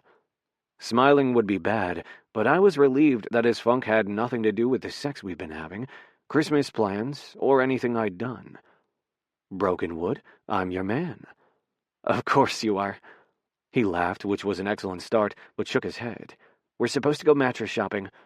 The schedule can wait 15 minutes, I snapped without thinking, only to watch his face fall. Damn it, I'd forgotten how important plans were to Gideon.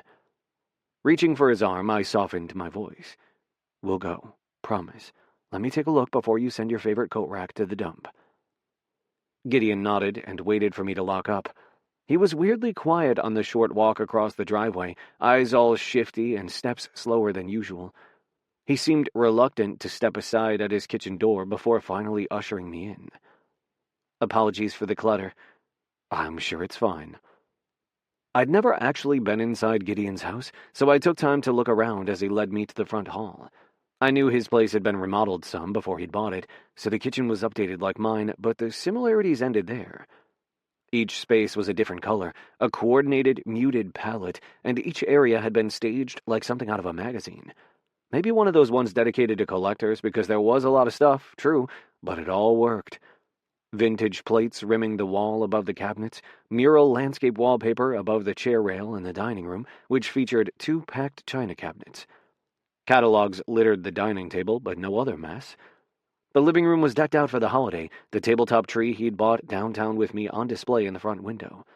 Little buildings for one of those holiday village-type things lining full bookcases. This isn't clutter. I touched his shoulder as we entered the foyer because he seemed all twitchy. Addiction to fake snow, maybe, but it's pretty. It's a lot more stuff than your place, so you're more ready for entertaining than me. I shrugged. It was more than I'd ever own on my own, but I could appreciate the care that had gone into his rooms. Everything was very welcoming, like he was ready for a gathering at a moment's notice. It's fine. I like the decorating. It's very you. Oh, good. Gideon exhaled hard before giving me a tentative smile. I've been wanting to have you over, but I didn't want to scare you off with how much I own. I'm not scared off. I gave him a fast kiss. Well, I intended fast. The actual kiss turned slow and sultry and had me glancing at the stairs behind us as we broke apart. Show me the broken thing before we forget all about mattress shopping. Right here. He indicated a wooden coat rack, which was laying on the floor, blue drill next to it, one of the arms askew. I knelt to examine the problem. The arm had pulled away from the central pole, and it was a bigger issue than simply tightening some loose screws, but still highly doable. This time I didn't hold back the grin as I looked up at him. I can fix this. Screws are stripped, but I've got some that will work better. Main thing is to shore up the loose screw holes and repair the crack before it spreads. Gideon snorted. I do hate a loose hole and spreading crack. Glad to see you amused. I was. I liked him back to normal, and with me being the reason why. He was rescuing my whole damn month. Least I could do was fix some furniture. You really think it's worth saving? Kneeling next to me, he ran a hand down the polished wood. They don't make them this sturdy anymore. It reminded me of a piece my grandparents had. Yeah. My voice turned husky because that was exactly what Brandon had said when he'd first seen my house. Think it's worth saving? Clearly I had, even if I had grumbled a lot during the doing. And with Gideon, so much was worth saving, every item linked to a memory, something that mattered. You'll want to turn this arm to the back, maybe use it more for hats and light stuff, but there's a lot of use left in this piece. Good bones. Thank you. His gaze was soft, and he was damn lucky there wasn't a bed nearby and that I appreciated his need to follow his schedule. Let's cart it to my garage. I've got the right tools and glue and clamps there. Kinky. His voice was teasing, but his eyes were still hot enough to melt the crusty snow covering the lawn out front. Bitterly cold day, and I wanted nothing more than to get warm with Gideon. Wood, clamps, and if you keep looking at me like that, I'm not going to require a mattress. You need a mattress. Rolling his eyes at me, he straightened back up and dusted off his pants. I filed away my need to push him against the nearest flat surface for later, and we were on our way to the big shopping center in a nearby township in short order. I wasn't entirely clear on why Gideon needed to tag along for me to pick out a bed. Strictly speaking, this wasn't part of the holiday plans where I needed his input or assistance, like with the decorating or furniture moving. I hope I'm not stealing you away from any other parts of your to-do list, I said carefully as I drove. I didn't want to sound unappreciative, but I also hated the idea that I was monopolizing his time. You're not. His voice came out surprisingly somber, Then he forced a laugh, but even his lighter tone had a blue edge. I always think I'll be busier in December than I am. I pre-plan so much ahead that I wind up at loose ends. That sucks. I didn't know what else to say because it did suck. I might not share Gideon's love of the season, but I did know lonely. I coped by refinishing floors to ballroom-worthy levels, while maybe he coped by taking on decorating projects and social obligations. My insides turned sour. My own solo life was practically an old friend at this point, broken-in boots I was reluctant to replace, but his loneliness cut me to the bone. Maybe next year I'll take up baking like Cheryl. Anything to keep busy. He sounded so resigned that I gave his leg a squeeze while we were stopped at a light. I even volunteered to take an extra shift collecting donations from cars driving through to see the lights tonight. You're going to freeze your ass off. We weren't expecting more snow yet, but a cold front hung over the region, bringing low temperatures and a biting wind. Yes, but we got an excellent write-up on an entertainment blog that focuses on local attractions. We should get good traffic tonight. Someone needs to be there to do the donations, so I put myself on the schedule. Ah, the schedule. Stubborn man. I groaned. I'll make you a thermos of tea. It'll be too late for coffee, and I don't have any decaf. Do you have long underwear? You're going to help me? His eyes were wide. Outside, the line of cars crawled along toward the retail center, shoppers undeterred by the cold weather. Finding parking was going to be a chore. Well, yeah, I was going to put your evening to better use, but if volunteering is what you need to do, you're not getting hypothermia on my watch. I've got insulated coveralls from work you can borrow, too. Shifting in his seat, Gideon released a dreamy sigh. Paul Frost, this may be the nicest thing someone has done for me. My neck heated from his praise, and I was glad for the distraction of the jam-packed parking lot. I forced a laugh. Would I ruin it if I said I had a vested interest in certain parts of you not freezing? You offering to warm me up after? Sadness gone from his voice, he coupled his playful tone with dancing his fingers along my thigh. Absolutely. I tried to remember where I'd put my spare blanket. I could make the bedroom a little warmer as well. I can't leave Jim, but I do have a hot shower I installed myself in the master. Oh, baby, talk DIY to me. He laughed as I circled the lot in a fruitless hunt for a space. If that does it for you, I did the tile in there too. Needed a whole new subfloor. Weeks of work. I'll come to you after I finish my shift. We can move the old bed into the guest room in the morning. Clearly pleased to have a schedule, Gideon pulled out his phone, adding notes. After, I need to figure out what to get my Secret Santa person for our annual work luncheon next week. What do they like? I asked as I finally spied an open space. Helene is a huge Eagles fan. The football team, not the band, alas. Her cube is a monument to bobblehead football figurines. I zipped into the parking spot before grinning at him. Luckily, I'm a football guy. Why am I not surprised? And one of my best landscaping clients works in PR for the team. My shoulders lifted. I fucking loved being able to help Gideon. Furniture repair, football advice. I wanted to do whatever it took to get more of his musical laughter. Would a signed poster work? I got one of those for Human Jim's teen son. Or maybe some discount tickets? Oh my God, you're a lifesaver. Yes, a poster would be perfect. Leaning over, he gave me a swift kiss. Now let's find you a bed. I like you happier. I followed him out of the truck. I like me happier too. His face was back to soft and sentimental, and when he grabbed my hand, I let him. We held hands on the trek to the mattress store, but he dropped mine in his excitement as we entered the store. Look, big year-end clearance, he pointed to his sign. Find me a bargain suitable for my ancient back, I ordered as he launched himself onto the nearest bed, spreading out like a snow angel. Will do, and not this one. Too firm. No such thing. I offered him a hand up and settled in to enjoy watching Gideon have the thrill of the hunt. Naturally, Gideon got the life story of the clerk who arrived to help us, passing out holiday dinner tips in between testing other mattresses and trying to wrangle deals.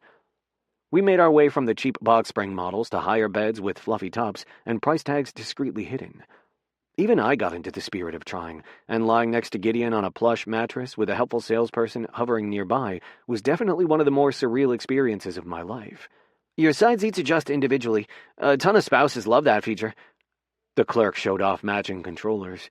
He was young and earnest, and like the rest of the world, entirely too eager to marry Gideon and me off. Sitting up, I made a strangled sound. Spouses? We were barely... Huh? I couldn't finish that thought. We weren't a couple, but this sure as hell felt like something other than hooking up. He's not that picky. Gideon covered smoothly for me before turning to me and lowering his voice. Get what you want. This one is super comfortable, but that other one was the better deal. Actually, I can get you 20% off this one, the clerk offered as Gideon pet the quilted pillow top. Sold. Gideon flushed an adorable shade of pink. You don't need... My back liked this one the most, I lied. Actually, I'd been fine with every bed we'd tried, but following Gideon's lead to make snow angels while trying beds had been too fun to cut it off at the first mattress. Excellent. Gideon rubbed his hands together. Let me see if I can get you an even better deal, like some free pillows. Ask for two, I laughed, not sure shopping had ever been this fun. Do your thing. As he hustled over to the clerk, I was already counting down to when I'd get to warm him up later. I didn't even mind the delay. Somehow I knew this wouldn't be the last time I waited up for Gideon. He deserved someone watching out for him, someone to leave a light on, and if he'd let it be me, well, I liked that. It also terrified me, but not enough to dampen how much I wanted to be someone for him. Chapter 18. Reminder, can people with deliveries please ask the truck drivers to respect the driveways of others? We've noticed some neighbors were blocked in for over 20 minutes today. Ernest Morrison posted to the What's Up Neighbor app. Gideon. Did it arrive? I asked breathlessly as Paul opened the side door. I'd come over as quickly as I could, but a networking emergency had kept me at work longer than I would have liked. Then a fast trip to the store and quick attention to an indifferent butterscotch before I hurried across the drive. Hello to you too, Gideon. Laughing, Paul ushered me into the kitchen, which smelled divinely like garlic and butter. How was your day? Oops, sorry. I set my brown paper bag on a corner of the counter before kicking off my shoes to set them next to his boots. When you texted to ask if I was coming over, I didn't mean to presume. Presume away, please. He smiled, but the lines around his eyes and mouth were deeper than usual, even his beard looking a little weary. You eager to see my new bed is the highlight of my day. Damn, it was a long one. What went wrong? Crossing over to where he stood by the stove, I then rubbed his meaty shoulders. This cold snap isn't helping any, for one thing. Even with your insulated coveralls? I teased. He'd insisted I borrow a pair Saturday night, and not only had they kept me toasty warm, but I wasn't sure I'd ever had a more romantic gesture. Oh, maybe some wouldn't see the romance in Paul filling his big thermos with tea and plying me with extra thick gloves, but I'd felt so cared for I'd practically floated into his place hours later, where I'd proceeded to show him my extreme gratitude with my mouth. Best Saturday night in a long time. And now it was a new week. Still nasty weather, but Paul hadn't gotten tired of me yet. So there was that. He stretched into my touch, groaning loud enough to startle Jim, who was having her dinner in the corner. I had on more layers than a head of cabbage, and my feet are still half frozen. Paul rolled his shoulders in a none-too-subtle bid for more. And supplies for one project are delayed, so I had to be on the phone way more than I like, and had to rush to make it back here to deal with the mattress delivery crew. Oh, poor baby, you had to deal with people. I craned my neck so my lips were near his ear. My turn to warm you up properly tonight. I'll take that. He pivoted toward me, turning my chaste kiss on his temple into something feral and potent when he found my mouth with his. But right when I was ready to yank him toward the stairs, he released me. However, I'm testing a recipe for dinner.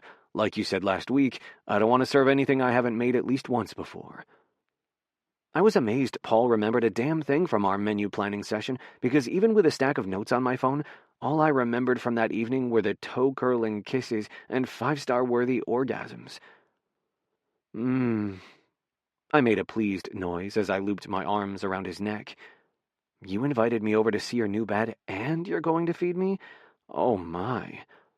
I plan to make you work it off after, he said huskily, giving me another quick, hard kiss before turning his attention back to the stove.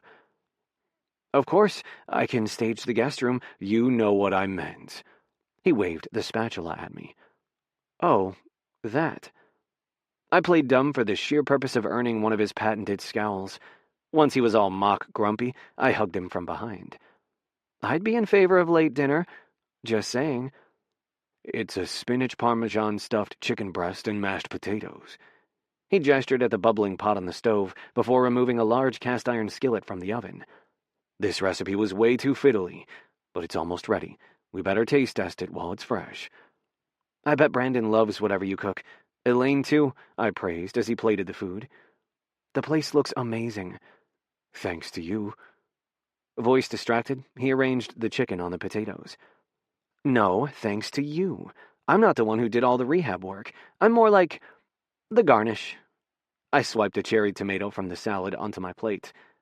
Yeah, well, apparently I like garnish. He gave me a fast kiss on the head before carrying the pair of plates to the dining room. My head tingled from the kiss, a good feeling that radiated down my spine. I'd been so worried about him seeing my place, but every time I was certain Paul was about to head for the hills, he surprised me most pleasantly. He might like my flourishes and finishing touches, but I liked him, a scary yet wonderful thought that carried me through dinner. He told me about the supplier delays, and I told him about the network malfunction, and it was so cozy I was practically vibrating with happiness by the time we were on to cleanup. Now dessert. I grabbed the brown bag I'd brought in with me off the counter. I was wondering what was in the bag. He shut the dishwasher and dried his hands. A big slice of checkerboard cake to share.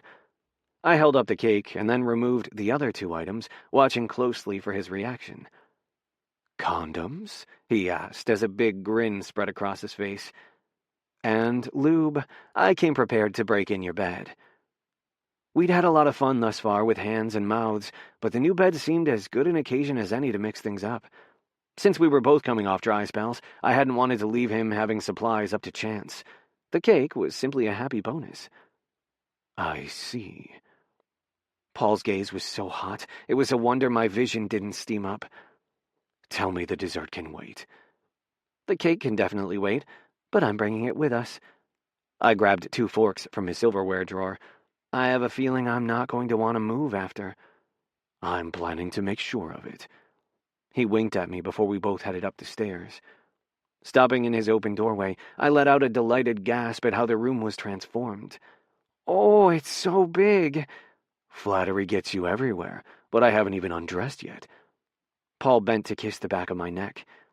Plucking the cake out of my hands, he set it on the nightstand along with the supplies. Hush, let me properly admire your bed. I walked around it slowly, petting the fuzzy blanket and moose sheets before I added my glasses to the collection on the nightstand. They had a tendency to go missing with Paul around, and I didn't want to have to hunt them later. You even put the new bedding on. Figured I might as well. That he blushed over having prepared the bed was the cutest thing ever and made my chest as soft and warm as the new blanket. I like it, I pronounced as he peeled back the covers. I like you. Standing next to me, he kissed me tenderly and so carefully that I had to work to avoid swooning like a Victorian virgin. My chest felt more light and fizzy than a bottle of New Year's Eve bubbly. This wasn't my first time, but Paul had a way of making everything seem brand new again. Clothes off, he ordered as he released me, already peeling off his own shirt. Thought I was the bossy one, I laughed as I added my own garments to the growing pile on his chair. You are. As soon as both of us were naked, he tumbled me onto the bed. Tell me what you like best. You. I liked him. I liked him asking. I liked the way he listened even more. I liked his new bed and the soft flannel sheets. But I utterly loved Paul Frost flat on his back, loved how willingly he let me reverse our positions until I was straddling his waist and holding his face so I could kiss him again. This. I like this. Me too. He made a show of lying there all obediently while we kissed, bare chests rubbing together, my cock dragging against those amazing abs of his. But as always, I was impatient to get to the good stuff, and I was the first to reach for the lube. Paul laughed, but he didn't try to take it from me. Do I get to play? Or am I supposed to lie here and look pretty and let you do all the work? Look pretty. I winked at him as I slicked up my fingers. Rising higher on my knees, I worked myself open, and apparently even without being able to see what my hand was up to, Paul liked my show. His cock twitched against his belly as he groaned low. Fuck. He ran his hands up my thighs. You're killing me, Gideon. I suppose you could play for a second. I handed him the lube. "Yes, Your Highness." Chuckling, he explored my rim with slick fingers that felt way better than my own. I never had much patience for a ton of prep, but his fingers were long and blunt, and one had me gasping while two lit me up, pressure so good. "More." I rocked down to meet his fingers. "Fuck, you feel amazing." "You too," I panted, what little patience I had evaporating with each thrust of his fingers, deep but not deep enough. "Going to feel even better on your dick." I grabbed the box of condoms, loving how he groaned and strained toward me. "Fuck yes." As soon as he withdrew his fingers, I opened a condom and rolled it on his cock. Even with this, he didn't try to take over, letting me lube him up and position us both to my liking. I wanted this badly, and my solo play included a couple of favorite toys, but my body still tensed, his cockhead feeling treetopper huge against my rim. Talk about having been a while. Groaning, I tried to remind my body how this worked. "It's your show." Paul folded his hands behind his head, the picture of serene control. So much power in his chiseled body, and he was handing it all over to me. "Do whatever you want." His supplication encouraged me to try again, holding his shaft in one hand while I lowered down. Teasing myself with the tip, like he was a toy, had us both moaning. "Sadist." His chuckle was tight, but his hips stayed riveted to the bed even as he complained. "Probably gonna end me for real. Enjoy the cake and take care of Jim for me." Ha! Laughing worked even better than teasing for getting my body to relax. I slid farther down, seeking the right angle where the burn turned sweet and hot. Lower, enough to remove my hand. I canted my hips, still searching, then a sharp explosion of pleasure had all our laughter turning to moans. "There. Okay. That's better." "Fuck yeah, it is." Paul's gaze was hot and needy as I found a rhythm that had us both panting. "More." Taking him at his word, I found the angle and pace that pleased me best, but his moans matched mine. The way he watched every movement made me feel sexy and alive and so fucking powerful, but I needed more than his intense stare. "Touch me," I demanded. Instantly, he freed his hands from behind his head, running them all over my torso, ass, and thighs, everywhere but where I wanted him most. Evil tease. This? Smile twisting mischievously, he traced my cock with a single feather-light finger. "Do it right." I stilled my motions until he started stroking me the way I wanted, long, slow pulls that countered the pressure and fullness in my ass. "Bossy." He said it like an endearment as I started riding him again, faster now, keeping his cockhead pressing on my prostate, the stretch having gone from too much to exactly perfect. "You love it?" "Fuck, I do." His gaze locked with mine, my cheeky tease transforming to something tender, almost fragile. My breath caught at the sheer amount of wonder in his tone. "I really do." Good. I had to close my eyes, only so much emotion I could take, especially coupled with pleasure this intense. His grip tightened on my cock as I rocked more urgently against him. The firmness of his body under mine, and the solidness of every last inch of him was freeing, like he could take everything I wanted to give him and then some. Letting go, I rode him hard and fast, trusting him to not break and drinking down his every moan and curse. "Fuck, Gideon, get there. Use my cock." I was supposed to be the one making the demands, but I was way too far gone to point that out. I sped up, him moving with me now, pushing up against me, deeper, harder. "Going to? Do it. Please." His broken please did it, that hint of begging and desperation, the way he was coming apart under me, and that, even more than his hand on my cock, tipped me over. The orgasm rocketed through me as I painted his abs and chest with my cum. Seeing him so messy and marked was enough to tease one last spurt out. "Yes, you too. Now." My voice was more needy than bossy, climax leaving me breathless and desperate for him to go too. And he must have been waiting for that signal because his body bucked, fucking hard into me. I'd thought I was done, but watching him come apart was enough to have my ass clenching again, powerful aftershocks that pulled him right over the edge until he was coming too. Fuck, he groaned over and over, like his orgasm was even more endless than mine had been. Oh my fucking God. I collapsed onto his chest in a messy heap. You can be in charge whenever you'd like. Damn. He grinned boyishly at me before rolling slightly to fetch a small towel from the nightstand. You really mean that? I asked as he cleaned us both up. Old worries about being too much, scaring people away, fluttered around like moths in my otherwise well-pleasured brain. Hey, when I let you lead, good things happen. He kissed my forehead, and the anxious moths fled. You bossy is a win for me. Me too. I sighed happily and settled more comfortably against his shoulder, the spot that was rapidly feeling like mine and mine alone. And that totally earned us some cake. We'll get crumbs in the new bed, he warned. Grouch. I kissed his bristly neck. I'll do the sheets for you. Deal. He tipped my head up so he could find my mouth with his, and the moment was sweeter than any dessert could ever be. It was cuddly and domestic, and I wanted it to be December forever. Chapter 19. Remember your vitamins. Nasty cold going around to match this nasty weather. But Gideon reports that we're up to record donations thanks to the Lights fundraiser. Way to go, us. Cheryl Bridges posted to the What's Up Neighbor app. Paul. Your dog is wearing a coat. Gideon eyed me suspiciously as Jim and I walked up to the small pop-up canopy tent over a table near the edge of the park, where signs funneled cars out at the end of the neighborhood light spectacle. He sat alone in one of two folding chairs. So she is. It's her Christmas present from Human Jim and the kids. Jim's ridiculous outfit was styled to look like a tracksuit, complete with hood and fleece-lined legs.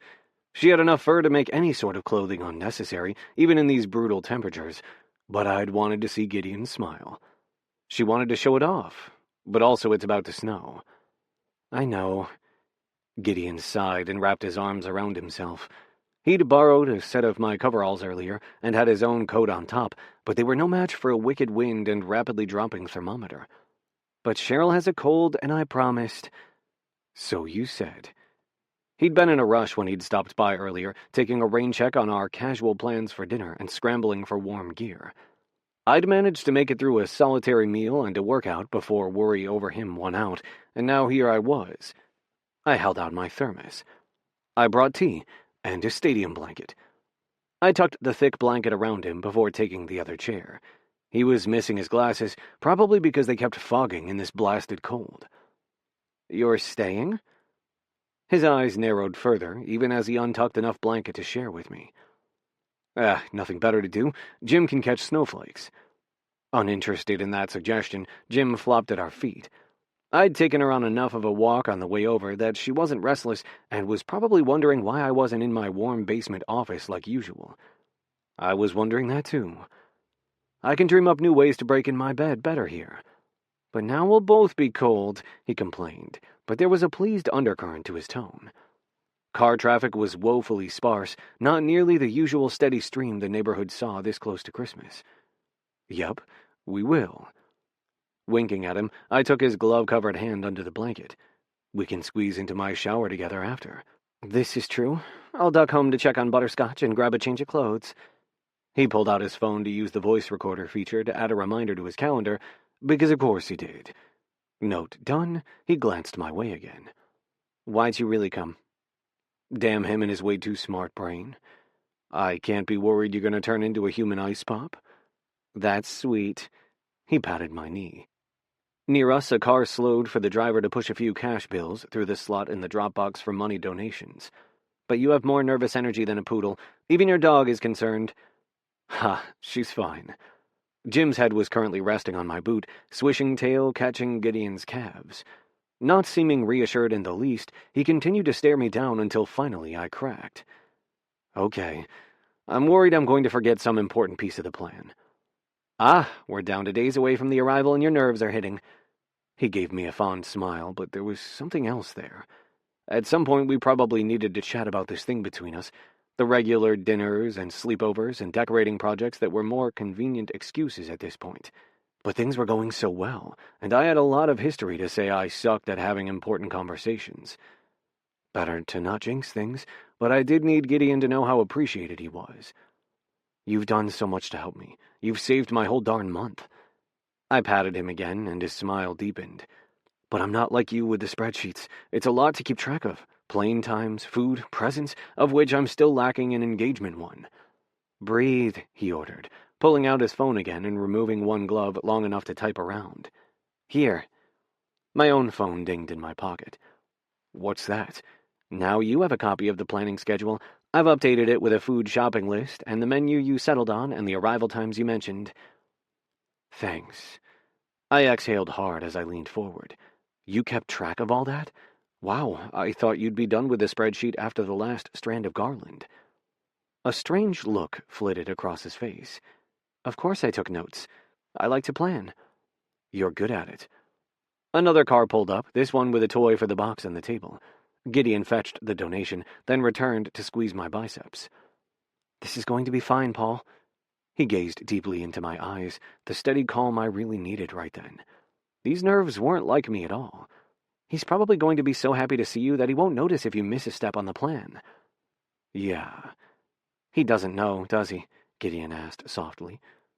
Know what? I wasn't playing dumb. Sometimes Gideon's brain made these big leaps I couldn't quite follow. How hard it was on you, him moving away. His voice was as warm as his grip on my arm, grounding. It wasn't, I protested weakly. Paul, it's just us here. You don't need to pretend. All right, it sucked. I studied my thick gloves before gazing off into the frigid night. A few more snowflakes filtered down. And no, he doesn't need to know. He went off on his grand doctoral adventure. It's all I ever wanted for him. Him to reach for the stars. Maybe catch one. I held up a hand to cut him off. Good brother, I know. I just did what needed doing. What else was I supposed to do? I couldn't leave him. No, you couldn't.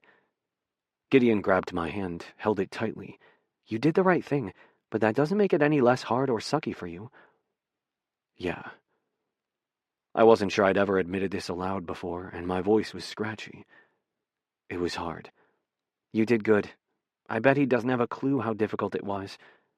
Gideon's tone was more admiring than pity, understanding, which shouldn't have been a surprise. If I'd learned nothing over the last month or so, it was that Gideon was the master of putting on a cheerful face even when highly stressed. And that's a good thing. I kept food on the table, found a safe school for him, although that meant a tinier apartment. It was bad enough he lost his folks. Didn't need a daily struggle, too. Paul. Gideon tilted my face toward his. You lost your parents, too. Oh. I hadn't let myself dwell on that, not ever, and Lord, his words sliced deep. My chest ached like the air inside my lungs was turning as icy as the rest of me. I wasn't a kid. Barely, and you held it all together for Brandon for so many years. That's something to be proud of. You raised him well, but that doesn't mean it didn't suck for you. I miss them. Some of that ice around my soul cracked off. I know. Gideon didn't say he was sorry, but he put an arm around me, and somehow I was a little less chilled, a little less alone. I neither wanted nor needed his pity, but his understanding and his strength were unexpected gifts. I slumped against him. I tried never to show any sadness around him, couldn't let him see me down, never talked money either. If he needed something for school, I made it happen. The admissions were coming faster now as Gideon and his quiet comfort chipped away at years of staying quiet. You're good at getting things done. He squeezed me closer. The traffic had thinned out to nothing, just him and me out here holding down the dark. There wasn't insurance? Nope. My folks always rented, and they were too broke for renter's insurance. Life insurance had lapsed. Brandon got survivor's benefits, but that went to his education much as I could manage it. And now he's, what, an actual rocket scientist?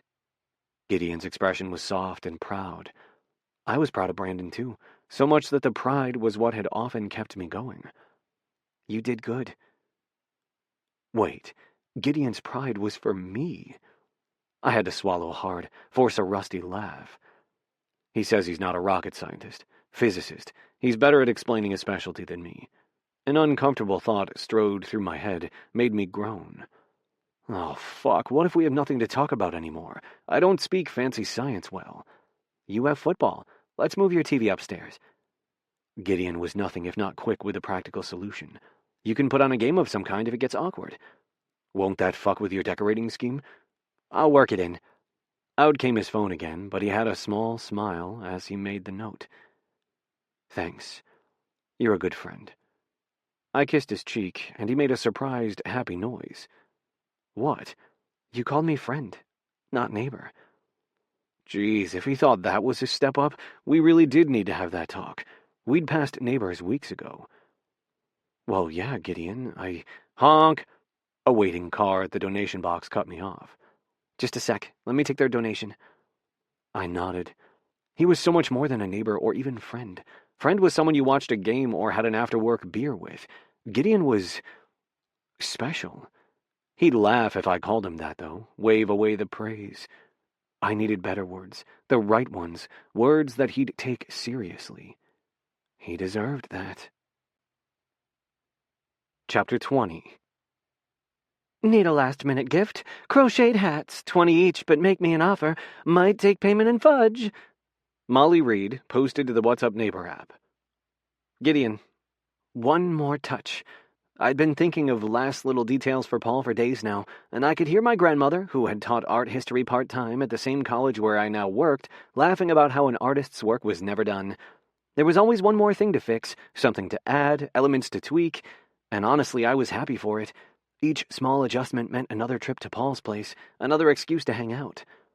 He could undoubtedly be entrusted to run a load of sheets and make the guest bed himself, but why should he have to when doing it together was so much more fun? Even cleaning the guest bath this morning had shown the power of teamwork. He scrubbed, and I hung 3 small art prints, fluffed towels, and took care of other last-minute presentation things. Fancy soap. Paul touched the small basket I'd set next to the sink. Nestled inside were 3 wrapped soaps shaped like a snowman, a tree, and a wreath. I never would have thought of that, and it matches the towels. You noticed? I'd discovered the holiday-themed hand towels among my own unused seasonal decor, some impulse purchase that hadn't yet found a purpose. The soap had been a lucky find at the Christmas market with Paul. That seemed so long ago. We hadn't even kissed then, and now I craved his taste more than any other seasonal treat. This had been the fastest, best December of my life, and I wasn't at all ready for Christmas to be 2 days away. I swapped the position of the snowman and tree soaps and straightened the washcloth. I guess this is done. I hoped I didn't sound too reluctant. In a couple of hours, Paul would head to the airport, and I would return home, job well done. And if I peeked out the window when he came back with his guests, well, that was my own business. Brandon's going to be impressed. Paul clapped me on the shoulder. I'm pretty sure I'm still using the same basic brand of soap I did the whole time he was with me. I like your usual brand just fine, I reassured him, soaking up these last minutes of his nearness. Elaine's folks probably have imported soap from some remote mountain village. He held me closer. Don't stress. I tipped my head back against his shoulder. She loves Brandon, she'll love you too. And if she doesn't, she's the wrong kind of genius. Thanks. You're kind. He kissed my ear. What do you say to a shower in the master bath? We both got all sweaty with this last-minute cleaning round, and thanks to you, we're actually ahead of schedule. We are. Spinning, I looped my arms around his neck. But that sounds like a recipe for getting dirty, not clean. We can multitask. He kissed me, and I watched us in the mirror, wanting to memorize how damn hot we looked, even rumpled and dusty from the morning of cleaning. Well, I was the rumpled mess with smudged glasses, while the hot part was mainly Paul, all muscles and silver scruff that somehow got even more attractive sweaty. And in that moment, he was all mine. Guess I found some fox bait. I couldn't help the little giggle that bubbled up. My kissing is funny. Grinning, Paul pulled back. I clearly need to try harder. You're plenty hard. I bumped meaningfully against him. I was merely amused at how good we looked in the mirror. We could look even better. Paul swept his gaze over the mirror, sexy speculation rising in his eyes. Not here. Chuckling, but also serious, I squirmed away. We just cleaned. The master bath has a mirror, too. He tugged me out of the hall bathroom, and we were halfway to his room when his phone buzzed. Fuck. Better check before I distract you further. My back prickled. Somehow I knew it was Brandon even before Paul pulled out his phone and cursed. Crap. What? I asked as he clicked around on the screen. Their connecting flight got canceled because of weather in the Midwest. They couldn't get a different one out until tomorrow. That sucks. My shoulders slumped right along with Paul's. Damn weather. Paul didn't need any more disappointments in his life. Yeah, it does. Brandon's trying to find other options, but it's looking like tomorrow afternoon at the soonest. That still puts him here in time for his big Christmas plans. I deliberately brightened my tone. Which is good, except he was supposed to sneak out to pick up the ring tomorrow morning in the city center, while Elaine had a manicure date with a friend from undergrad. She's totally expecting the ring if she's getting pretty nails. I don't think Brandon has to worry about the yes. Yeah, but now he might not have the ring. Paul glanced down at his phone as it chimed again. He's asking if I can do it today. That way the ring is here at the house at least. That's a good idea. Hope I can beat rush hour. Groaning, he leaned against the doorframe to the master bedroom. And good luck finding parking near Franklin Square this time of year, but God knows I hate being on the train's timetable even more. Optimism returning, I touched his arm. That's close to where my grandfather's shop was. I love that area. Don't suppose you'd want a trip downtown? Paul seized my hint exactly like I'd hoped. I bet you speak fancy jeweler better than me, too. Flattery gets you everywhere. I laughed like I actually needed convincing for this field trip. Technically, I could volunteer to do the errand without Paul, but company, especially his, was always preferable. Good. He pulled me close enough to kiss my head. We can take my car for a change, way easier to park. My mind leaped ahead to the practical details, but my insides stayed strangely buoyant. I didn't want to wish bad weather on Brandon and Elaine, but if it delayed my return to my empty house and got me more time with Paul, I was at least going to enjoy the change in plans. If we hurry, we can still shower, then I can grab some more suitable clothes at my place. Do jewelers have dress codes? Paul harumphed a sigh. You're totally going to make me wear something with buttons, aren't you? Poor Paul, such torture. I patted his fuzzy jaw. Do you even own a dress shirt? I'll have you know I do. This I want to see. I doubted Paul's usual jeans and black t-shirt would get us kicked out of the jewelry store, but I wasn't turning down a chance to dress him up. Oh, if you don't have to rush back, we could deal with rush hour by getting an early dinner down near the square, wait out the traffic rush. I know some places. Yeah, food sounds good. Jim should be okay alone for a couple of hours. It's a plan. I couldn't keep the happiness from my voice as I turned to steer us both toward the master bath. Now shower first. Gideon. Paul paused inside the bedroom, expression going more solemn. Yes? My heart rate sped up. Thank you. A lot. He licked his lips. I'm not good with words. It's my pleasure. I interrupted him because I didn't want to ruin what was looking to be an unexpectedly good afternoon with a thanks for everything speech. Instead, I winked at him. And I've got better uses for your mouth. And it was my pleasure. One more rescue mission for Paul, one more chance to play hero for him. I should probably be thanking him, not the other way around. Chapter 21. Needed extra chairs. The in-laws are unexpectedly joining us for Christmas dinner. All 6 of them. Who has extra folding chairs we could borrow? Please? Penny Jordan posted to the What's Up Neighbor app. Paul. For once, bumper-to-bumper traffic didn't irritate me. The shower, not so quickie with Gideon, had been worth the hassle of increasingly worse traffic in Gideon's little roller skate of a car. He was a decent driver, even if all his radio presets were playing Christmas tunes, and better him than me for zipping around lumbering trucks. Also unlike me, he knew downtown parking tricks from his years working in the city center and the banking industry doing corporate IT work. Do you miss working down here? I asked as he locked up the car in the garage several blocks from our destination. Nah, I mean Franklin Square sure is pretty this time of year with the light display and holiday festivities, but the college is way more flexible. They put up with me. We're like a big family. It totally fit that Gideon would value a close-knit working group, but I couldn't let him talk himself down like that. I made a scoffing noise. put up with you. They're lucky to have you in your color-coded plans. Aw, you're sweet. He grabbed my gloved hand, and I let him. Another chilly day, but at least the snow was predicted to hold off until after Brandon and Elaine were here. And Helene loved her signed football poster. It was a huge hit, so thank you. Anytime. Wish I was as good at my own present hunting. I followed Gideon across the street. He cut through the square, which was packed with people waiting in line for attractions, like seasonal mini-golf and a carousel.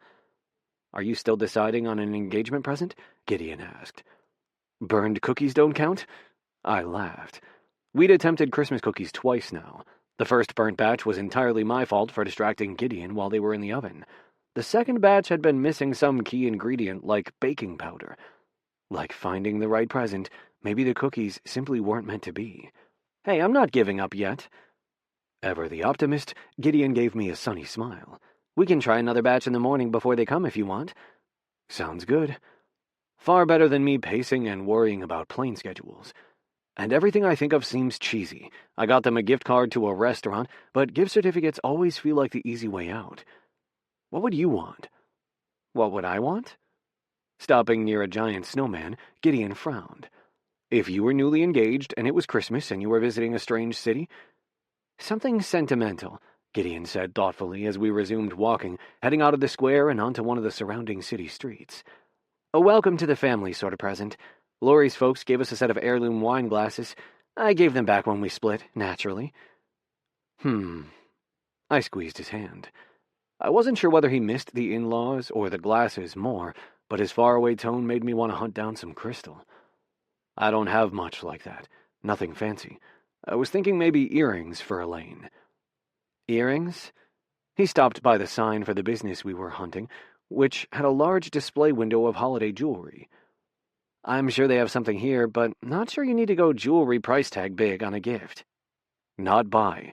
I've been debating giving her a pair of mom's earrings. They're pearls, not diamonds. Yes, do that. Gideon's eyes went misty. It figured that he'd like this idea. I bet you could find a nice case here, something where she could keep those and her other wedding jewelry.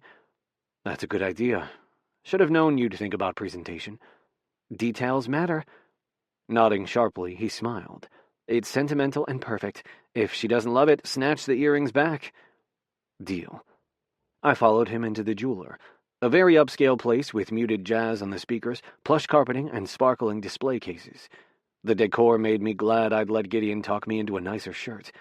He, of course, fit right in with his crisp white shirt, gray pants, and jaunty plaid bow tie. The sole clerk was busy with a young couple when we came in, so I let Gideon show me various jewelry box options in a display near the door. Too sappy? I asked as my gaze landed on a silver case etched with a quote about love from a famous poet. I wasn't much on poetry, but the line about carrying the heart of another was pretty. Quit second-guessing your instincts. Gideon touched my arm. It's perfect if you ask me. You want her to take good care of Brandon's heart. It's a good message. I trust you more than my instincts. I'll get it. Sorry about the wait, gentlemen. Finally free, the clerk strode over. His black suit was as stiff as his hair. Do I sniff a spring wedding, perhaps? I have a lovely selection of men's rings, including some unusual offerings.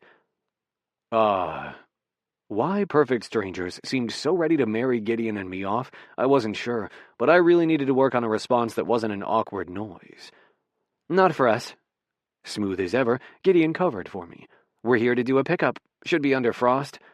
Of course. The clerk strode over to a discreetly placed tablet, typing with a manicured finger. Do you have ID? Yeah.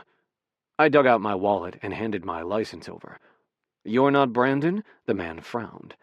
No, I'm his brother. Didn't he call?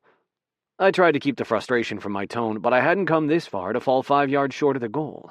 He said he'd clear it for me to do the pickup. I understand, sir. Let me go check our phone messages. The clerk retreated to the rear of the store while I tried and failed to reach Brandon. Damn it, he's not answering. Probably means they succeeded in finding a hotel room. Gideon's eyes twinkled as he patted my shoulder. This will work out. They're simply being cautious, which is a good thing. No message that I could find. Still frowning, the clerk returned, no ring box in hand. Fuck. No holding back my annoyance now. Paul, show him the text messages with Brandon. Keeping his hand on my shoulder, Gideon countered my rising irritation with his calm voice, reminding me that getting cranky wasn't likely to get results. Oh, right. Sorry. I pulled out my phone and clicked over to the messages with Brandon before holding out the phone. Here. The clerk studied the screen, and sweat gathered in my lower back, but right as I was about to give up hope, my phone rang. Brandon. A quick conversation followed, and suddenly the clerk was back to overly polite. Sorry about that, Mr. Frost. I'll be right back with the ring. See, it worked out. Gideon smiled patiently at me as the clerk bustled off to the back again. And now you totally deserve a cannoli with your dinner. A cannoli, huh? Crisis averted, I could joke again, and after his deft talent for diffusing the situation, he was the one who needed a reward, and I fully intended to deliver. If you're good. His eyes sparkled. I'm very good, I promised, fully intending to light him up brighter than the square as soon as I could. Chapter 22. Can we get a bigger sign with the park hours on it? These teenagers have not been respecting the sundown rule. They need to find a new place to canoodle. Ernest Morrison posted to the What's Up Neighbor app. Paul. Was it possible to be out on a date and not know it? The whole ride back to Evergreen, I stewed on that question. Gideon and I'd had an amazing dinner at this small Italian place he knew that didn't have the same crowds as most of the more popular spots in the pre-Christmas Eve crush. My lack of dating experience gave me few experiences to compare our dinner with, but we'd held hands walking back through the square to reach the restaurant, sat way closer than friends might, and I'd let him steal bites of my meatballs. We certainly felt like a couple, which was good because it meant that maybe we didn't need some big talk. Accidental dating? Was that even a thing? Maybe we could make it one. We talked so long at dinner that it was well after dark before we returned home to our twinkling neighborhood. Franklin Square had been more spectacular with acres of lights, but I preferred the homey familiarity here.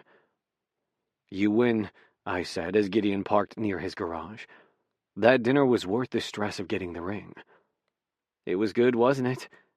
He smiled at me, but he seemed a little tired, shoulders sagging and eyes drooping. Even the cannoli, I winked, fully intending to hustle him up to bed in short order. All the driving had to be exhausting. Thanks to Gideon's timers, the lights on both our houses were glowing brightly, and his small tree sparkled in the front window like it was waiting to welcome a party. Or maybe just Gideon. I probably wasn't ever getting as lighting happy as Gideon, but I was starting to understand why he liked coming home to his decorations. Your tree looks nice. It does. He still sounded weary, exiting the car slowly and standing in the driveway to admire the lights. Guess I should sleep in my own bed for once. Darn. I had kept him over most of the previous week. Jim had likely seen more of him than his cat, and that wasn't fair of me. Trying for a neutral tone, I nodded. All right. If he was already exhausted, I wasn't going to add my disappointment to his burden, but when he turned to go inside with little more than a nod in my direction, I stopped him with a hand on his coat sleeve. No good night kiss? Did I do something? Oh. Sorry, no, I'm not mad at you. He grinned as he pulled me close, but his expression still looked a little tight. I wanted to follow up on his mood, but then his mouth was sliding across mine, and I was lucky to remember my own name. We were in full view of the neighborhood, standing there between our houses, yet we kissed like we were locked in my bedroom. He started soft, like he truly was intending a fast good night, but then his mouth parted on a gasp, and next thing I knew, our tongues were playing tag, and I was harder than the icicles dripping from the nearby tree. I held him closer against me, and he clung to my shoulders, and still we kissed. Damn. Breathing hard, Gideon pulled back only far enough to rest his lips against my cheek. Why do you have to be so good at this? Give me 10 minutes to let Jim out and stow the ring in my safe, and then I can come over, I suggested, giving up all attempts to play this cool. I needed him too damn badly. You want to come over? His eyebrows flew up higher than his foggy glasses, but he didn't sound uninterested in the prospect. Well, yeah. Skin heating, I ran a hand along the back of his head, letting his silky hair filter through my fingers. Neither of us had grabbed our gloves on our way out of the car, and it was too cold for these outdoor shenanigans, but hell if I could resist one more quick kiss. If you need to be home tonight, I get it. Your cat probably misses you. But maybe we could make out in front of your tree before I have to get back to gym? I'd like that, he said quietly, eyes pleased and mouth soft and kissable and so tempting. 10 minutes, I promised. And at 9 minutes and change, I arrived back at Gideon's side door. I'd left Jim with a rare treat of a long-lasting chew as an apology for hurrying her up outside, and the ring was locked in the basement safe. Hey. Gideon had removed his tie and shoes, which only made me want to unbutton him further. You really want to see my tree? I could come to your place. I really want to see you. I kicked off my own boots, set them next to the door. The tree is a bonus. Well, the tree's ornaments are probably more worthy of admiration. Expression strangely guarded, Gideon led me through the kitchen and dining room into the living room. Trust me, I plan to appreciate your ornament plenty, I teased, wanting to find that light and easy place we'd been in earlier. All the lamps tucked into corners and little decorating touches here and there made his place warm and inviting. Every time I visited, I noticed something different, but right then all my attention was for Gideon. He stopped near the tree, drawing the curtains closed, and as soon as he finished, I swooped in for a kiss that took up right where we left off in the driveway.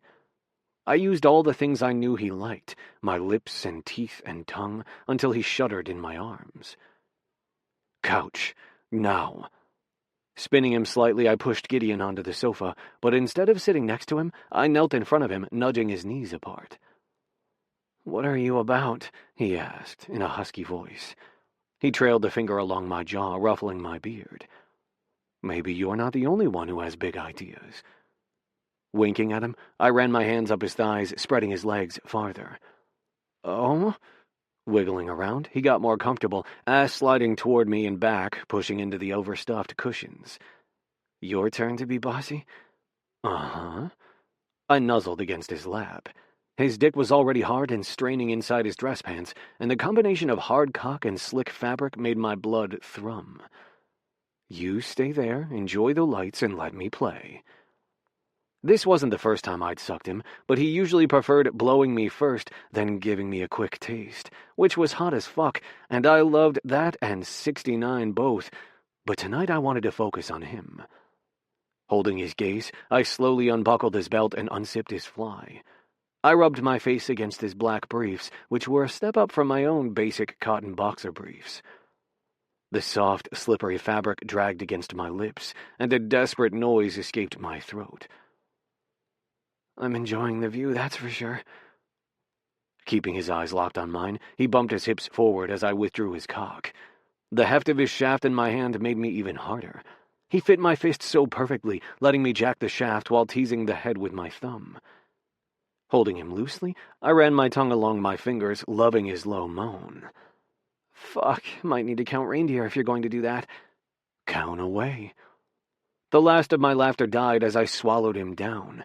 My cock ached from the weight of him on my tongue, the hint of salty pre-cum near his tip, and the soft moans escaping his parted lips. I sucked harder, trying to find a rhythm that would drive him wild without ending this too fast. So good. Eyes shutting, he tipped his head back. His hands kept drifting to my shoulder and the back of my head, but every time he flexed his fingers, he quickly drew his hands away. You can touch. Releasing his cock for a moment, I grabbed his hands, put them on my head. I'm not going to break, and it turns out I like you driving. Show me what I do to you. Yes. Gideon's voice was a mix of enthusiasm and need, and this time when I went back to sucking, his hands stayed put. It only took a few long, slow strokes of my tongue before he started pushing up to meet my mouth. I moaned around his cock, encouraging him. He tightened his grip, not painful, but enough that he could direct my rhythm and push me to where he wanted. Fuck, now I was the one who needed something to count. I held onto his thighs to avoid the temptation to jack off against his couch. I was close to the edge simply from his taste and smell, and the pressure of his demanding hands added to that. Not having to guess what he might like was fucking incredible, letting go and letting him use my mouth however he wanted.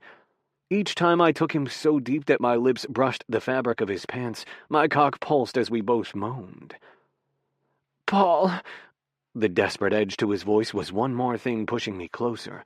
His cock grew stiffer in my mouth, thrusts more purposeful. Paul. Him chanting my name was the sexiest fucking thing ever. I retreated enough to suck in a breath. That's it. Take my mouth, baby. Seemed like he'd been waiting for that final bit of permission, despite me allowing him to set the pace, because his moans came faster now. His whole body vibrated under my hands as I took him as deep as I could, let him go as fast as he wanted. No, oh, no, coming! He held me fast as he came, filling my mouth. My own cock had never been harder, and I trembled. Swallowing, I milked him with my tongue until he finally released me and pushed at my shoulder. Wow. Wow is right. My voice was rough, dazed. I legit had to check in with my body, verify I hadn't come because it had been that near a thing. Get up here. Gideon grabbed my arm and hauled me up next to him. I wound up half sprawled, one leg up, one leg down, shoulders against his chest. Yes, bossy. I slumped against him, almost but not quite spent, but he was busy kissing my temple and undoing my fly. Just the brush of his fingers had me groaning. Fuck, your hand feels good. Yeah? Did sucking me get you close? Gideon's tone was as demanding as his grip. With his free hand, he held me tightly, palm spread wide on my chest, right over my heart. Always. I wasn't ever going to get tired of blowing him, couldn't imagine a time when I didn't crave his taste. He inhaled sharply as if he was the one about to shoot. I like that. I liked Gideon, more than liked, and I needed to tell him that, but then he sped up his hand, thumb sweeping across my cockhead, and every word I knew fled, replaced by a low shout as I came, hard enough the first spurt hit my beard, and some likely got him, too. Fuck. I didn't understand how pleasure could be so much more intense with him, like he found an extra gear on my internal transmission, some sort of overdrive button that belonged to him and him alone. Jesus. Oh, you were worked up, weren't you? He sounded very pleased with himself indeed, and I had to laugh even if it came out more like a squawk. Chuckling along with me, he stroked my chest. More wow? All the wow. Sighing happily, I adjusted my position so my head was more comfortable against his chest, both legs outstretched. My nice shirt was a wreck, but I was in no hurry to clean up. Don't boot me out too fast. Not sure I can walk after that. Nah. He kissed the top of my head. Stay cozy for a bit. Enjoy the lights. I am. I gazed up at him, admiring the way his cheeks were still pink and flushed, hair a little sweaty, eyes glassy.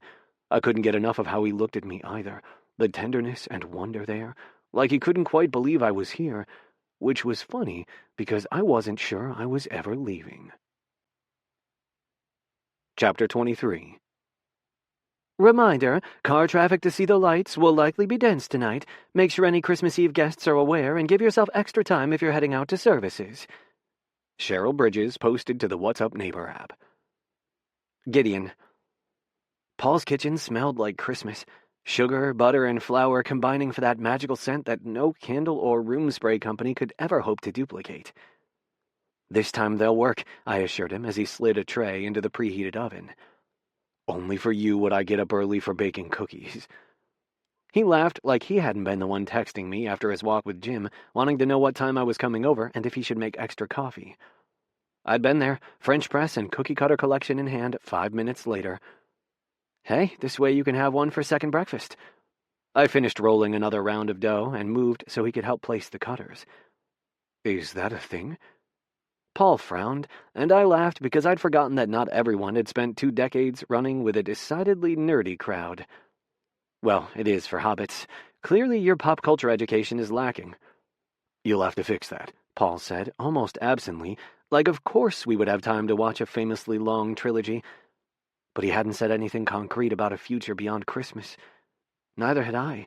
This was too good to jinx, but it had certainly felt like a date last night, and he'd seemed genuinely disappointed I hadn't slept over, not to mention how he'd steamed up my living room with that epic blowjob.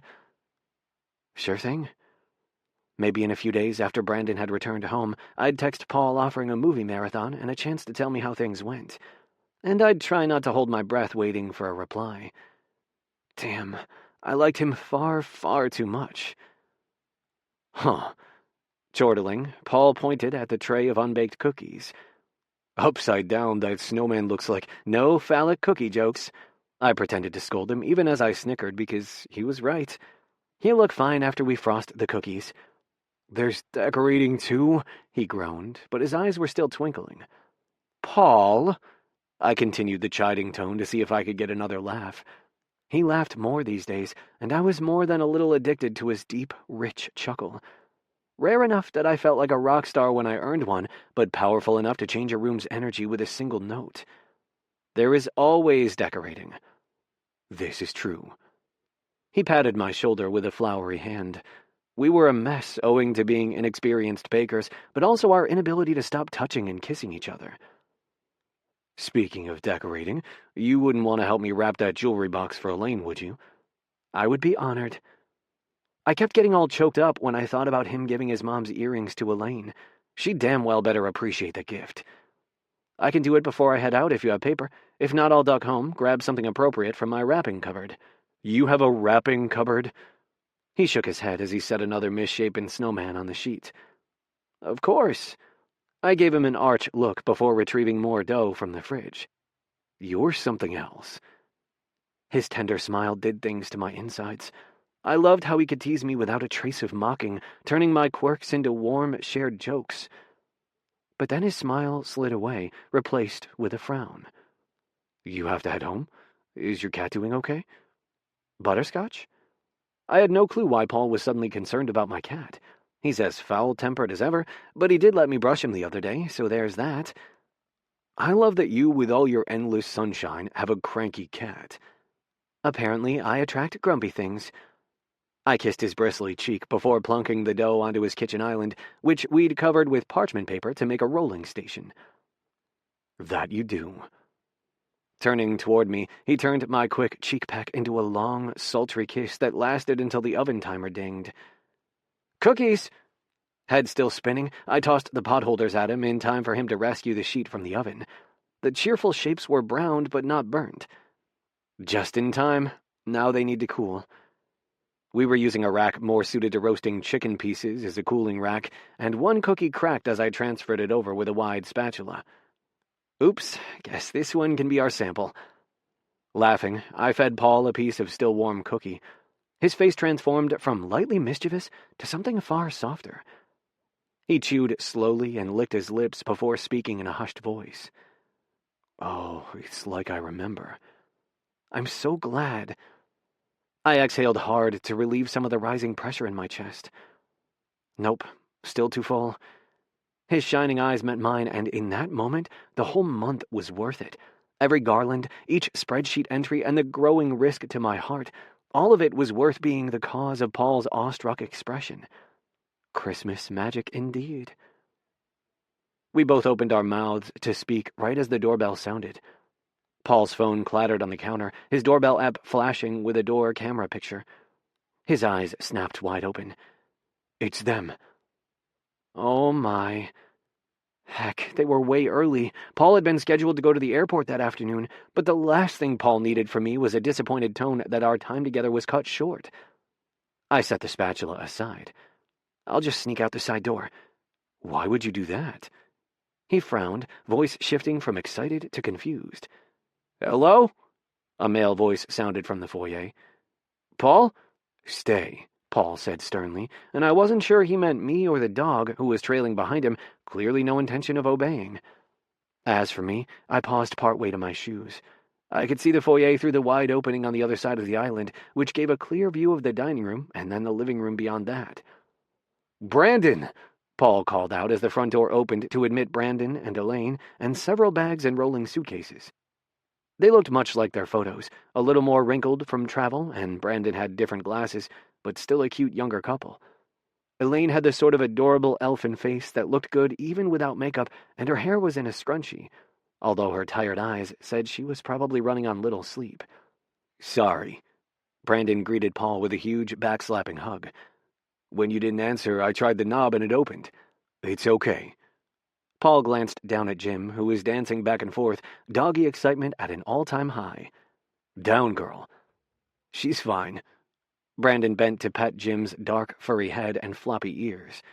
What a good puppy. You have company. Elaine's eyes went wide as she caught sight of me, and then all three of them were turning toward the kitchen. Oh, fuck. I was in my socks, dusty with flour, smudged glasses, and undoubtedly sporting beard burn from the earlier kissing. Oops. Brandon's cheeks went pink. I thought we'd save you the airport trip and surprise you when we scored an earlier flight. Elaine loves trains, so I figured we'd catch it instead. That's fine. Paul didn't seem nearly as uncomfortable as I would have expected, smiling even. I wanted you to meet Gideon anyway. Say what now? Paul wanted what? I blinked, then blinked again. Brandon's jaw dropped as if he were preparing for a tonsil exam. You have a boyfriend? Chapter 24. Christmas Eve miracle needed. My trusty food processor bowl cracked. Anyone have a spare one I could borrow until my replacement bowl gets here in 2 days? Molly Reed posted in the What's Up Neighbor app. Paul. You have a boyfriend? My brother looked exactly as he had working on his first science fair project, a thing involving polymers that had been beyond me even back then, but I'd never forgotten Brandon's wide-eyed wonder and joy at the discovery. Apparently, the idea that I might date was equally as astonishing, even to the genius. Something like that, I hedged, because this was not exactly how I'd pictured introductions going. Even if the dating part shocked him, Brandon had known perfectly well that I was gay, so it was more Gideon's reaction that was giving me pause. His expression was a mirror of Brandon's, only with a touch more horror, like this boyfriend business was a surprise to him as well. Exactly what did he think we were doing here? But I couldn't exactly ask him that with him halfway across the house. Gideon is the neighbor, he supplied helpfully as he left the kitchen to come into the living room. I was going to say new. Neighbor, as if. The guy had been legit happy when he thought I'd elevated him to friend. I wasn't so scary and grumpy that he'd assumed I'd try to pass him off as a mere acquaintance, was I? I knew Gideon by now. He was only saying neighbor to try to spare himself the pain of me saying it first, but hurting him was the absolute last thing I wanted to do. Oh. Gideon shut his mouth in a hurry, but the corners twitched like he might be pleased and was trying to hide it. Brandon had no such issue hiding his feelings, because he was grinning like it were the best entertainment he'd had in months. So your new boyfriend is the old neighbor? Wait, the one who's always blocking the drive? I thought, look at that tree, Elaine said too brightly, striding into the living room. She was a lot smaller than Brandon, but she knew how to command a room. Or at least my brother, as he dropped their bags in the foyer and followed her into the living room, much better at healing than Jim even. I should have known you were seeing someone. Brandon wasn't done laughing as his gaze swept over the living room. The tree twinkled in the corner, the new couch commanded center stage with its Christmas pillows, and the mantel looked like a magazine chute. Even the TV we'd dragged up from the basement had a bow. No way could you pull off all this decorating yourself. I wasn't aware you even knew what fake snow was. Flocking, I corrected. Pardon? Brandon narrowed his eyes, and even Elaine blinked. The back of my neck heated. Fake snow. That's what it's called. Is it now? Brandon wasn't even trying to disguise how much fun he was having at this point, but proving I hadn't raised him completely in a barn, he stuck out a hand. Hi, Gideon. Further introductions were made with handshakes all around, and then the four of us stood there more than a little awkward, no one speaking or moving to sit. Do I smell cookies? Elaine asked at last. Yeah, we were almost to the decorating part, but even naked they're tasty. What had just come out of my mouth?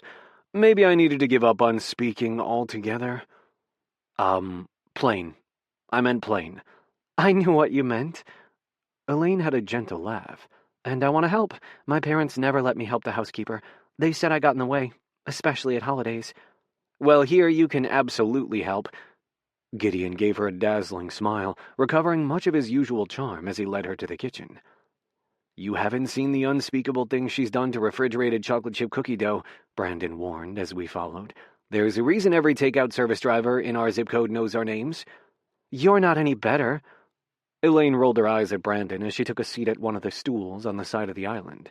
You're the one who's forgotten that hard-boiled eggs require water more than once.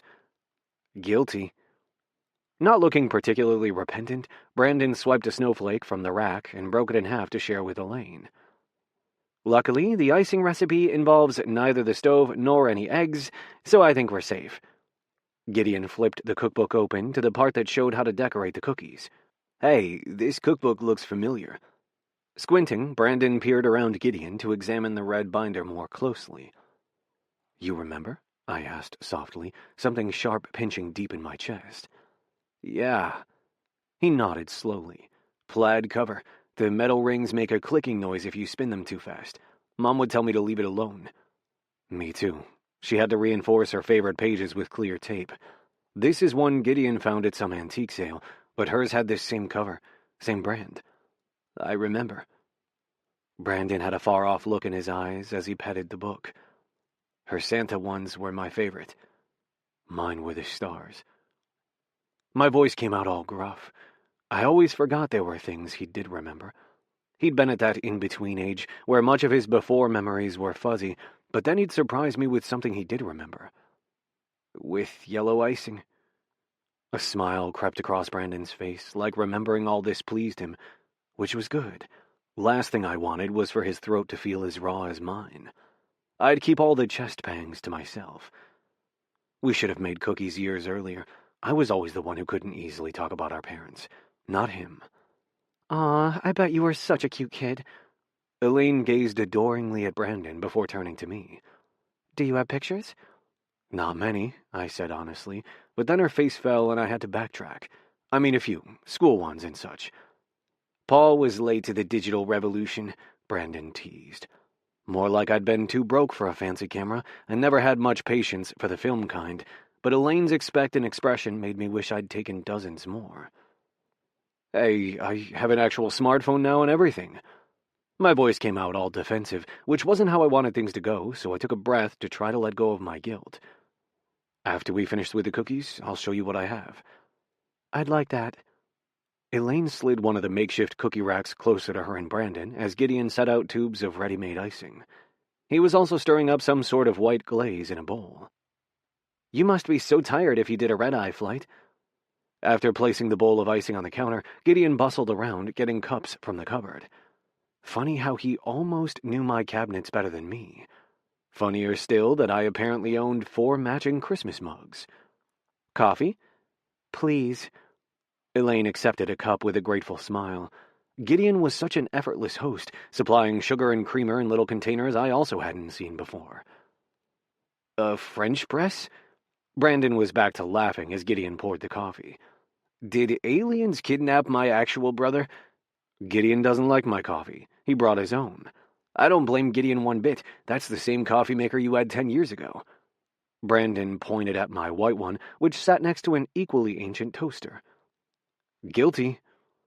The whole not sounding defensive thing was hard, but Gideon discreetly patting my arm helped. He handed me a coffee, and the strong brew coupled with the distraction of cookie decorating helped me to relax more. Watching Elaine and Brandon was cute, the way they worked together. I can slip out when you help them take their luggage up to the guest room, Gideon whispered as he added silver sprinkles to the white glaze I'd spread on a snowflake. What? Why? The sprinkles looked good, and I turned the plate so the other cookie I'd iced could get some. Gideon wasn't making a ton of sense. You said the cat was fine, so why all this hurry to leave? I don't want to hone in on your time with your brother. Ah, now it made more sense. He was worried about feeling like a fifth wheel. I patted his hand, but he continued to protest. It's Christmas Eve. It should be a family thing. I need you here. I had a feeling that I want wasn't going to get me very far with Gideon and his weird sense of nobility, but he couldn't argue with I need, and I did. No way could I enjoy myself knowing he was alone over at his house. Oh. His mouth made a perfect circle before he nodded. I suppose I can help. That wasn't at all what I'd meant, but before I could explain that I needed more than simply his hosting skills, Elaine interrupted, holding up a cookie. Gideon, do you have blue icing? This guy wants a blue sweater. Absolutely. Gideon passed her the tube of blue. Your snowman is too cute to eat. Elaine always has an eye for detail. Brandon rubbed her shoulder. She'll like the soap then, I said absently, which got me 2 blank stares from Brandon and Elaine. Paul and I disagree on the importance of things matching. Gideon swooped in to explain. I had some fun with the guest bath's decor. You'll see. I'm team matchy-matchy. Elaine gave a delicate laugh as she finished her perfect snowman and set him aside. I had too many years with Paul to notice matching. Give me functional. Brandon's gingerbread man-shaped cookie had buttons in some unfortunate places, and I laughed even though I wasn't sure whether that was a dig at me. Of course I'd valued functionality. I had a kid growing like a weed, too many bills and not enough time. Back to decorating, I leaned closer to Gideon to whisper, See, I need all the help I can get. You're doing fine. Gideon didn't even look up from arranging finished cookies on Mom's platter, which he'd washed earlier like he was handling a newborn infant. I had a lot more I wanted to say to him, but my heart was closing off my throat again, so it would have to wait. Let's take the cookies and coffee to the living room, Gideon suggested as Brandon and Elaine finished their rack of cookies. Dutifully, we all followed orders and trooped into the living room. I found a seat in one of the side chairs, but Elaine took a moment to more closely examine the tree. A train! She bent to look under the tree, and Brandon followed suit. Oh, I love it! Gideon shot me an I told you so look, and I made a mental note to tell Brandon about Gideon's idea for the ring to be riding on the train. Candy canes! Brandon beamed as he snagged one from the coal car as Elaine set the train to chugging around the tree. You remembered! He went through 2 boxes last year on his own. Elaine's tone was fond before she straightened and started examining the homemade ornaments. Show me which of these you made. Dude. Brandon looked back at me. You kept my craft stick creations? Yeah. I shifted in my chair, but something strange happened to Brandon's face. A soft expression I wasn't sure I'd seen before. Thanks, he said quietly. Huh. Apparently Gideon had been right there, too. He'd been correct about almost everything, and I was going to give him a proper thank you the moment we were alone. Chapter 25. This traffic is worse every year. It took us over 10 minutes to reach our own house. Unacceptable. Ernest Morrison posted to the What's Up Neighbor app. Gideon. It was cute the way Paul was so sure he needed me to keep things running smoothly, and I did make a lovely charcuterie board for lunch, but need me? Nah, he'd been fine, winning big points with Elaine by producing a faded album with Brandon's school pictures, and falling into an easy conversation with Brandon about which college games they were following. He didn't need me, but as long as he believed it, I was staying. Thought I'd find you here.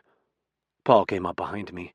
I'd snuck off to his bedroom to wrap his present to Elaine while the 3 of them were watching an old Christmas comedy after lunch. She'd talked the guys into a movie instead of a sporting event, and when I'd last seen him, Paul had seemed half asleep. But he was wide awake now, holding me close, and I couldn't help my happy sigh. Needed to get your wrapping done. I leaned into his hug, folding his arms tighter around me. I might as well enjoy this while I had it. It looks nice. Releasing me, he moved so he could touch the present on the bed. Is that fabric or paper? Fabric. Forgot I brought over some tea towels I never found a purpose for. Makes for an extra special look, especially when coupled with this velvet ribbon left over from decorating. It does. You're so good at details. He looked at me with enough wonder to make me feel like the grand champion of wrapping. I wanted to volunteer to handle all his future wrapping needs, but wasn't sure if I could play that off as a joke, so I simply nodded. Thanks. I was beginning not to know what to make of Paul's praise. I wasn't that extraordinary, simply an organized person with a side of too much free time for shopping. But when he looked at me with his eyes shining and lips parted, I felt truly special. And when he kissed me, soft and sweet, I almost believed it. This particular kiss was all the sweeter for its unhurried vibe. No mad dash to the bed, simply Paul saying thank you, and melting all my circuits in the process. His tongue met mine, making me reconsider that no-bed stance. But before I could tumble us onto the blanket, a voice made us spring apart. Oops, not the bathroom. Brandon's blush was so deep it was almost purple. I'd been so wrapped up in the kiss, I hadn't even registered the door opening. Second door, not the third. Paul didn't seem particularly embarrassed, unlike me. I sputtered like a teen caught in a cinch by parents, not a 40-something guy totally chill with being discovered kissing his... whatever Paul was. Something like that, Paul had said, which wasn't the same as my boyfriend, but it also wasn't not my boyfriend either. New. I was new. Fitting, because everything felt brand new with Paul, so fresh it was both scary and wonderful in its unfamiliarity. Do, you need help with dinner? Brandon was still blushing. Not that there's any rush. You can resume, or not, none of my business. I had to laugh, because it was nice not being the only flustered one. We'll handle dinner. Smiling, Paul waved Brandon away. I've got Gideon to help. He had the menu and the recipe in the spreadsheet. He didn't need me, but I still straightened my spine, tried to look useful, grateful for the excuse to stay. Yep, we've got it. You should watch the sequel movie next. It's better than the original. Okay. Brandon seemed more than a little relieved to be off the hook for helping. After dinner, let's walk to see the neighborhood lights. Excellent idea. I nodded before I realized I'd essentially invited myself along, but Paul was nodding too, so I didn't take it back. And dinner went splendidly. Paul and I cooked together like we'd been doing Christmas Eve for years. Me chopping, him searing, the sounds of the movie a comforting soundtrack, almost like I'd been here before and would be again. Dinner conversation was also easy. Because Paul didn't actually need me playing host to ensure things went well, it was nice to simply hang out, no requirement to be quick with a joke. With certain friend circles, I always felt this pressure to perform, be witty, be the one with the tastiest dish, the funniest one-liner, earn a repeat invitation. But here I felt less like a guest and more part of the group.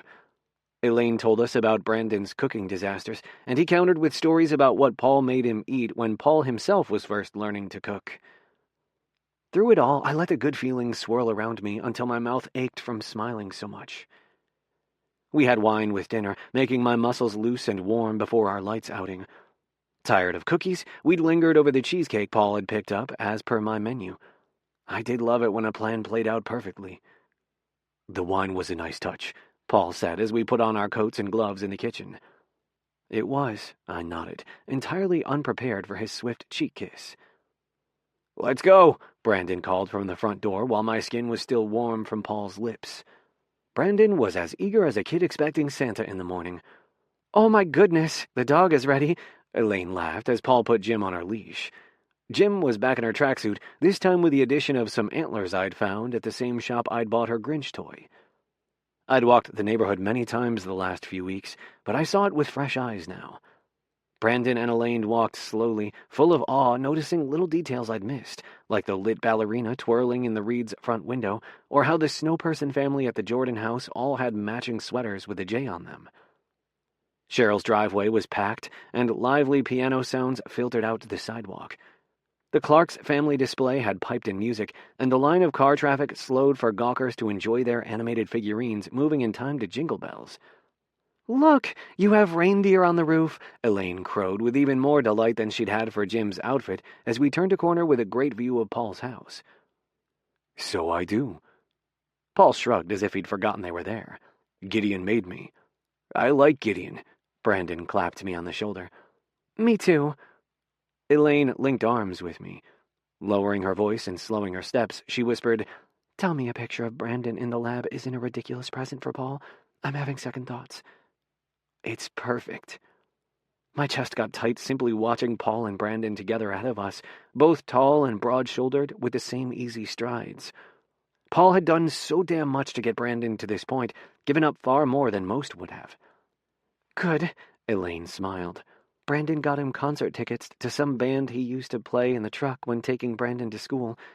There are 2 tickets, although we both joked he'd give the second one to Jim. Also perfect. I kept my voice light.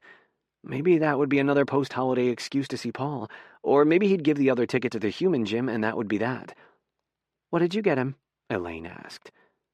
I actually had something, but I hadn't been sure about whether to give it or not. A surprise? Ooh, a private one? Her eyes danced like the gold lights of the house ahead of us. Not that kind. I blushed harder than I would have thought possible. Darn. She laughed and swung my arm. We're both so happy for Paul. Seriously, Brandon worries about him all alone and broody. He does do grumpy well, I agreed as we caught up to him and Brandon, who had slowed to wait for us.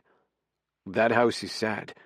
Brandon had stopped in front of the Morrisons' house, and Paul was also frowning up at its dark facade. Yup. As always, I saw both the current state of the house, with the deteriorating exterior and the darkened windows, and the past with what had once been every room lit and a huge tree in the front bay window. So many times I had played the what-if game, standing here, deciding what I would do if I'd ended up with the place. I let out a little sigh, and it was Paul, not Elaine, who took my hand and held it fast. Tell them about your grandparents, he urged, as we resumed walking.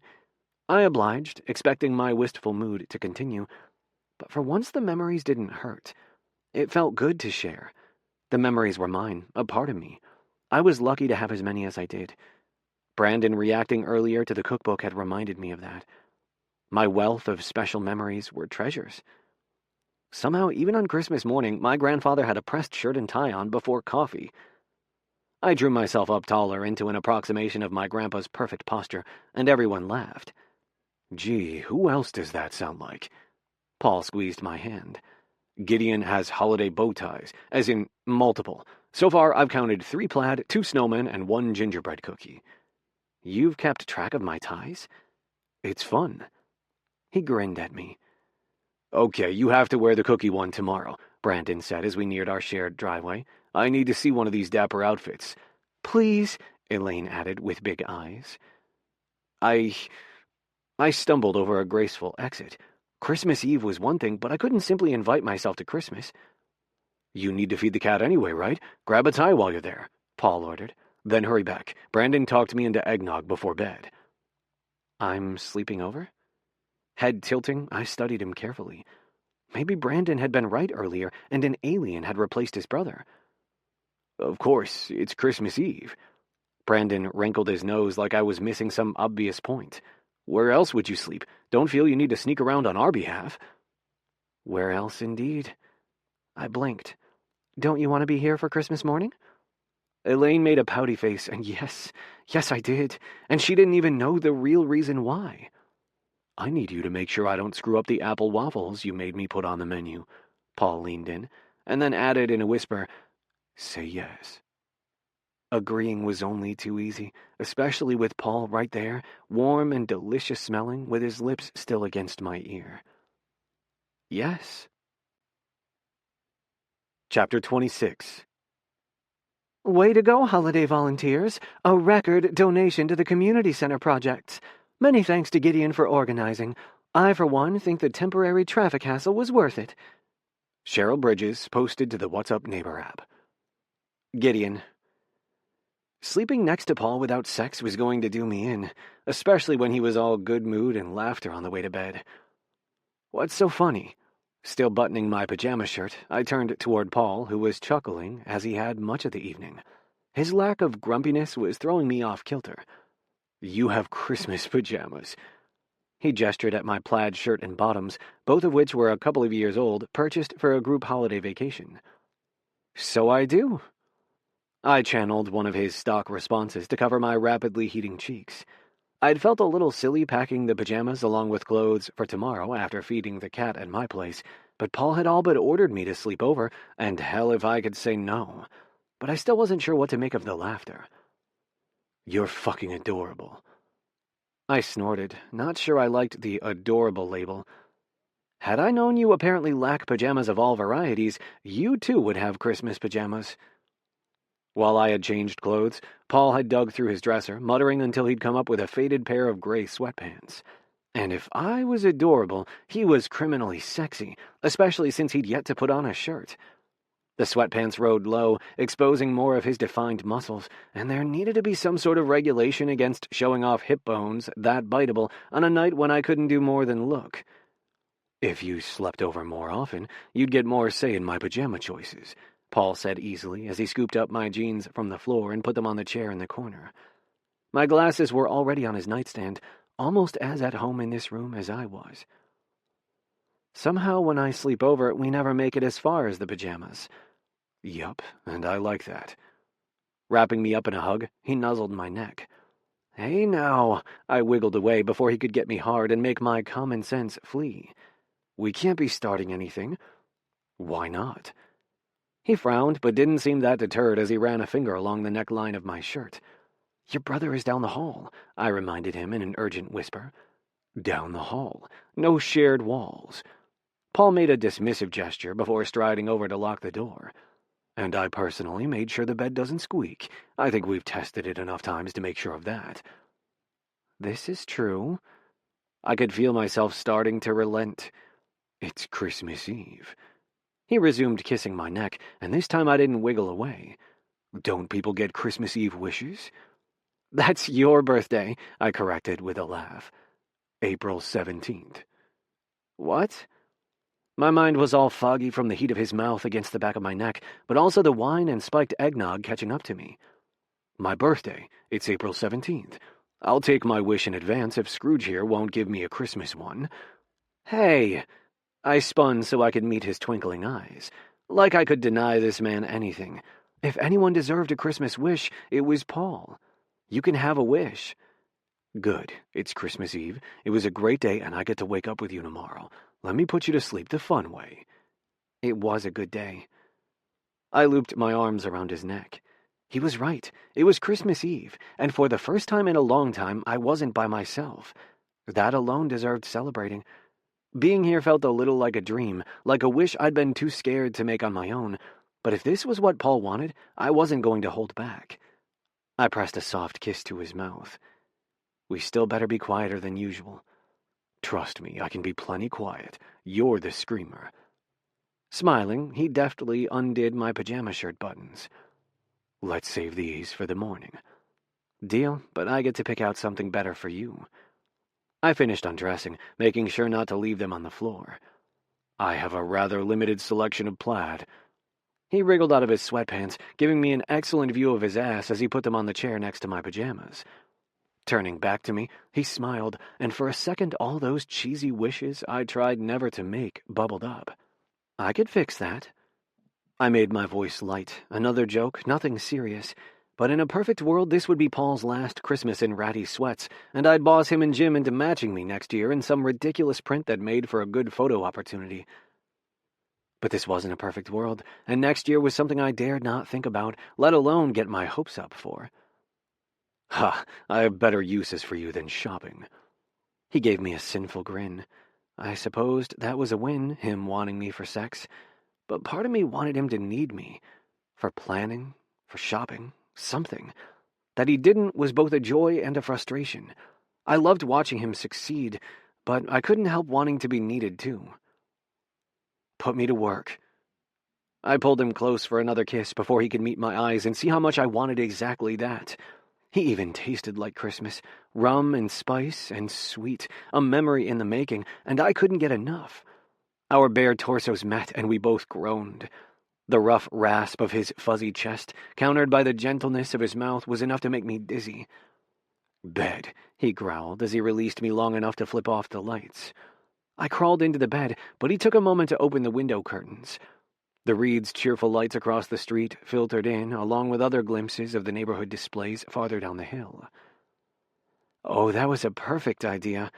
I grinned as he slid in next to me under the covers and gathered me close. I'm thanking the Reeds for their lights. Uh-huh. Put that thank you on the app you all use. Sure. Thank you to the Reed family for inspiring Paul to... I trailed off on a gasp as he lightly bit my shoulder. Go on. He licked where he'd bit before dropping kisses on his way back to my neck. Thank you, just that. Thank you. I meant him, not the Reeds, and he seemed to get that as he snuggled up tighter along my back. That's my line. You made a great night for Brandon and Elaine. You did that. I was just along for the ride.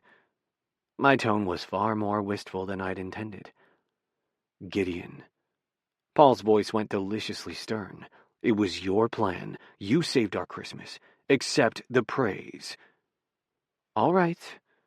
Arguing wasn't what I wanted to do right then, not with his hard cock against my ass and his voice all warm in my ear.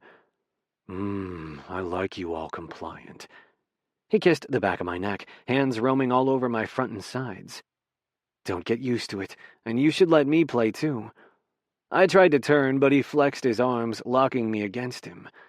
Damn, displays of brute strength had never done it for me before, but apparently Paul going all He-Man on me was my new favorite thing.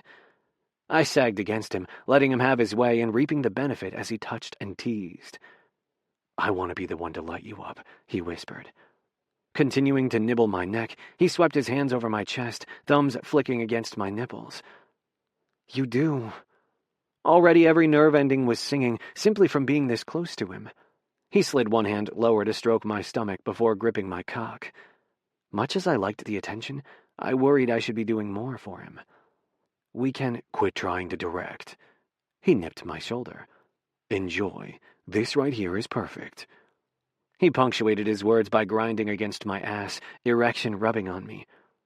Hard to argue with that, I snickered. Tip your head back. Wanna kiss you. Licking my ear, he made a happy noise when I complied. His mouth found mine there in the dark, outside lights dancing over us, and it was indeed perfect. His kiss, hot and urgent, his hand on my cock, sure and strong, his thrusts against me purposeful and possessive. Oh, I like this. I let out a breathy laugh against his lips. Don't sound so surprised. He kissed the side of my face before shifting slightly so that his cock rode between my thighs, dragging against my crack and balls in a way that made electricity zoom up my spine with each thrust. I'm definitely lit up. I tried to laugh, but it came out more of a moan when he tightened his grip on my cock. Fuck! Shush. Oops. I turned my head so I could bury any more noises in the pillow, and we lay like that for several long minutes, him moving against me while stroking my cock with long, leisurely pulls. I tried to lie back and let the pleasure gather slowly, but it was all too good, and eventually I started pushing back against him. Gideon, he whispered desperately against my neck, you're going to get me off. Yes, please. Usually I'd be the one in control of the pace, and being at his mercy was surprisingly sexy, waiting for him to let go. My cock was desperate for him to speed up his hand, but patience was its own kind of tortuous pleasure. You too. And like he'd read my silent pleas, he did increase his rhythm, thrusts harder, hand faster. Come on. Like that, I whispered, my breathing as harsh as his.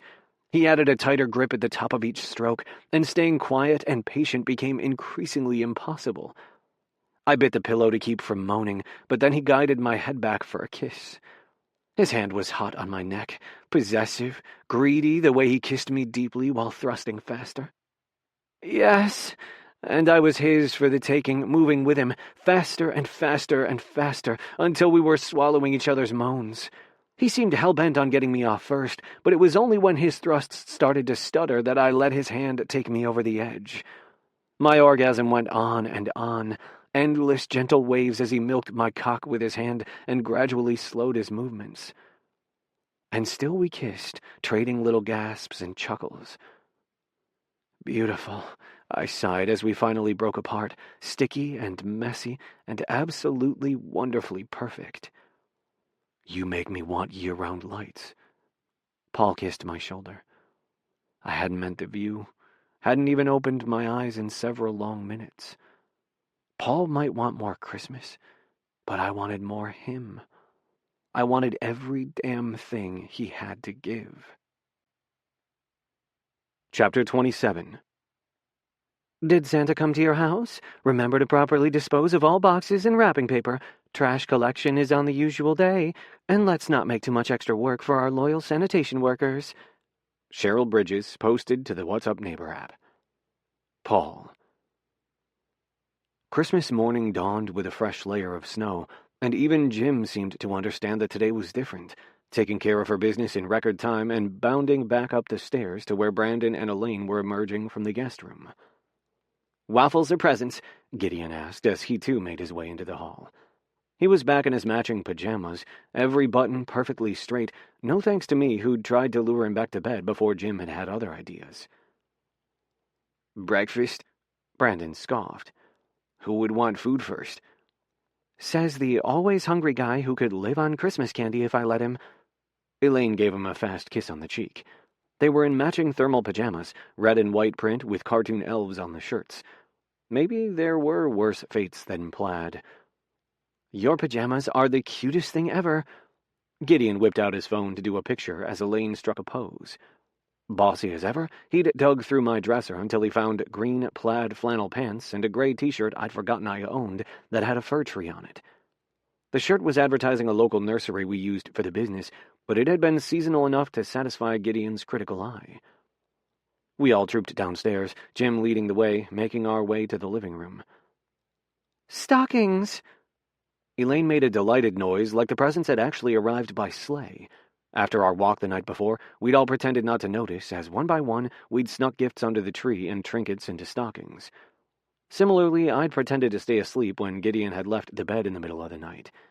I'd done my own Santa work while Jim had been outside, and I was rather proud of the fact that I'd thought to tell Gideon to grab a stocking from his place. That had earned me an eye roll, but it was worth it to see all four in a neat row on the mantel. "Santa came!"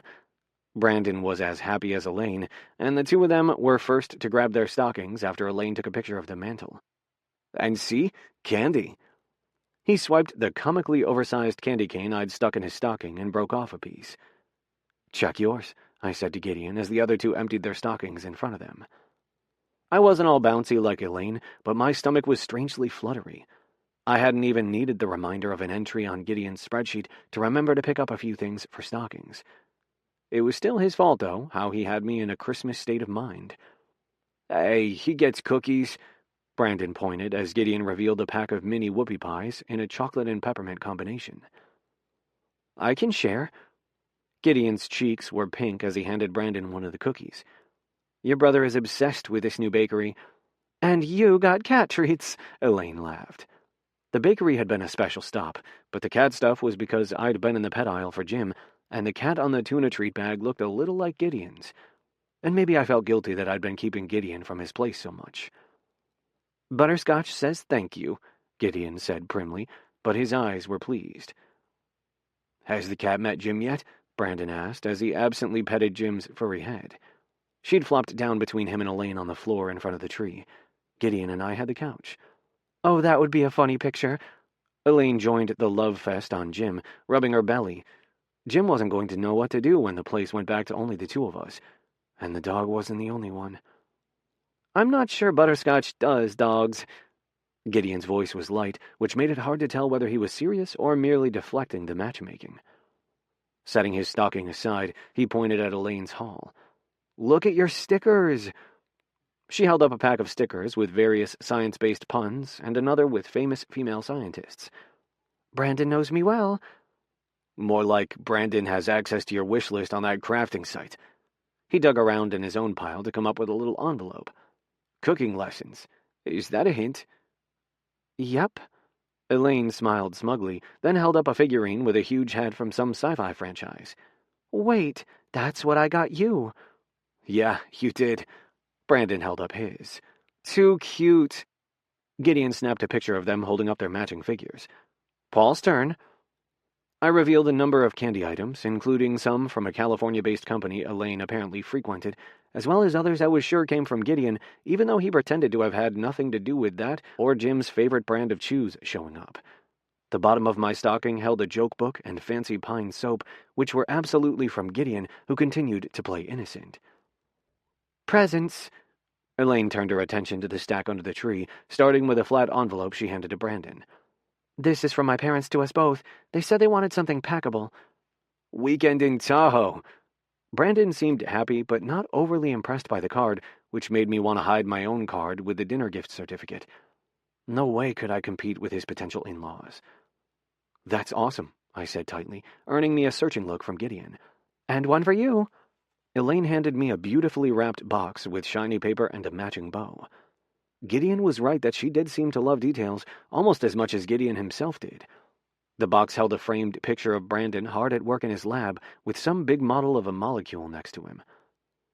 "I wasn't entirely sure what to get you, but the frame seemed so perfect." The wide frame had a poem off to the side about gratitude for support, more the sort of thing a kid might give a parent at graduation. I had a feeling it was far more her idea than Brandon's, but he was nodding along with Elaine. I wanted to name a particle phenomenon for you, but then Elaine showed me that on her craft site, and I decided something for the mantle might be more practical. You don't have to name something for me.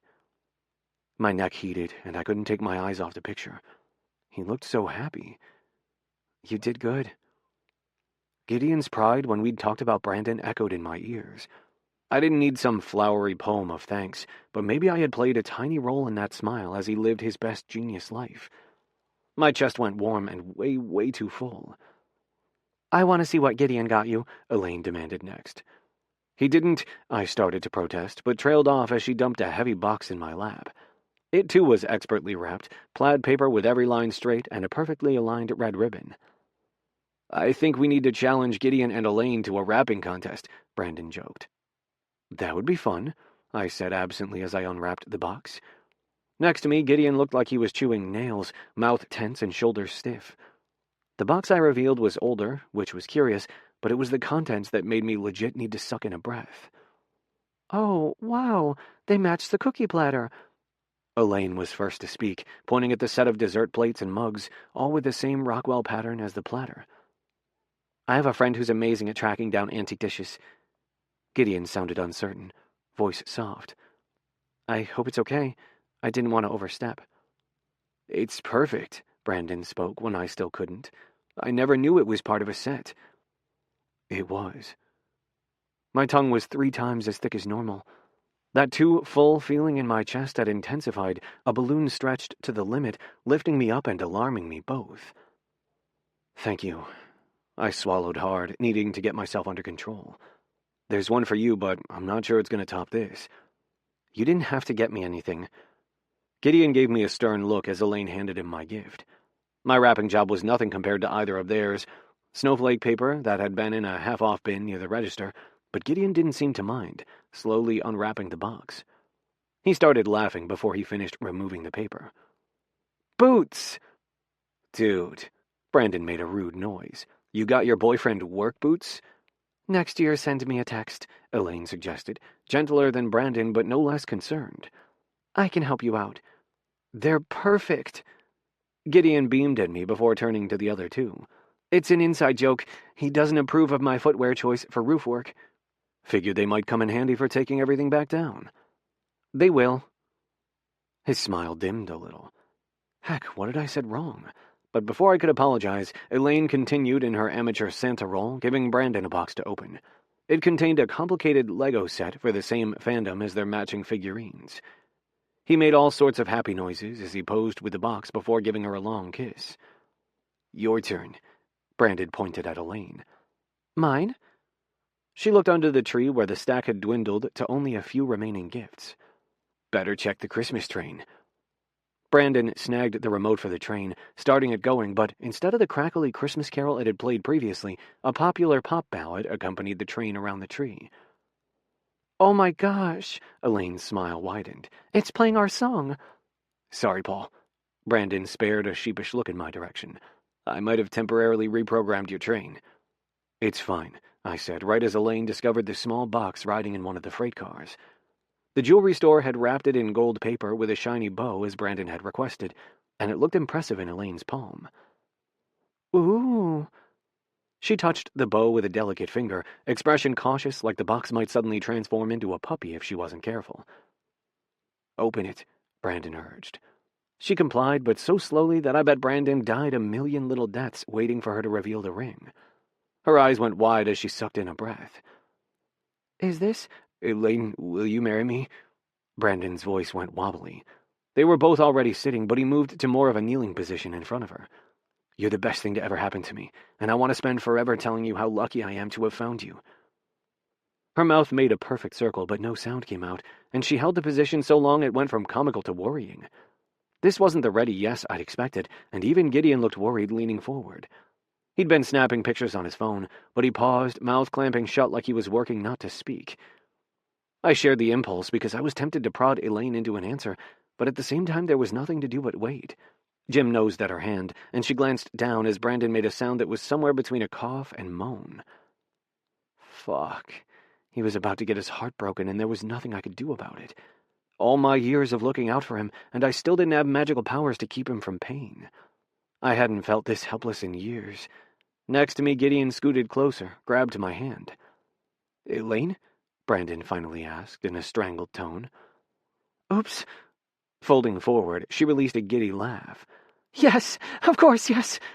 The entire room exhaled, relief sweeping through the space so swiftly I swore the tree branches swayed. My eyes were burning. That never happened. Ever. Gideon squeezed my hand. "You sure?" Brandon's voice was soft as fake snow. "Yes, sorry, I've played this out in my head so many times." She was still laughing, a sort of near-hysterical giggle.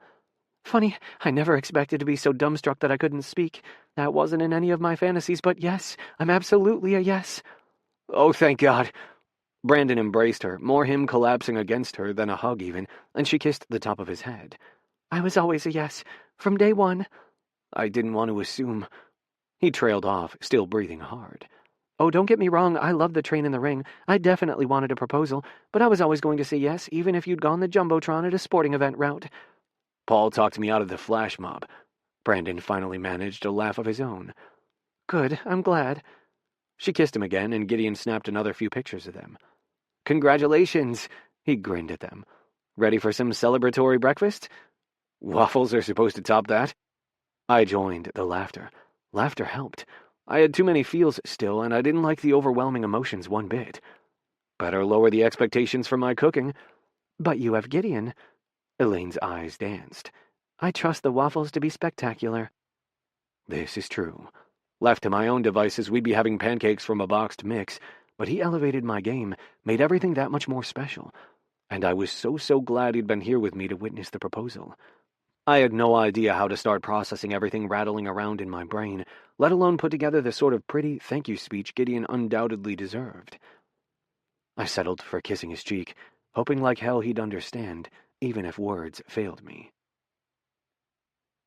Chapter 28.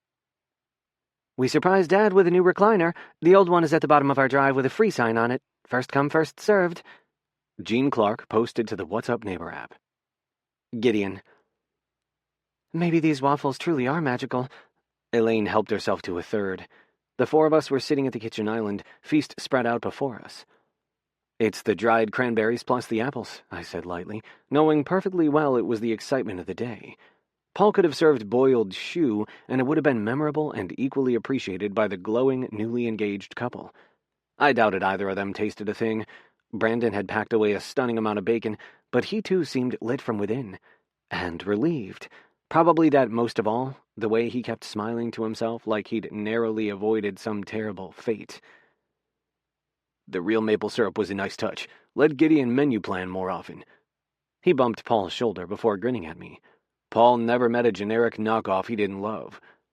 "Paul is impressive with the budget. Fake syrup probably meant more science fairs for you." I kept my voice easy, but I gave Brandon a pointed look. He was a great guy, and no doubt as smart as advertised, but he was also remarkably clueless to all Paul had given up for him. The photo from Elaine had been thoughtful, but a few lines of poetry weren't the same as truly appreciating Paul's sacrifices on a meaningful level. "Oh, yeah." Brandon at least had the grace to blush. Things were tight before Paul got his first house, especially. The apartment was so teeny that even that little tree of ours seemed huge. Paul tried, though. Every year we'd drive around for hours looking at lights. I dragged Elaine out last year to see the lights in the suburbs near the university, but it wasn't the same. "What? No stack of candy canes and cheap hot chocolate to keep you company in the back seat?" Paul teased, but his mouth was tight. I hope he wasn't irked at my prodding Brandon, but it had needed saying. He'd done so much, and my heart broke every time I pictured him and Brandon alone for Christmas, Paul doing the best he could. Brandon damn well better name a phenomenon for him. He deserved it. "Elaine lets me have extra marshmallows. But I mean it. I missed this." "Don't go getting sappy," Paul ordered. "We all know you're not trading in all that sunshine." Brandon glanced at Elaine. "You never know." "I know it's a tight market for professors, but you both aren't going to have a problem finding offers." Paul sounded so resigned that it was a good thing he was out of arm's reach from me, because the man needed a good shaking. "You—" Brandon started, but Elaine tapped her lips and he changed directions. "We'll see." He shrugged, but now I was curious. Paul simply needed to tell them he wanted them to job hunt on this coast. But of course he wouldn't. Stubborn man. Is it weird that I totally want to go out and get a big stack of wedding magazines? Elaine asked, in a clear bid to change the topic. You're going to be a bridezilla. Leaving his seat next to Paul, Brandon stood behind her and rubbed her shoulder. You can even drag me to one of those wedding showcase events back home. I don't mind, just remember to say I do. I will. She smiled brightly. I won't keep you waiting again, promise. I'll write my vows on cue cards. You better. Brandon kissed the side of her head, dopey grin still firmly in place. They were so in love it hurt, and those few moments when I'd thought she'd been about to say no had been terrifying. It would have crushed Brandon's whole world. Honestly, his bravery was admirable. Putting one's heart on the line was a risk worse than skydiving, if you asked me. No, thank you. Even secondhand, the terror had been palpable. But then she'd said yes, and he'd smiled, and maybe for an instant I had wanted something. I still wasn't sure, only that Paul's hand in mine had been the only thing keeping me from shattering from the emotional jolt. Even now I felt rather fragile, a coffee cup repaired too many times, not to be trusted. You should use the song Brandon made the train play at the wedding. Trying to distance myself from my muddled thoughts, I started clearing away the breakfast dishes and packaging up the leftover food. Yes! Elaine beamed at me as she took a stack of plates to the sink. You're the best with details. You're the one who can see discrepancies in subatomic particles, I teased as I wrapped up the leftover waffles. I don't know what sort of dress I want yet, but I can't wait to wear those earrings. Elaine touched Paul's shoulder lightly as she scooped up the syrup container. You don't have to wear them for the wedding. Paul's cheeks turned ruddy, and he looked down at his hands. I want to. Something old, something new, something borrowed, something blue. She counted off the old saying on her fingers. The pearls will be good luck. Thank you again. She'd said it earlier when Paul had given her the box, getting misty eyes and waving her hands in front of her face, but I wasn't sure Paul believed her that his gesture meant a great deal. I'm happy for you both, he said stiffly, then gave a rusty laugh like he was making a Herculean effort to push off any weighty thoughts about his mom. I don't suppose I can tell you to elope? Absolutely no fun in that, Elaine laughed. But I do plan to keep it small. You're not getting out of the speech writing or the suit wearing. Brandon had a stern stare for Paul. Speech? Paul blinked. Haven't you been to many weddings? Elaine's eyes narrowed. The best man always does a toast. Brandon used a slow voice like Paul might need some extra time to catch up. And there's no one else I'd want to ask. Swallowing audibly, Paul nodded. I'd be honored. Good. Brandon clapped him on the shoulder, giving a hearty laugh exactly like Paul when he was trying not to get overly emotional. Even if your version of a bachelor party is probably going to involve a sporting event. Better that than my taste in strippers, Paul deadpanned. True. Brandon laughed so hard his eyes shined. And you'll survive the tux. I promise nothing too out there. If Gideon can wear a bow tie, so can you, Elaine tittered. Oh. She was undoubtedly assuming I'd be Paul's +1, which I most assuredly had not been counting on. Letting me join in on Christmas was one thing. A cross-country wedding was another beast entirely. But in that instant, I saw how easy it would be to offer my help. Tux-wearing and toast-making and fancy dinner rules, I could easily wrangle another 6 months out of that sort of usefulness. Too easily. How much more would it hurt to part after the wedding when I wasn't needed anymore? It's not hard, I said, biting back the offer of help. If Paul asked, I might still say yes. I didn't trust myself to turn him down, but I could at least make him ask, not invite myself along. See? Brandon swiped the last piece of bacon from the tray before I could put it in a plastic bag. Dressing up is easy, and if you want, we can try for fall when you're less in the middle of your busy season than at graduation. Don't choose a date on my account. Paul waved away the concern as he stood and grabbed a sponge to wipe down the counter while Elaine finished loading the dishwasher. Elaine's parents likely have even more crowded schedules. My mother... Elaine shuddered. I better have date, venue, and dress picked before they're back stateside. She'll have me in a tiara and ruffles if I'm not careful. You'd look cute in a tiara, Brandon said loyally. Ha! You'd like me in anything. She patted his face with soapy fingers. You should watch a Christmas Day game with your brother while I browse wedding websites on my phone. Ah, this was where I'd need to retreat, finally head home. I shut the fridge with a decisive click, last of the leftovers stowed. I'd already put the box with my new boots near my shoes and coat. The boots had been such a Paul gift. Other people might simply say, be careful, or I don't want you to fall, but Paul actually went out and did something to try to ensure my safety. and spare him having to admit he cared about my neck. I loved the boots, even if they were a reminder that tomorrow I'd start packing the season away and everything would go back to normal. I sighed softly to myself. But right when I would have grabbed my shoes, Paul tugged me toward the living room. "Come on, I know you hate sports, but you can make fun of their uniforms or something while we relax before we have to start the roast." Oh. Apparently I was staying for Christmas dinner. I should speak up, give a polite excuse, but when I opened my mouth, what came out was, "All right, I'm good at potato peeling." "So I've heard," he said easily as he arranged us on the couch after Elaine took over one of the chairs, Brandon sprawling at her feet with a cushion, dog next to him. They sure were a cute couple.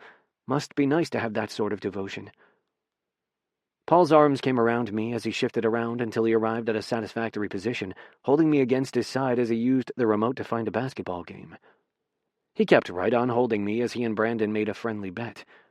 Every so often, Elaine would ask his opinion on flowers, or mine on colors, and it was unbearably cozy, the four of us hanging out like this was an everyday occurrence. I needed to go home and soon, but I seemed rooted to the couch, tangled up in Paul's limbs and my own reluctance.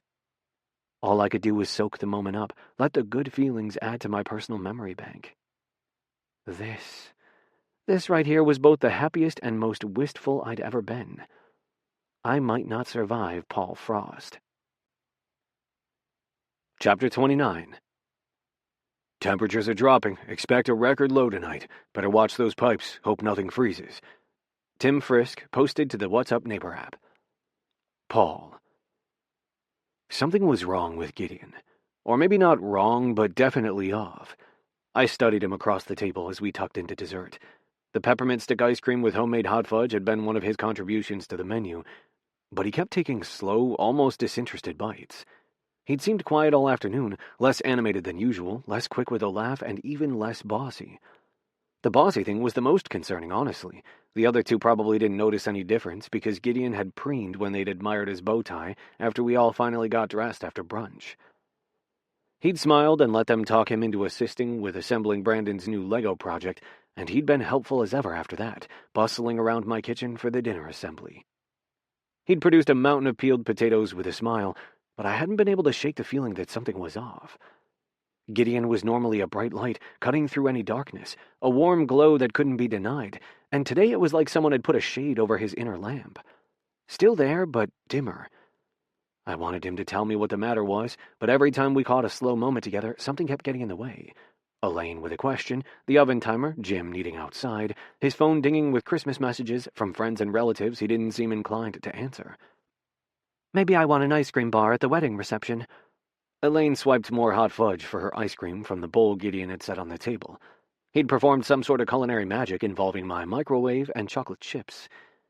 Damn, but I loved how he could elevate the ordinary. It was a unique skill set I hadn't properly appreciated before him.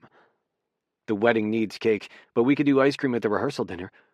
Brandon took seconds of the ice cream himself, and a waffle bar at the morning after breakfast. Oh, I love that, Elaine beamed at him. The ice cream will fit the whole fun theme of the Friday night dinner and the costumes. Costumes? I suppressed a groan. Somehow the two of them had evolved over the course of the afternoon from a small intimate ceremony and reception to an entire weekend extravaganza of events and obligations. Cosplay. All our friends are into different fandoms, so we thought it would be fun to ask people to come to the rehearsal dinner as their favorite characters. The pictures will be so fun, Elaine enthused, scooping up more ice cream to add to the river of hot fudge in her bowl. This is going to be the best weekend ever. Since you love photos so much, you totally need to do a photo booth with props and backgrounds, Gideon suggested. I've been to a couple of weddings with those. You'll love having those pictures to add to your albums. So smart, Elaine saluted him with her spoon, and he was smart. Thank God one of us knew all the wedding traditions and rules. Brandon really should have asked one of his genius friends to be best man. I was likely to stick out like a grease stain on a linen tablecloth, but he wanted me there, so I'd for damn sure do my best. You'll have to tell me what costume to get. Sure thing, Brandon said easily. I'd meant Gideon, but this worked too, as long as I wasn't left to my own devices. I'd pay good money to see Gideon as Frodo and Paul as Aragorn. Elaine was giggling so hard she had to set her spoon down. I didn't want to admit that I wasn't entirely sure who those characters were. Keep it simple. Batman and Superman. Brandon joined Elaine in snickering, but Gideon stayed quiet. Maybe he didn't like the meddling, or maybe he too lacked comic book aspirations. I'll figure something out. I made my voice stern because I didn't need them making Gideon uncomfortable, and hell, if Gideon was anti-costume, so much the better for me. Okay. Elaine was still laughing. I haven't even settled on my final colors. We've got time. Not too much time, Brandon protested. No long engagements. Don't want me getting away? She teased as Gideon started collecting our empty bowls. Nope. Brandon gave her a loud kiss before we all trooped to the kitchen to start cleaning up from dinner. We made a good team, the four of us. Elaine made an art form out of loading the dishwasher, Gideon was the expert leftover packer, I enjoyed scrubbing, and Brandon was the comic relief. You should take the cat some beef scraps as a peace offering for us keeping you all day, Elaine said to Gideon as he sliced up the rest of the roast. Maybe I'll do that after we finish cleaning up. Gideon sounded weary. I should probably get back in any event. Perhaps that was the issue. We had monopolized him for the better part of 2 days. Despite being such an extrovert, he might be the kind of person who needed alone time to recharge his batteries. God knew I usually was. Preferring to be alone with Gideon was something new, and I could certainly understand needing a break from all this togetherness without taking it personally. Heck, if Gideon did go home, I was likely to escape to my basement with Jim myself. This had easily been the best holiday I'd ever had, but it was still a ton of talking for a guy as used to his own company as I was. Take as much meat as you want. I handed him some plastic storage bags. Potatoes, too. We've got potatoes for days.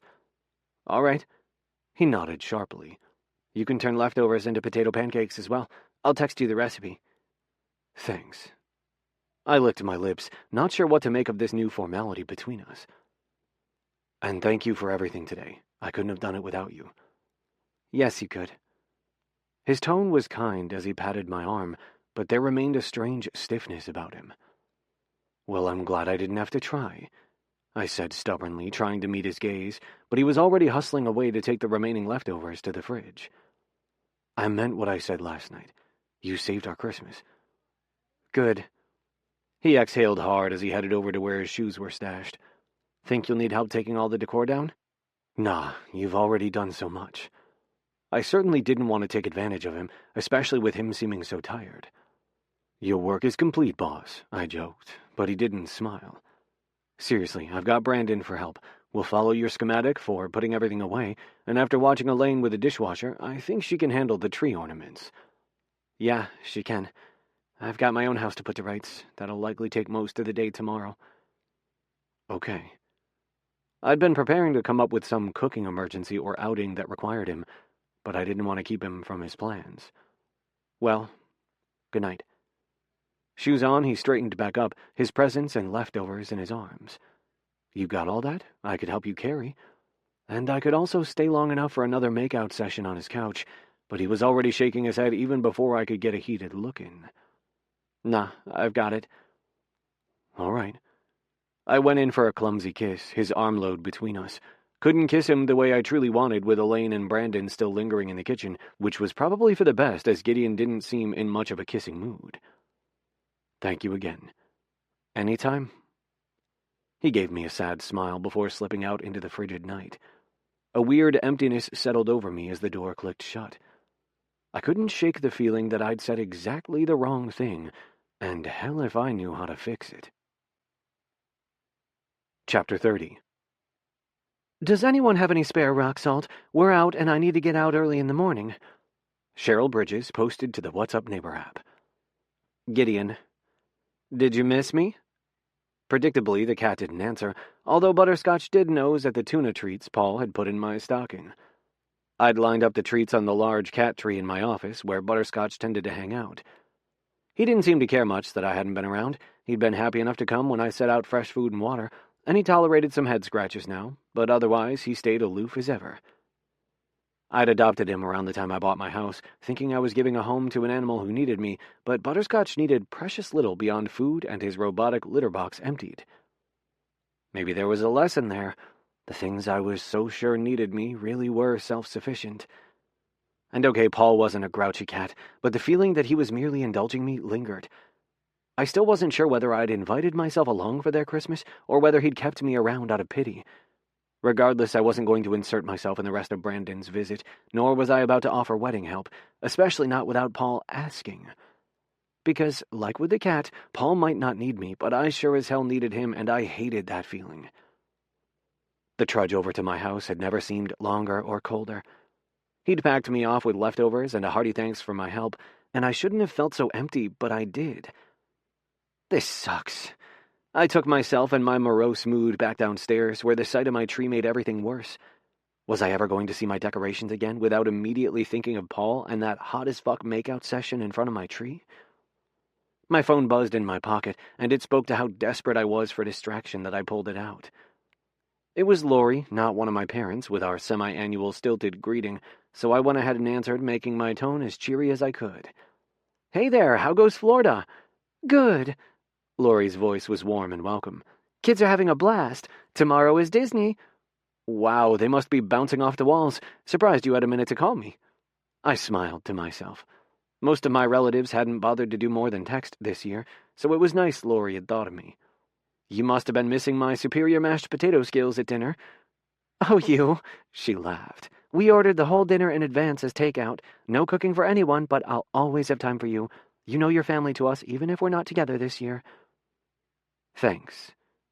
My tree twinkled in front of me, memories less sharp now. "And I want to hear all about your day, but don't let me forget that I'm also calling about a little favor." "Oh?" I should have known, and as usual I was happy to be of service, but I couldn't help my small sigh. It would have been nice had she been calling simply to check on me. "How can I help?" "I saw in the news how cold it's going to get there. Can you stop by tomorrow, check our faucets and basement, make sure nothing burst or froze?" "Absolutely." I nodded to my empty living room. The wind had already been howling when I'd made my way home. No snow, but a bitter chill. "Thank you, you're the best." There was a clicking sound on her end, probably a pen as she crossed that item off her to-do list. "I figured you'd be heading out to the clearance sales anyway." "Maybe not this year." I flopped onto my couch. I couldn't think of one item I needed or wanted that might be at a store, and even the thrill of a bargain held no appeal. "What? No shopping?" Lori scoffed. "Where is the real Gideon?" "Here. I'm fine." My voice didn't sound the finest, but maybe if I said it enough times, I'd start believing it. I just need to focus on packing everything away. "Oh..." She drew the word out all knowingly, but there was a certain long-standing sympathy there, too. "Your annual post-holiday slump happens every year." "Yeah." That wasn't it either, but it was easier to agree than to explain my jumbled-up thoughts, and I always did get down after the holidays were through and the dark winter marched on, with spring seeming so far off. But my current mood wasn't the sort of thing light therapy or other self-care could cure. "Leave the decorations up," Lori advised, voice gentle. "They make you happy. You can wait through New Year's at least." "Nah, better get them packed up. No sense in drawing it out." An image of Paul popped into my head. That was why I'd returned home rather than linger after the cleaning was through. Walking away was going to hurt regardless, but better to get it over with, and certainly better than having to wait for them to start dropping subtle hints. "It's Christmas decorations, Gideon, not a tax extension." Lori gave a long-suffering chuckle, the sort only someone who'd known me this long and well could get away with. "And you're a grown adult. If you want to eke out a little more joy from the season, do it. There will be time enough to put things away, and if you leave the lights up, well, you'll hardly be the only one." Yeah. I agreed because it was easier than arguing, but inside my mind was worrying. Should I have grabbed a little more happiness with Paul? Stored up a few more good memories? Hell, maybe I should have volunteered wedding help after all. Maybe Lori was right, and it would be better to have more nice times to look back on. There'd be plenty of time to part awkwardly later. "Worried about the neighbors complaining?"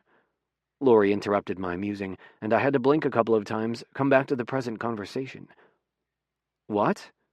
I shook my head. "Oh, the lights. No." "Ah, I think I understand now." Lori's tone was warmer now, more conspiratorial. "You struck out with a hot neighbor? Didn't have the right silver fox bait after all?" "My bait is just fine, thank you very much." I bristled, sitting up straighter, spine stiffening like the cat when I offended his dignity. "I'll have you know I had a delightful Christmas with him and his family." Oops, I hadn't meant to reveal that. Then why so glum, sweetie? Go jump his bones until your post-Christmas funk passes. Not that simple, I countered. But maybe it was. We hadn't parted badly. Paul had certainly been affectionate enough all day. I could probably wheedle a booty call out of him without much effort, put another delicious encounter in my memory bank. But every time I thought about texting him, my fists clenched into tight balls. Lori sighed heavily. You've never met a problem you couldn't overthink. I'm not even sure there is a problem, I admitted. If Paul would be happy enough to oblige me with sex, and I had the perfect excuse of the wedding to stick around and offer continuing help, maybe this pining for something more truly was ridiculous. The cat had made his way downstairs at last and prowled along the back of the couch, undoubtedly on the hunt for more treats, but he evaded my hand when I tried to give him a pat. See, there you go. Go lay out some more fox bait, Lori ordered lightly as more voices sounded on her end, typical evening chaos with the kids. I've got to go, but I'm cheering for you, and I'm here if you need to talk more. I know all about your post-Christmas crash. You can call me. I'm fine. Somehow my repetition hadn't worked yet. I still wasn't fine. You have fun at Disney tomorrow. We will. Take care, sweetie. We ended the call and I hauled myself up off the couch. I had an unopened carton of eggnog and a liquor cabinet calling my name, but when I arrived in the kitchen, a peculiar scraping sound distracted me. I went to the window where I discovered Paul in our shared driveway with a shovel and a huge bag of rock salt. As I watched, he salted not only his own walk but mine, too. Huh. Had he done that previously and I'd never noticed? Or had something changed to make him think he needed to take care of me? Perversely, I wasn't sure I liked that. Him taking care of me was perilously close to more pity. If I was Lori, I'd say he was making sure the path between us was clear, a sweet, very Paul gesture to ensure I didn't fall en route to a hookup. But my phone was devoid of messages. No request for a booty call, no suggestion of plans for tomorrow or the next day. Maybe he truly was like the cat and didn't need me nearly as much as I needed him, and that sobering thought was what kept me anchored to the spot in front of the window, keeping me from going to him. A braver man would call out to him, offer him a hot beverage to warm up, let things inevitably turn sexy from there. A truly courageous person would try talking to Paul. I wasn't brave. Not like that. But I wanted to be. Chapter 31. Hopefully this is the last night of bad traffic around here. Can't wait for the lights to come down and things to return to normal. Ernest Morrison posted to the What's Up Neighbor app. Paul. I made hot chocolate. Elaine had a steaming mug on the counter for me after I removed my boots and coat.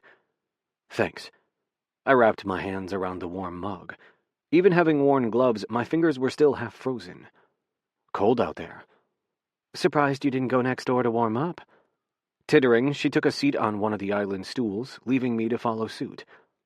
Me too. There had been a moment where I'd been sure I saw his shadow in his window, but he hadn't called out, and I hadn't gone over and knocked. I think he needed some alone time. He seemed tired after dinner. You're wearing him out. Her eyes were sly as she took a sip of her cocoa. Maybe. I didn't regret the sex one bit, but maybe I had been keeping him up late and away from his own bed more than I should have. That was what had kept me from going to him. If he needed some time to recharge, the least I could do was give it to him. I glanced around the kitchen, surprised Elaine's constant shadow was nowhere to be seen. Where's Brandon? Taking a hot shower to warm up. She pointed toward the stairs. He says his body isn't used to this kind of cold anymore. I'll turn up the thermostat. You can do that, but honestly, he probably wanted the escape. She rolled her shoulders from side to side. Like Gideon. Too many hours of socializing, and besides, he always does his best thinking in the shower. He always did love baths when he was little.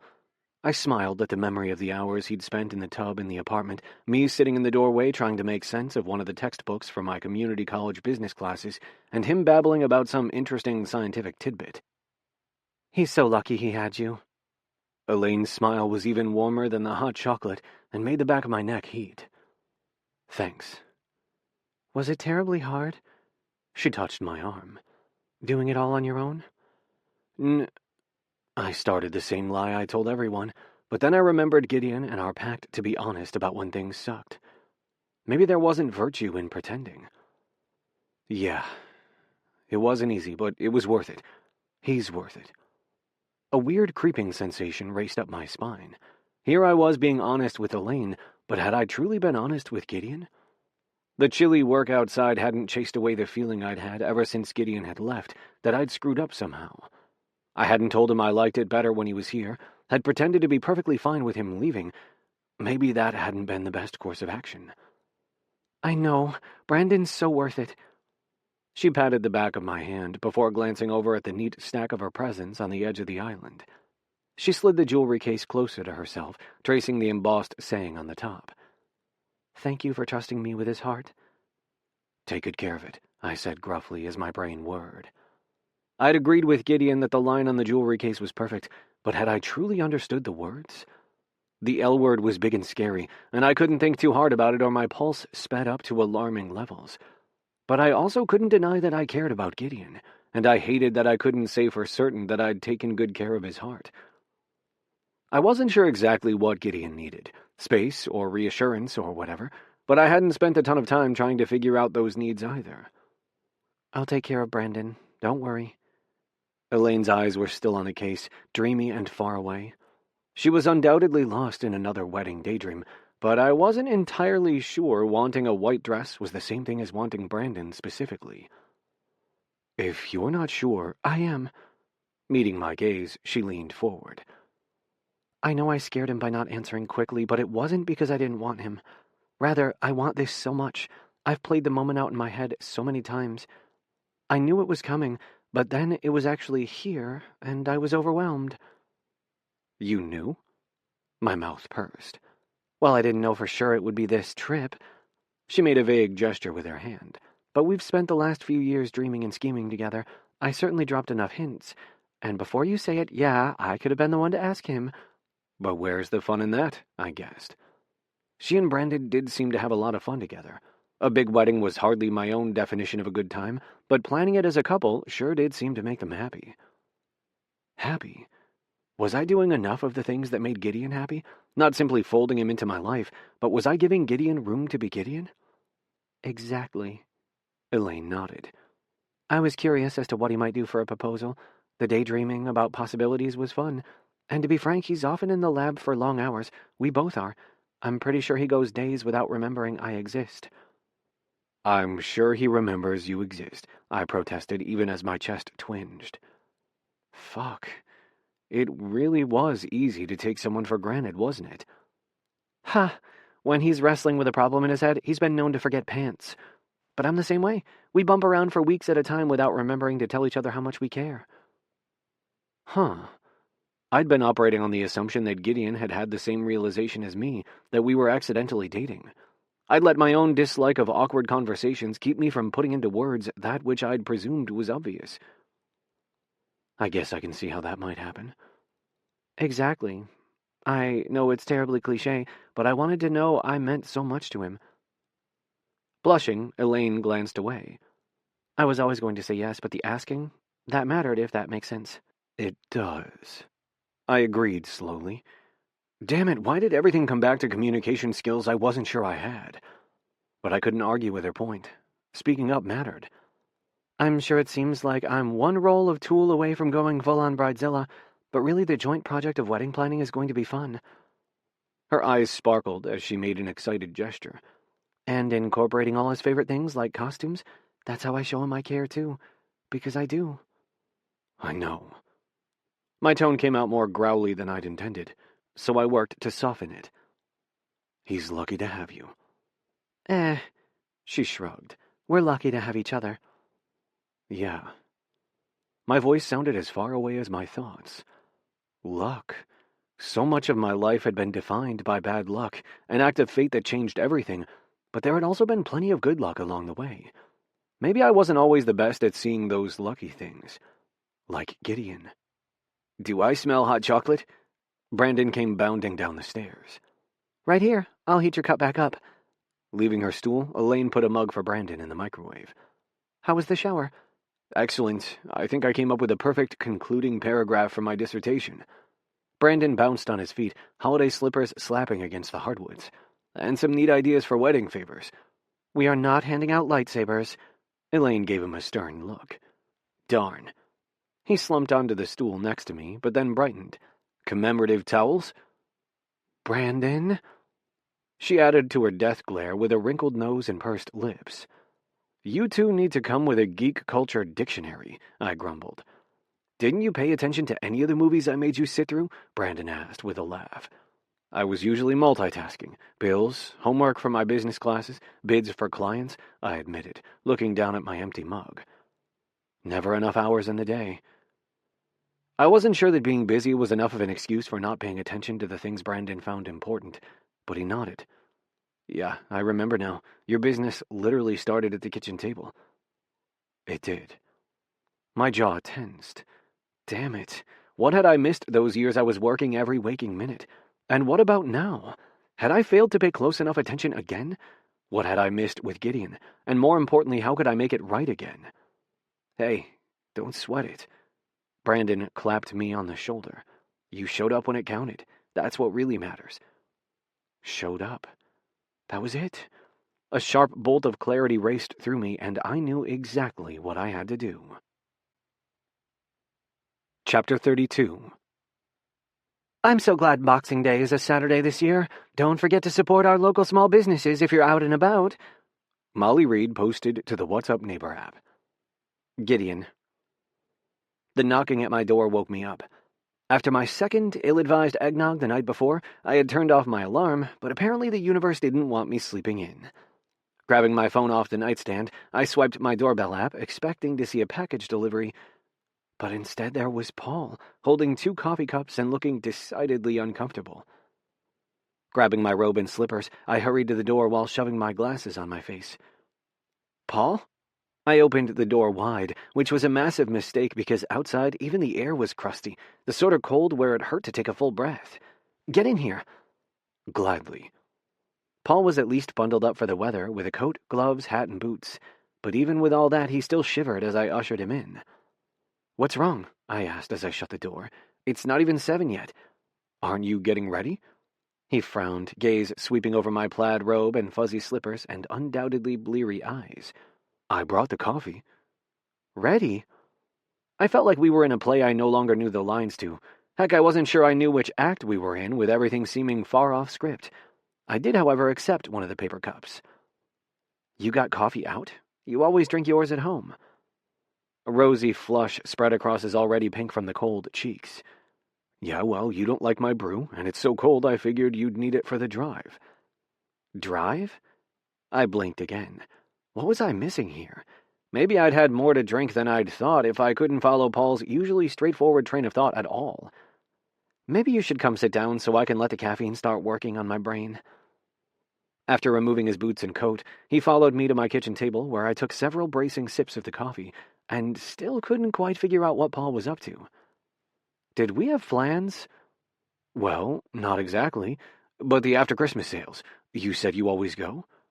His face sagged. I wanted to catch you before you went. I figured you'd already be up with a list of where to go and in which order. I wasn't in the mood this year, I admitted, before I took another drink of my coffee, which was vaguely minty. Apparently Paul had paid attention to the times I'd ordered peppermint mochas around him. I turned off my alarm. Too much eggnog last night? Yeah, you should have come back over. He waggled his eyebrows at me, but his eyes remained uncertain. I have sleep cures that don't involve hangovers. You shoveled my walk. I looked out the kitchen window at the frozen side yard and my bone-dry path to the garage. Salted it, too. I did. Voice matter-of-fact, he stretched his arms. Didn't want you slipping if you headed out early before I could come over. You came to go shopping with me? I tilted my head, considering this very un-Paul-like development. I thought I might. A muscle in his cheek twitched. Get a head start on next year. You can tell me what all I might need. Because you want my help with Christmas? No. Paul licked his lips as he darted his gaze everywhere but at me.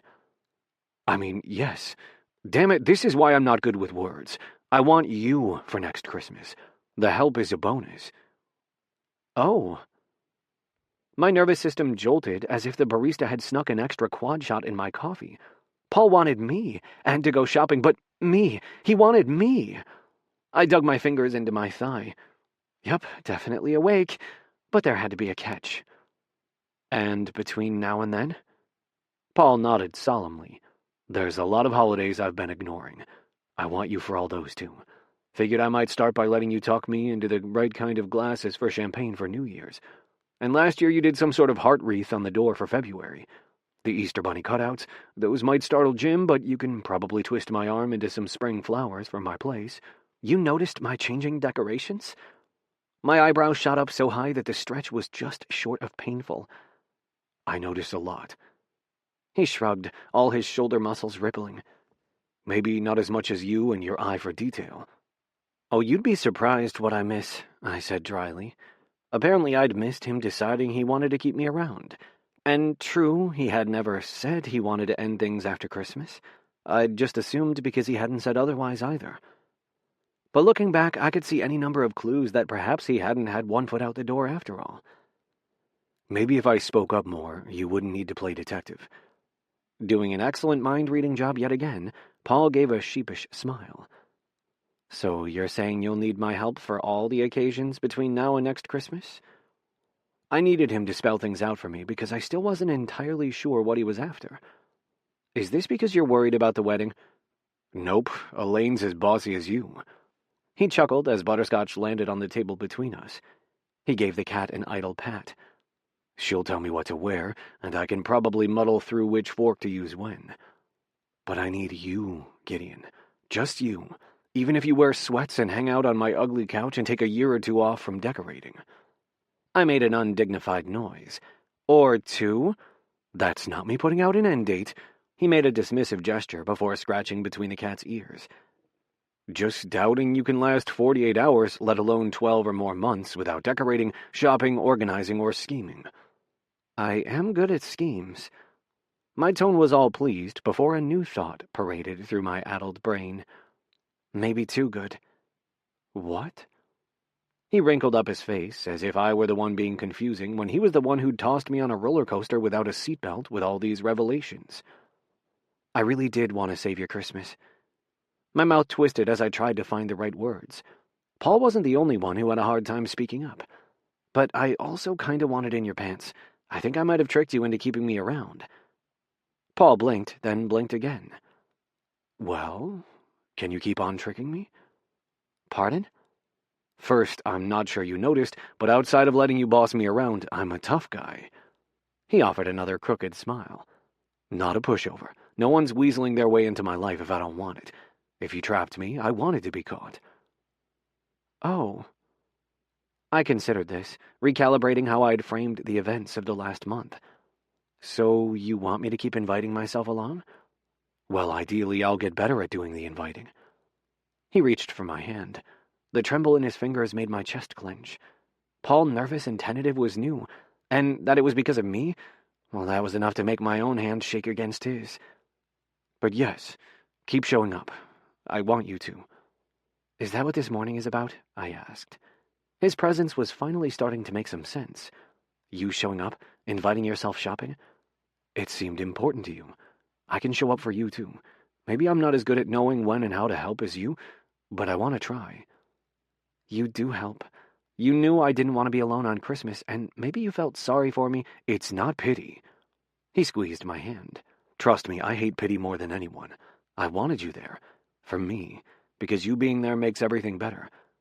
I told you. I need you. Oh. He had said that, hadn't he? Laurie was right. I truly was dense. Or maybe, more to the point, I was so bogged down by old fears that I hadn't let myself hope for what I wanted most. I need you to, I admitted softly. The words, they hurt, jagged little things, but once they were out, I could exhale. Perhaps trying to ignore that need for weeks hadn't been my wisest choice. Maybe you're the one who saved my Christmas. Can it be both? He rubbed his thumb against my palm. We rescued each other, and now we don't have to be alone for any of the other 9 zillion holidays you celebrate. My laugh sounded a lot like Elaine's had the day before, closer to a hysterical giggle than a normal chuckle. But it was either laugh or give in to the rising urge to weep. You don't have to suddenly embrace shopping and seasonal decor. I would. For you. He held my gaze, eyes as serious as I'd seen them, and not grumpy serious either, Solemn, like he wasn't kidding about wanting me around. Another giddy laugh escaped my chest even as he continued, "Making you happy? That's important. So if bargain hunting makes you happy, let's go." I made a non-committal noise. Laughter wasn't the only escape valve for dealing with emotional overload. I glanced in the direction of my stairs before peering again at the frozen world outside. "Gideon," Paul groaned, "stop looking like you're trying to decide between hauling me back to bed upstairs with you and the shopping trip." Busted. My laugh this time was free and easy. "Can I have both?" "You can." Giving me a lusty grin, he jerked his head toward the stairs. "Maybe bed first?" "You're on." Abandoning my coffee, I hustled away from the table, him close behind me. Outside, the temperatures were reaching record lows, but in here, things were about to get mighty toasty.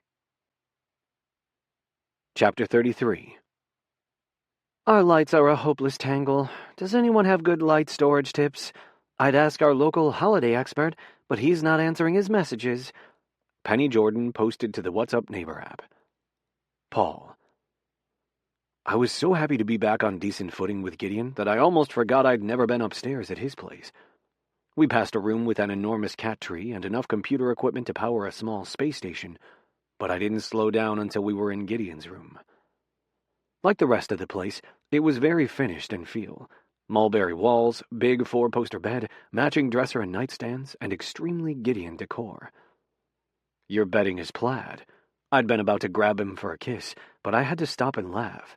His bedding matched some of his ties and his Christmas pajamas and had smart piping along the edges. I love it. Happy to amuse you. Gideon shut the door behind us. Making sure the cat doesn't come investigating. Are your guests going to notice you're gone? Nope. I pulled him to me. I saw to Jim before I went for the coffee, and Elaine and Brandon have plans for a brunch with friends from Brandon's undergrad program. I'm all yours. Good. He looped his arms around my neck as I fiddled with the double knot in his robe belt. At first I thought your robe was ridiculously stuffy, but now... I trailed off as I finally got the knot free and could use both ends of the belt to draw him even closer against me. And now? Now it gives me ideas. Lowering my head, I nipped at his neck while holding tight to the belt, but Gideon frowned. Is that why we never did this sooner? You thought I was too uptight? Busted. Damn it. I didn't want to lose this mood and easy peace between us, but I couldn't lie either. I was wrong. Honestly, your genius exterior is a little intimidating. Plus, I didn't realize how enjoyable your bossiness could be, or how much fun I'd have unwrapping you. I definitely underestimated you for far too long.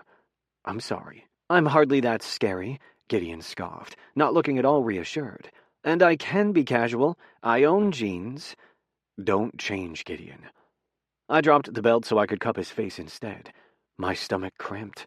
I hated that I'd hurt him. Not for me. Keep the robe and the slippers and the drawer of bow ties. I love them. Really?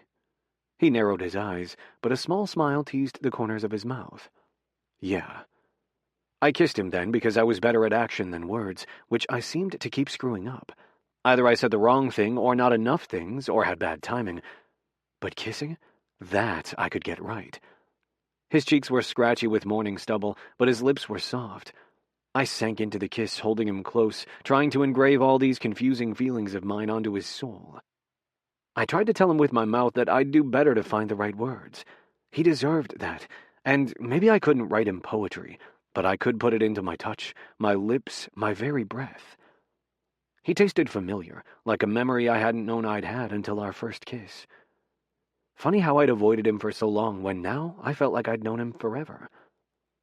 I'm not the only one too bundled up. Releasing a breathy sigh, he shoved at my shirts. How many layers do you have on anyway? Too many. Laughing, I pulled off my undershirt, thermal shirt, and an overshirt all at once. Because he wasn't the only one with quirks, I set my clothes on a low chaise near the foot of the bed as we both stripped. I was careful with my pants, remembering what I had in my pocket. Later. I wasn't slowing down now for more talking, and maybe later I'd have finally found the right words. That's much better. Naked, he tugged me back to face him so we could give a rather possessive kiss. Perhaps we still had some things to work out, but the return of his bossy ways was reassuring. If he wanted to claim me, I'd happily let him. Heck, he could slap one of his color-coded labels on me. I was all his, and I tried to tell him that with my lips as the kiss built and built, one turning into 10, turning into both of us panting. Bed, now. He gently pushed me onto the mattress, and I readily scrambled to the center so there was room for him. I stretched out against the pillows, fisting my cock and giving it several slow strokes as Gideon took his sweet time joining me. See? I asked as he retrieved condoms and lube from the nightstand. My cock pulsed harder as the items landed next to me on the bed. I like you bossy plenty. I don't always have to be in charge. Gideon wriggled in next to me, on his side, and when I turned toward him, he used my momentum to pull me on top of him. He looked up with such wonder and adoration that my breath caught. Damn, my luck had indeed changed for the better, and I was going to do my damnedest to appreciate him. Keep looking at me like that, and you can have whatever you'd like. My voice was gruff as I swept my hands down his sides. Be in charge, or not, whatever does it for you. You do it for me. He kissed me hungrily, strong arms holding me tighter against him. He smelled warm and cozy, scent as familiar as his taste and equally as good at driving me out of my mind. Wrapping his legs around my hips, he shifted until our cocks dragged past each other, a slow grind with each kiss. Now, his voice was breathless and husky. Want you in me? Like this? I asked, moving back slightly to give him room to move if he wanted. We'd only ever done this with him on top of me, which I loved, him riding me hard and fast, but I was happy enough to change it up. Yeah. He licked his lips as he reached for the lube.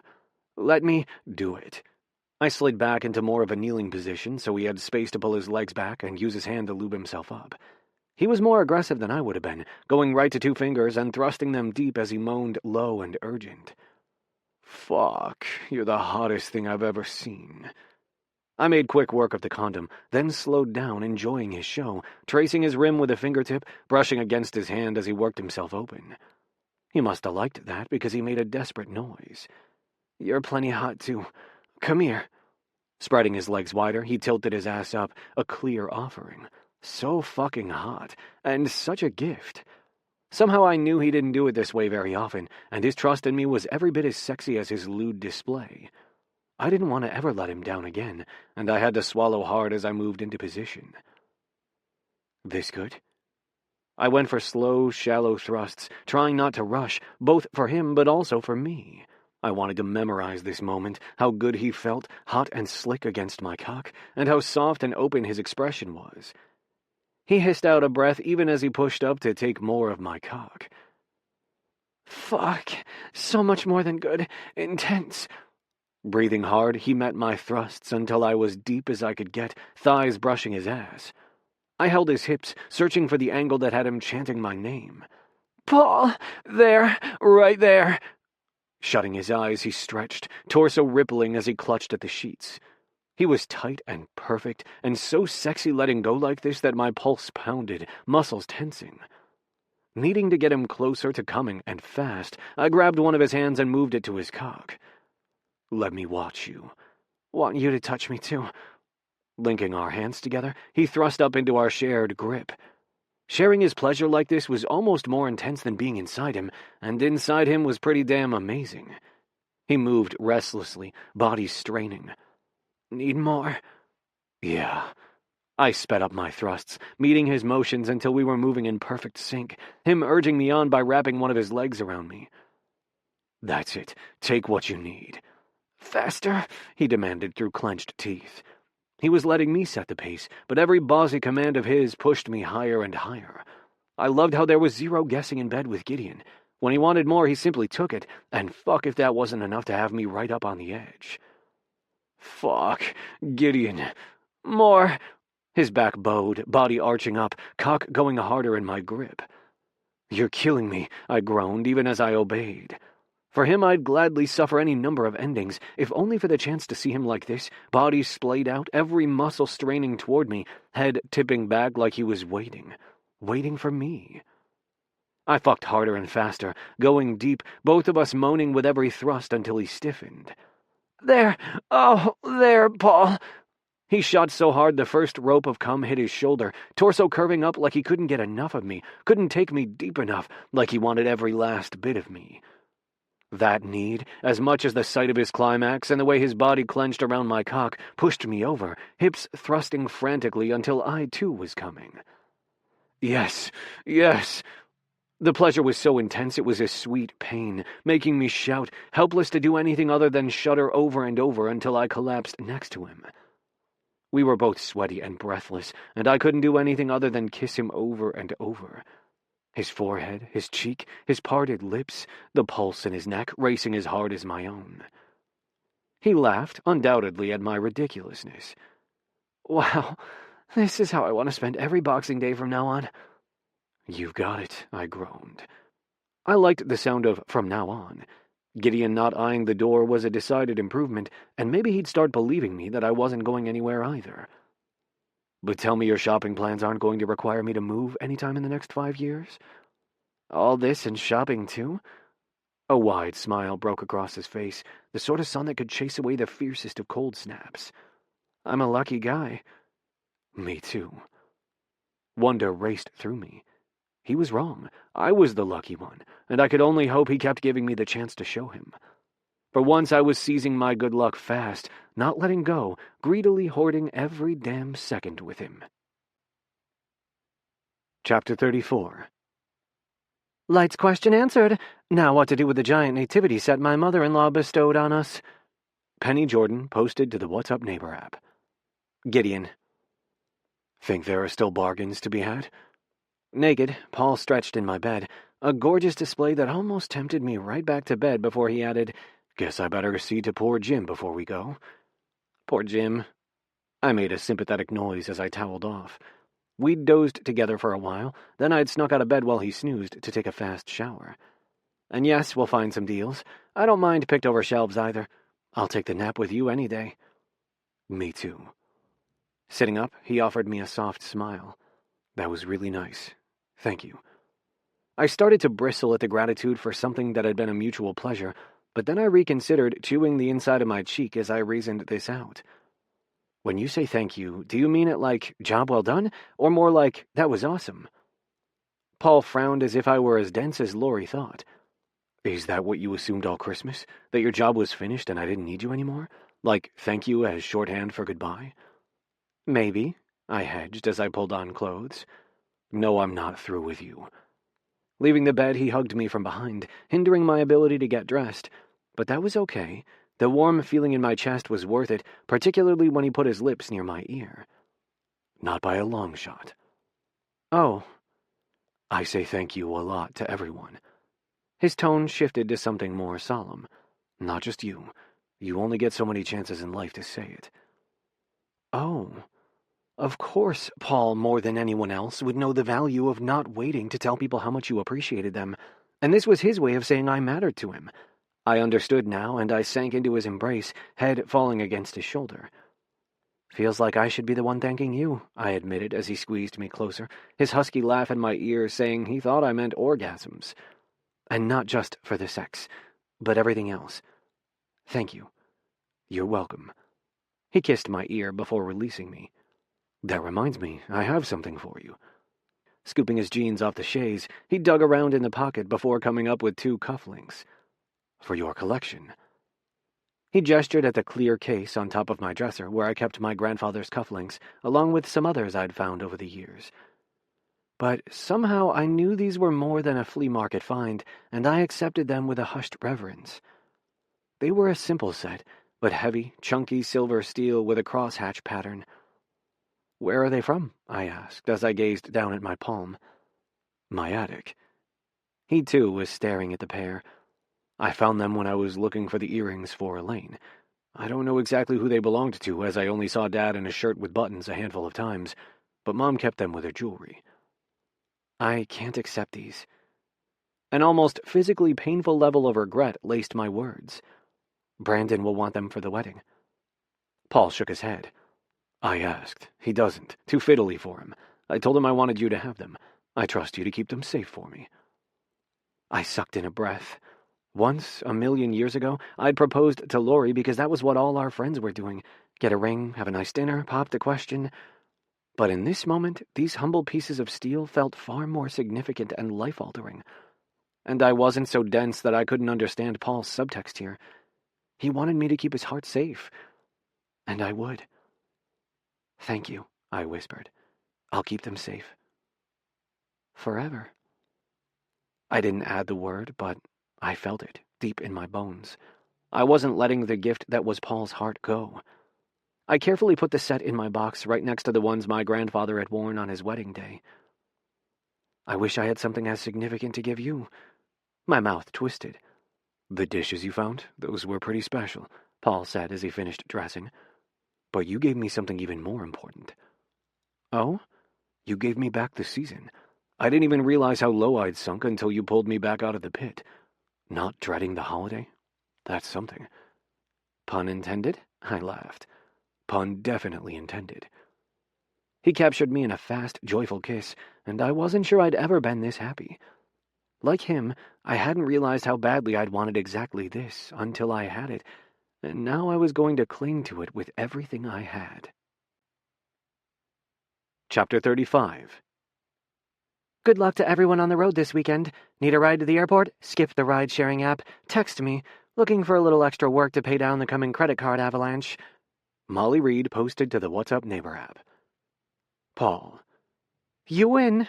Elaine crowed with obvious delight at Gideon's victory with the board game he'd brought over from his place. The well-worn box and his experienced play had made his victory predictable, but no less fun to watch. "Again?" Brandon let out a low groan. Okay, watching Gideon win had been fun for me. Maybe not Mr. Ultra-competitive. Next time we're bringing our favorite game. Then I'll stand more of a chance. "My poor genius." Elaine wrapped an arm around him. She and Brandon were on one side of the table, Gideon and I on the other, the game perfectly placed in the center, like the table had been waiting for a night exactly like this. Brandon swiped the last cracker from a board of snacks Gideon had set out, and Elaine laughed more. "Tell Paul you need a gaming rematch as your bachelor party." "Paul probably already has Dodgers tickets." Brandon made a dismissive gesture with his cracker. It was a long, thin gourmet variety that Gideon had picked up on our shopping trip. The festive snack board was another purchase, and this cozy game night was well worth the purchases. "You have to tell me a date first," I reminded him. "Our graduation is May, and trying to do it the same weekend is probably a recipe for disaster." "Probably," I agreed easily. The last 2 days had been all about wedding debates, and I was more than ready for some concrete details I could plan around. "Pick your date. I'll have the human gym to mind things. I'm not going to miss your big day." "So we're thinking last weekend in July." Elaine leaned forward, all excitement and glowing eyes. "That should beat whatever school schedules we're dealing with, and Gideon started the term rush too." "Me?" Gideon made a startled noise. "You are coming, right?" Brandon frowned around the last of his cracker. "I doubt Paul gets on a plane without you." "Oh, and say you'll come to graduation if you don't have a work thing yourself that weekend," Elaine added, reaching across to pat Gideon's hand. "You might have to rescue us all from Brandon's cooking." "Hey now, I'm taking lessons." "Yes, and we all have lots of faith in you." Elaine gave him a kiss on the cheek. "But I still want Gideon to come." Next to me, Gideon stayed tense. Did he not want to come? We hadn't exactly discussed it, but... Oh, we hadn't talked, that was it. Maybe I didn't ask yet? "Gideon, will you come to the wedding with me? And graduation too, if you can swing it?" He nodded slowly. "I suppose I can help you with the tux? I don't want you to come for help." I needed Gideon to get it through his head that I wanted him, not his impressive organizational skills. "I want you to come because Brandon's right. I don't want to go without you. You belong there. With me." "Aww." Elaine's expression went all soft before she prodded the still silent Gideon. "If you don't say yes..." Gideon startled like he was just waking up. "Yes," he blinked, then smiled. "Yes, I'll come." "Good." Brandon took a sip of his wine, a warm and fruity number Gideon had pulled from the back of the pantry. Grumpy Paul was going to be no fun. "I don't know." Putting an arm around me, Gideon gave a knowing look. "I kinda like him grumpy." "You say that now." The tips of my ears were hot. I liked this version of Gideon a lot, more affectionate and playful since our big talk. And you say you like me how I am, he countered with a kiss on my temple. I don't want you changing either. He was wrong there. I had changed, and I liked it. Liked me more now. Liked the easiness in my step and the hopefulness in my heart. I'm sure I can still manage enough crankiness to keep you happy. You guys are one more long look away from me telling you to get a room, Brandon complained, with a fake indignant expression. I shrugged. It's my house. So it is. Brandon mimicked my shrug and tone both.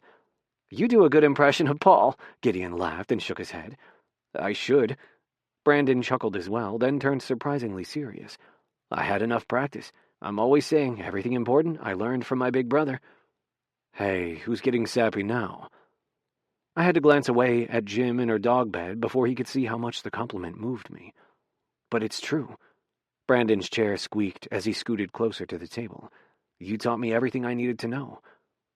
Warmth started at my toes, snaked up my back and neck, and made my scalp itch. I think you have a stack of physics textbooks saying otherwise.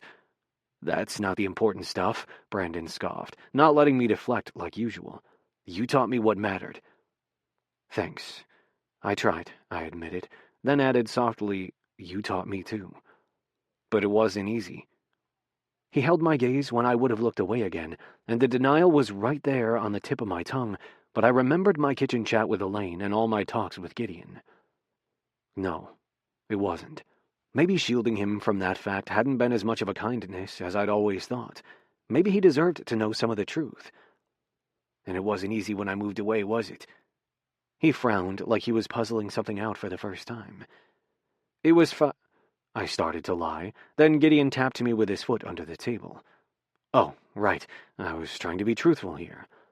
It wasn't pleasant. I miss you, but you've got a life to be proud of now, and I'm proud of you, and jealous of the sunshine. I added the last bit to make him laugh, but he stayed strangely somber. Maybe I like snow. He glanced over at Elaine, who nodded sharply. Oh, go ahead and tell him. We were waiting until we had definitive news, but Elaine's a finalist for a professorship at Stanton Anthony. Brandon beamed, pride lacing every word. Tenure track, great research opportunity. Here, the local college, which, yes, was practically an Ivy, but here? My pulse pounded. You want to leave the West Coast? We do. Elaine nodded at the same time as Brandon. We want to be near family. But yours travels the globe. She rolled her shoulders before refilling her wine glass. A flight to Philly isn't going to stop my folks, and Brandon misses you too. Yup, and eventually we want to make you an uncle. Brandon's grin reached new levels of wide. Can't have you miles and miles away. No rush on that. My voice came out too gruff. Brandon, a dad? Damn, I wasn't sure I'd ever be ready for that. But them starting a family here where I could see, that seemed like almost too much to hope for. But you'll need a job too.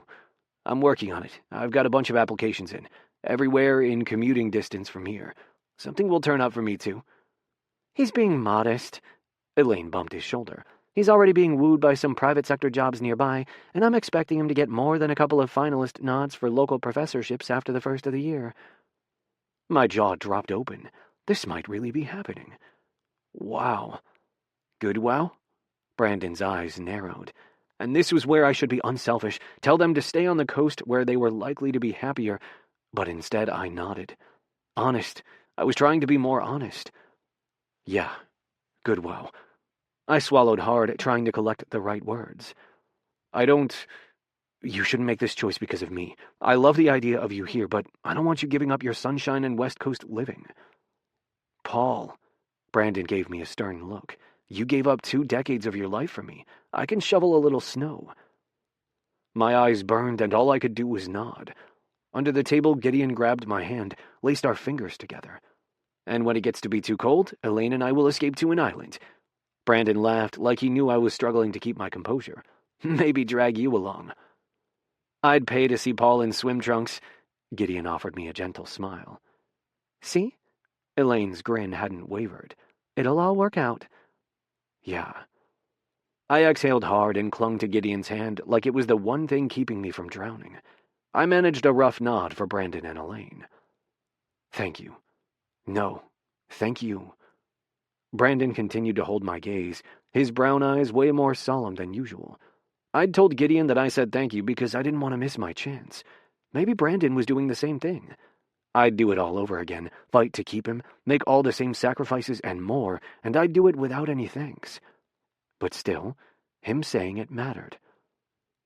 Under the table, Gideon squeezed my hand. Funny how thank you came so easily to me while other words were so big and scary. I could thank Gideon later, tell him how much it meant to me that he'd given Brandon and me this time together, that he'd helped me make Brandon's dream come true. But thank you wasn't entirely accurate either. I didn't merely appreciate Gideon, and he deserved to know the truth in my heart. Chapter 36. It's my annual New Year's Eve party. All are welcome, families especially. Parking is likely to be tight, so bundle up. See you soon. Cheryl Bridges posted to the What's Up Neighbor app. Gideon. Tell me we get to leave soon. Paul ambled up next to me right as Penny Jordan left to go chase after one of her kids. It's not midnight yet. I pretended to care about staying. Cheryl's party with its loaded buffet table and lively conversation was fun, way more fun with someone by my side than in prior years, but all it took was one heated look from Paul, and I was already calculating exactly how many steps to our driveway. I know. Paul threw an arm around me, apparently caring naught for the neighborhood gossip mill. But I'm old and grumpy, and watching you from across the room has me wanting a more private toast. That could be arranged. It was just us, Brandon and Elaine having flown back to California on the 29th. Maybe I can tell Cheryl we're worried about Jim in case anyone sets off fireworks at midnight. Yes, think of my poor dog and not my Hello, Molly! Paul went from lecherous to upstanding citizen in 3 seconds as Molly Reed joined us. Hi, Paul and Gideon. Paul, I just had to tell you how much the kids loved your reindeer this year. What a welcome addition to the neighborhood. Will they be returning next year? I waited for Paul's answer almost as eagerly as Molly. He'd said he wanted me to still be around next Christmas. He'd even indulged me in the shopping. But I was still working on believing that cranky Paul Frost truly wanted a future with a holiday guy. Paul, however, had no such issue, giving Molly a lazy nod. Likely. He jerked his head in my direction. Gideon will undoubtedly make sure I get the reindeer up on time and that they're not lonely. He talked me into snow people, for the front yard next year, too. I'd found that on clearance and added it to the cart, mainly because it had complicated wiring. Paul would need me to hook it to his main lighting scheme. Insurance. He said he wanted me, not my help, but that didn't mean I wouldn't have my talents at the ready. Go, Gideon, Molly winked at me, and my cheeks heated. Thanks. I don't think the little kids are going to make it to midnight, she sighed as a pack of 6 kids under 8 came barreling through the room.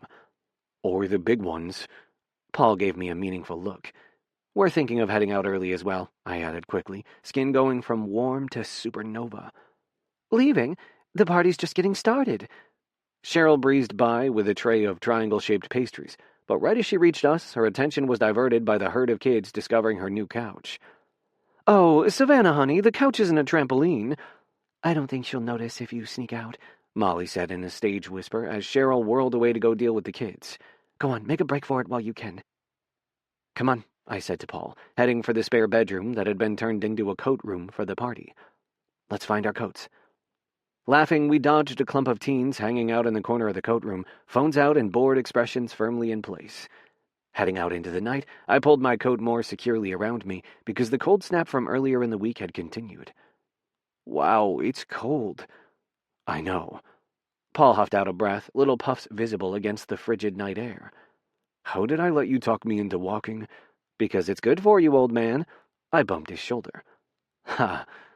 Chuckling, he sped up his steps, not quite a jog, but zooming ahead of me. I'll show you, old. Wait up! I did jog to catch up, but then abruptly came to a halt at the corner. The Morrison house was more lit up than usual, but it was the 2 large shipping containers out front that truly interested me. Paul, look. Huh. He returned to my side, his head tilting. 2 of those pod things. People only usually get those if they're moving. Exactly. Pulse quickening, I stepped closer to the perimeter of their yard, using the flashlight on my phone to search. What are you doing? Paul trailed after me. Looking for a sign, I muttered. And the Morrisons potentially moving after all this time was definitely a sign from the universe, but I meant more the literal kind, a real estate one like the post I discovered to the left of the driveway. Aha! Found it! They're really moving! Finally. Paul watched as I plucked a sheet of paper from the clear plastic holder on the side of the sign. How much? It was typical neighborly curiosity to want to know the asking price, but my chest felt unreasonably tight as I scanned the paper, which extolled the square footage and period-appropriate details.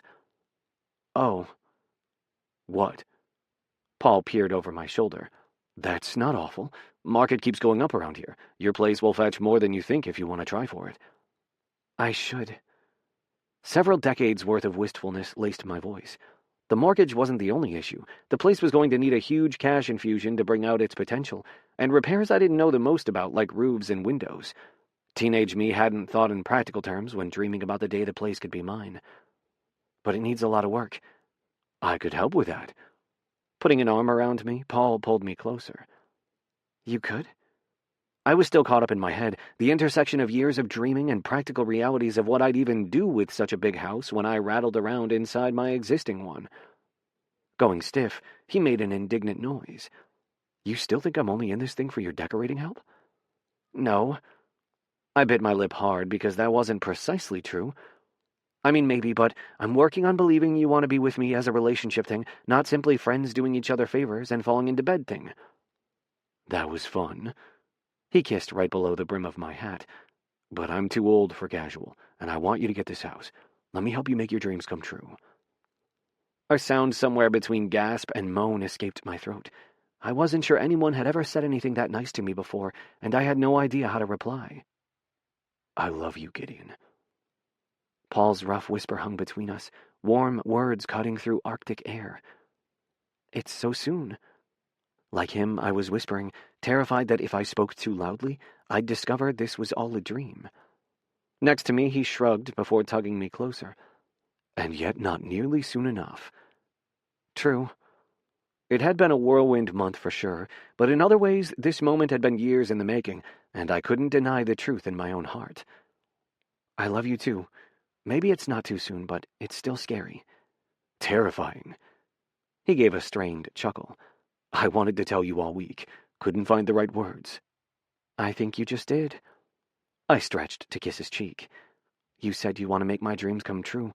You really want to help me work on this house? Yeah, I mean, I've got years in construction know-how itching for a project like this. There's only so much I can do to my place. But more than that, I want to see the inside of this house, and I want you to tell me stories about your grandparents. And I want to hear all your design specifications for everything. I've got a few ideas. I know you do. He laughed knowingly. A project like this, where I don't have to make all the decisions on my own? That sounds nice. My very own contractor I could boss around certainly has its appeal. The wind whipped around us, but my insides had never been toastier. Paul kissed my head again before moving toward the for sale sign and removing all the white papers from the box. What are you doing? Shh. He put a finger to his lips. You don't need a bidding war. Call first thing. Heck, text tonight. A lot of realtors don't sleep or take New Year's off. You're really serious about doing this? I shook my head. His eyes were gleaming, and the spring in his step as he returned to my side certainly looked genuine. I'm all in, Gideon. Standing in front of me, fistful of papers, he gazed deep into my eyes. I don't know how else to tell you. I don't care about it being too soon or moving too fast. Life is short. I know. I reached out to cup his face with my gloved hand. I'm terrified. I worry this will slip away. But I'm in. It's not going to slip away if we both hold it tight. He leaned into my hand, the pressure of his chin a welcome reminder this wasn't a dream. This was real life, and I couldn't let this chance pass me by simply because I was scared. Let's go for it. Dropping my hand, I strode away from him, each step seeming to carry me closer to the real dream, which was him. The exact details were murky, but that was okay. There would be time enough to work out questions like who would live where and when. What mattered most was a future together. But the house sure would be nice, so to that end, I quickly stashed the for sale sign behind an overgrown hedge. That's rather devious. Paul grinned at me. I love you. I said the words stronger now, more definitively. If Paul, who had been through so much, could find his way back to hope and be this brave, then so could I. Good. He kissed me soundly on the mouth before resuming our trek toward our houses. It's freezing. You better love me enough to warm me up before you start in with your list-making. This project is going to need a new spreadsheet. My voice was teasing, but my growing enthusiasm also shone through. Maybe multiple ones, with colors. Gideon, Paul warned. But the list can wait. I took his hand as we neared our driveway and swung it. First things first. Gideon.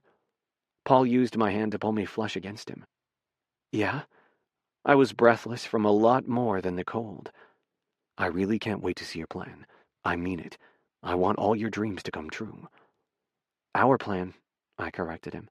If you're all in on doing it together, it needs to be our plan, not just mine, not just you doing me a favor or me bossing you around. Both of us, together. Our plan. I like that. His voice was as soft as his expression as he claimed me for a tender kiss, unlike any that had come before it. More than the meeting of lips, this was a promise. Behind us, our houses sparkled, lights still up. Tomorrow we'd finally get around to taking the decorations down. Or not. We had a future to plan. Chapter 37. It's that time of year again. Make sure you see Gideon about our lighting theme of Home for the Holidays, and to get on the schedule for manning the donations tent. And we're trying to beat the snow. Contact Paul Frost about next weekend's cleanup effort for the green space. We got a donation of donuts, so come hungry. Cheryl Bridges posted to the What's Up Neighbor app. Paul. Hark the herald angels sing. Music filtered out of the open bedroom window. I paused, lighting hooks in one hand, roll of clear lights in the other, feet straddling two sections of roof. Gideon. I made my voice stern as I moved closer to the flat section where he was securing the reindeer. Did you turn the stereo on in our room? We are hanging decorations, he pointed out, tone all reasonable. It seemed fitting. It's not even December 1st. I still had a belly full of Thanksgiving leftovers, and we hadn't seen a single snowflake this fall. I wanted a head start.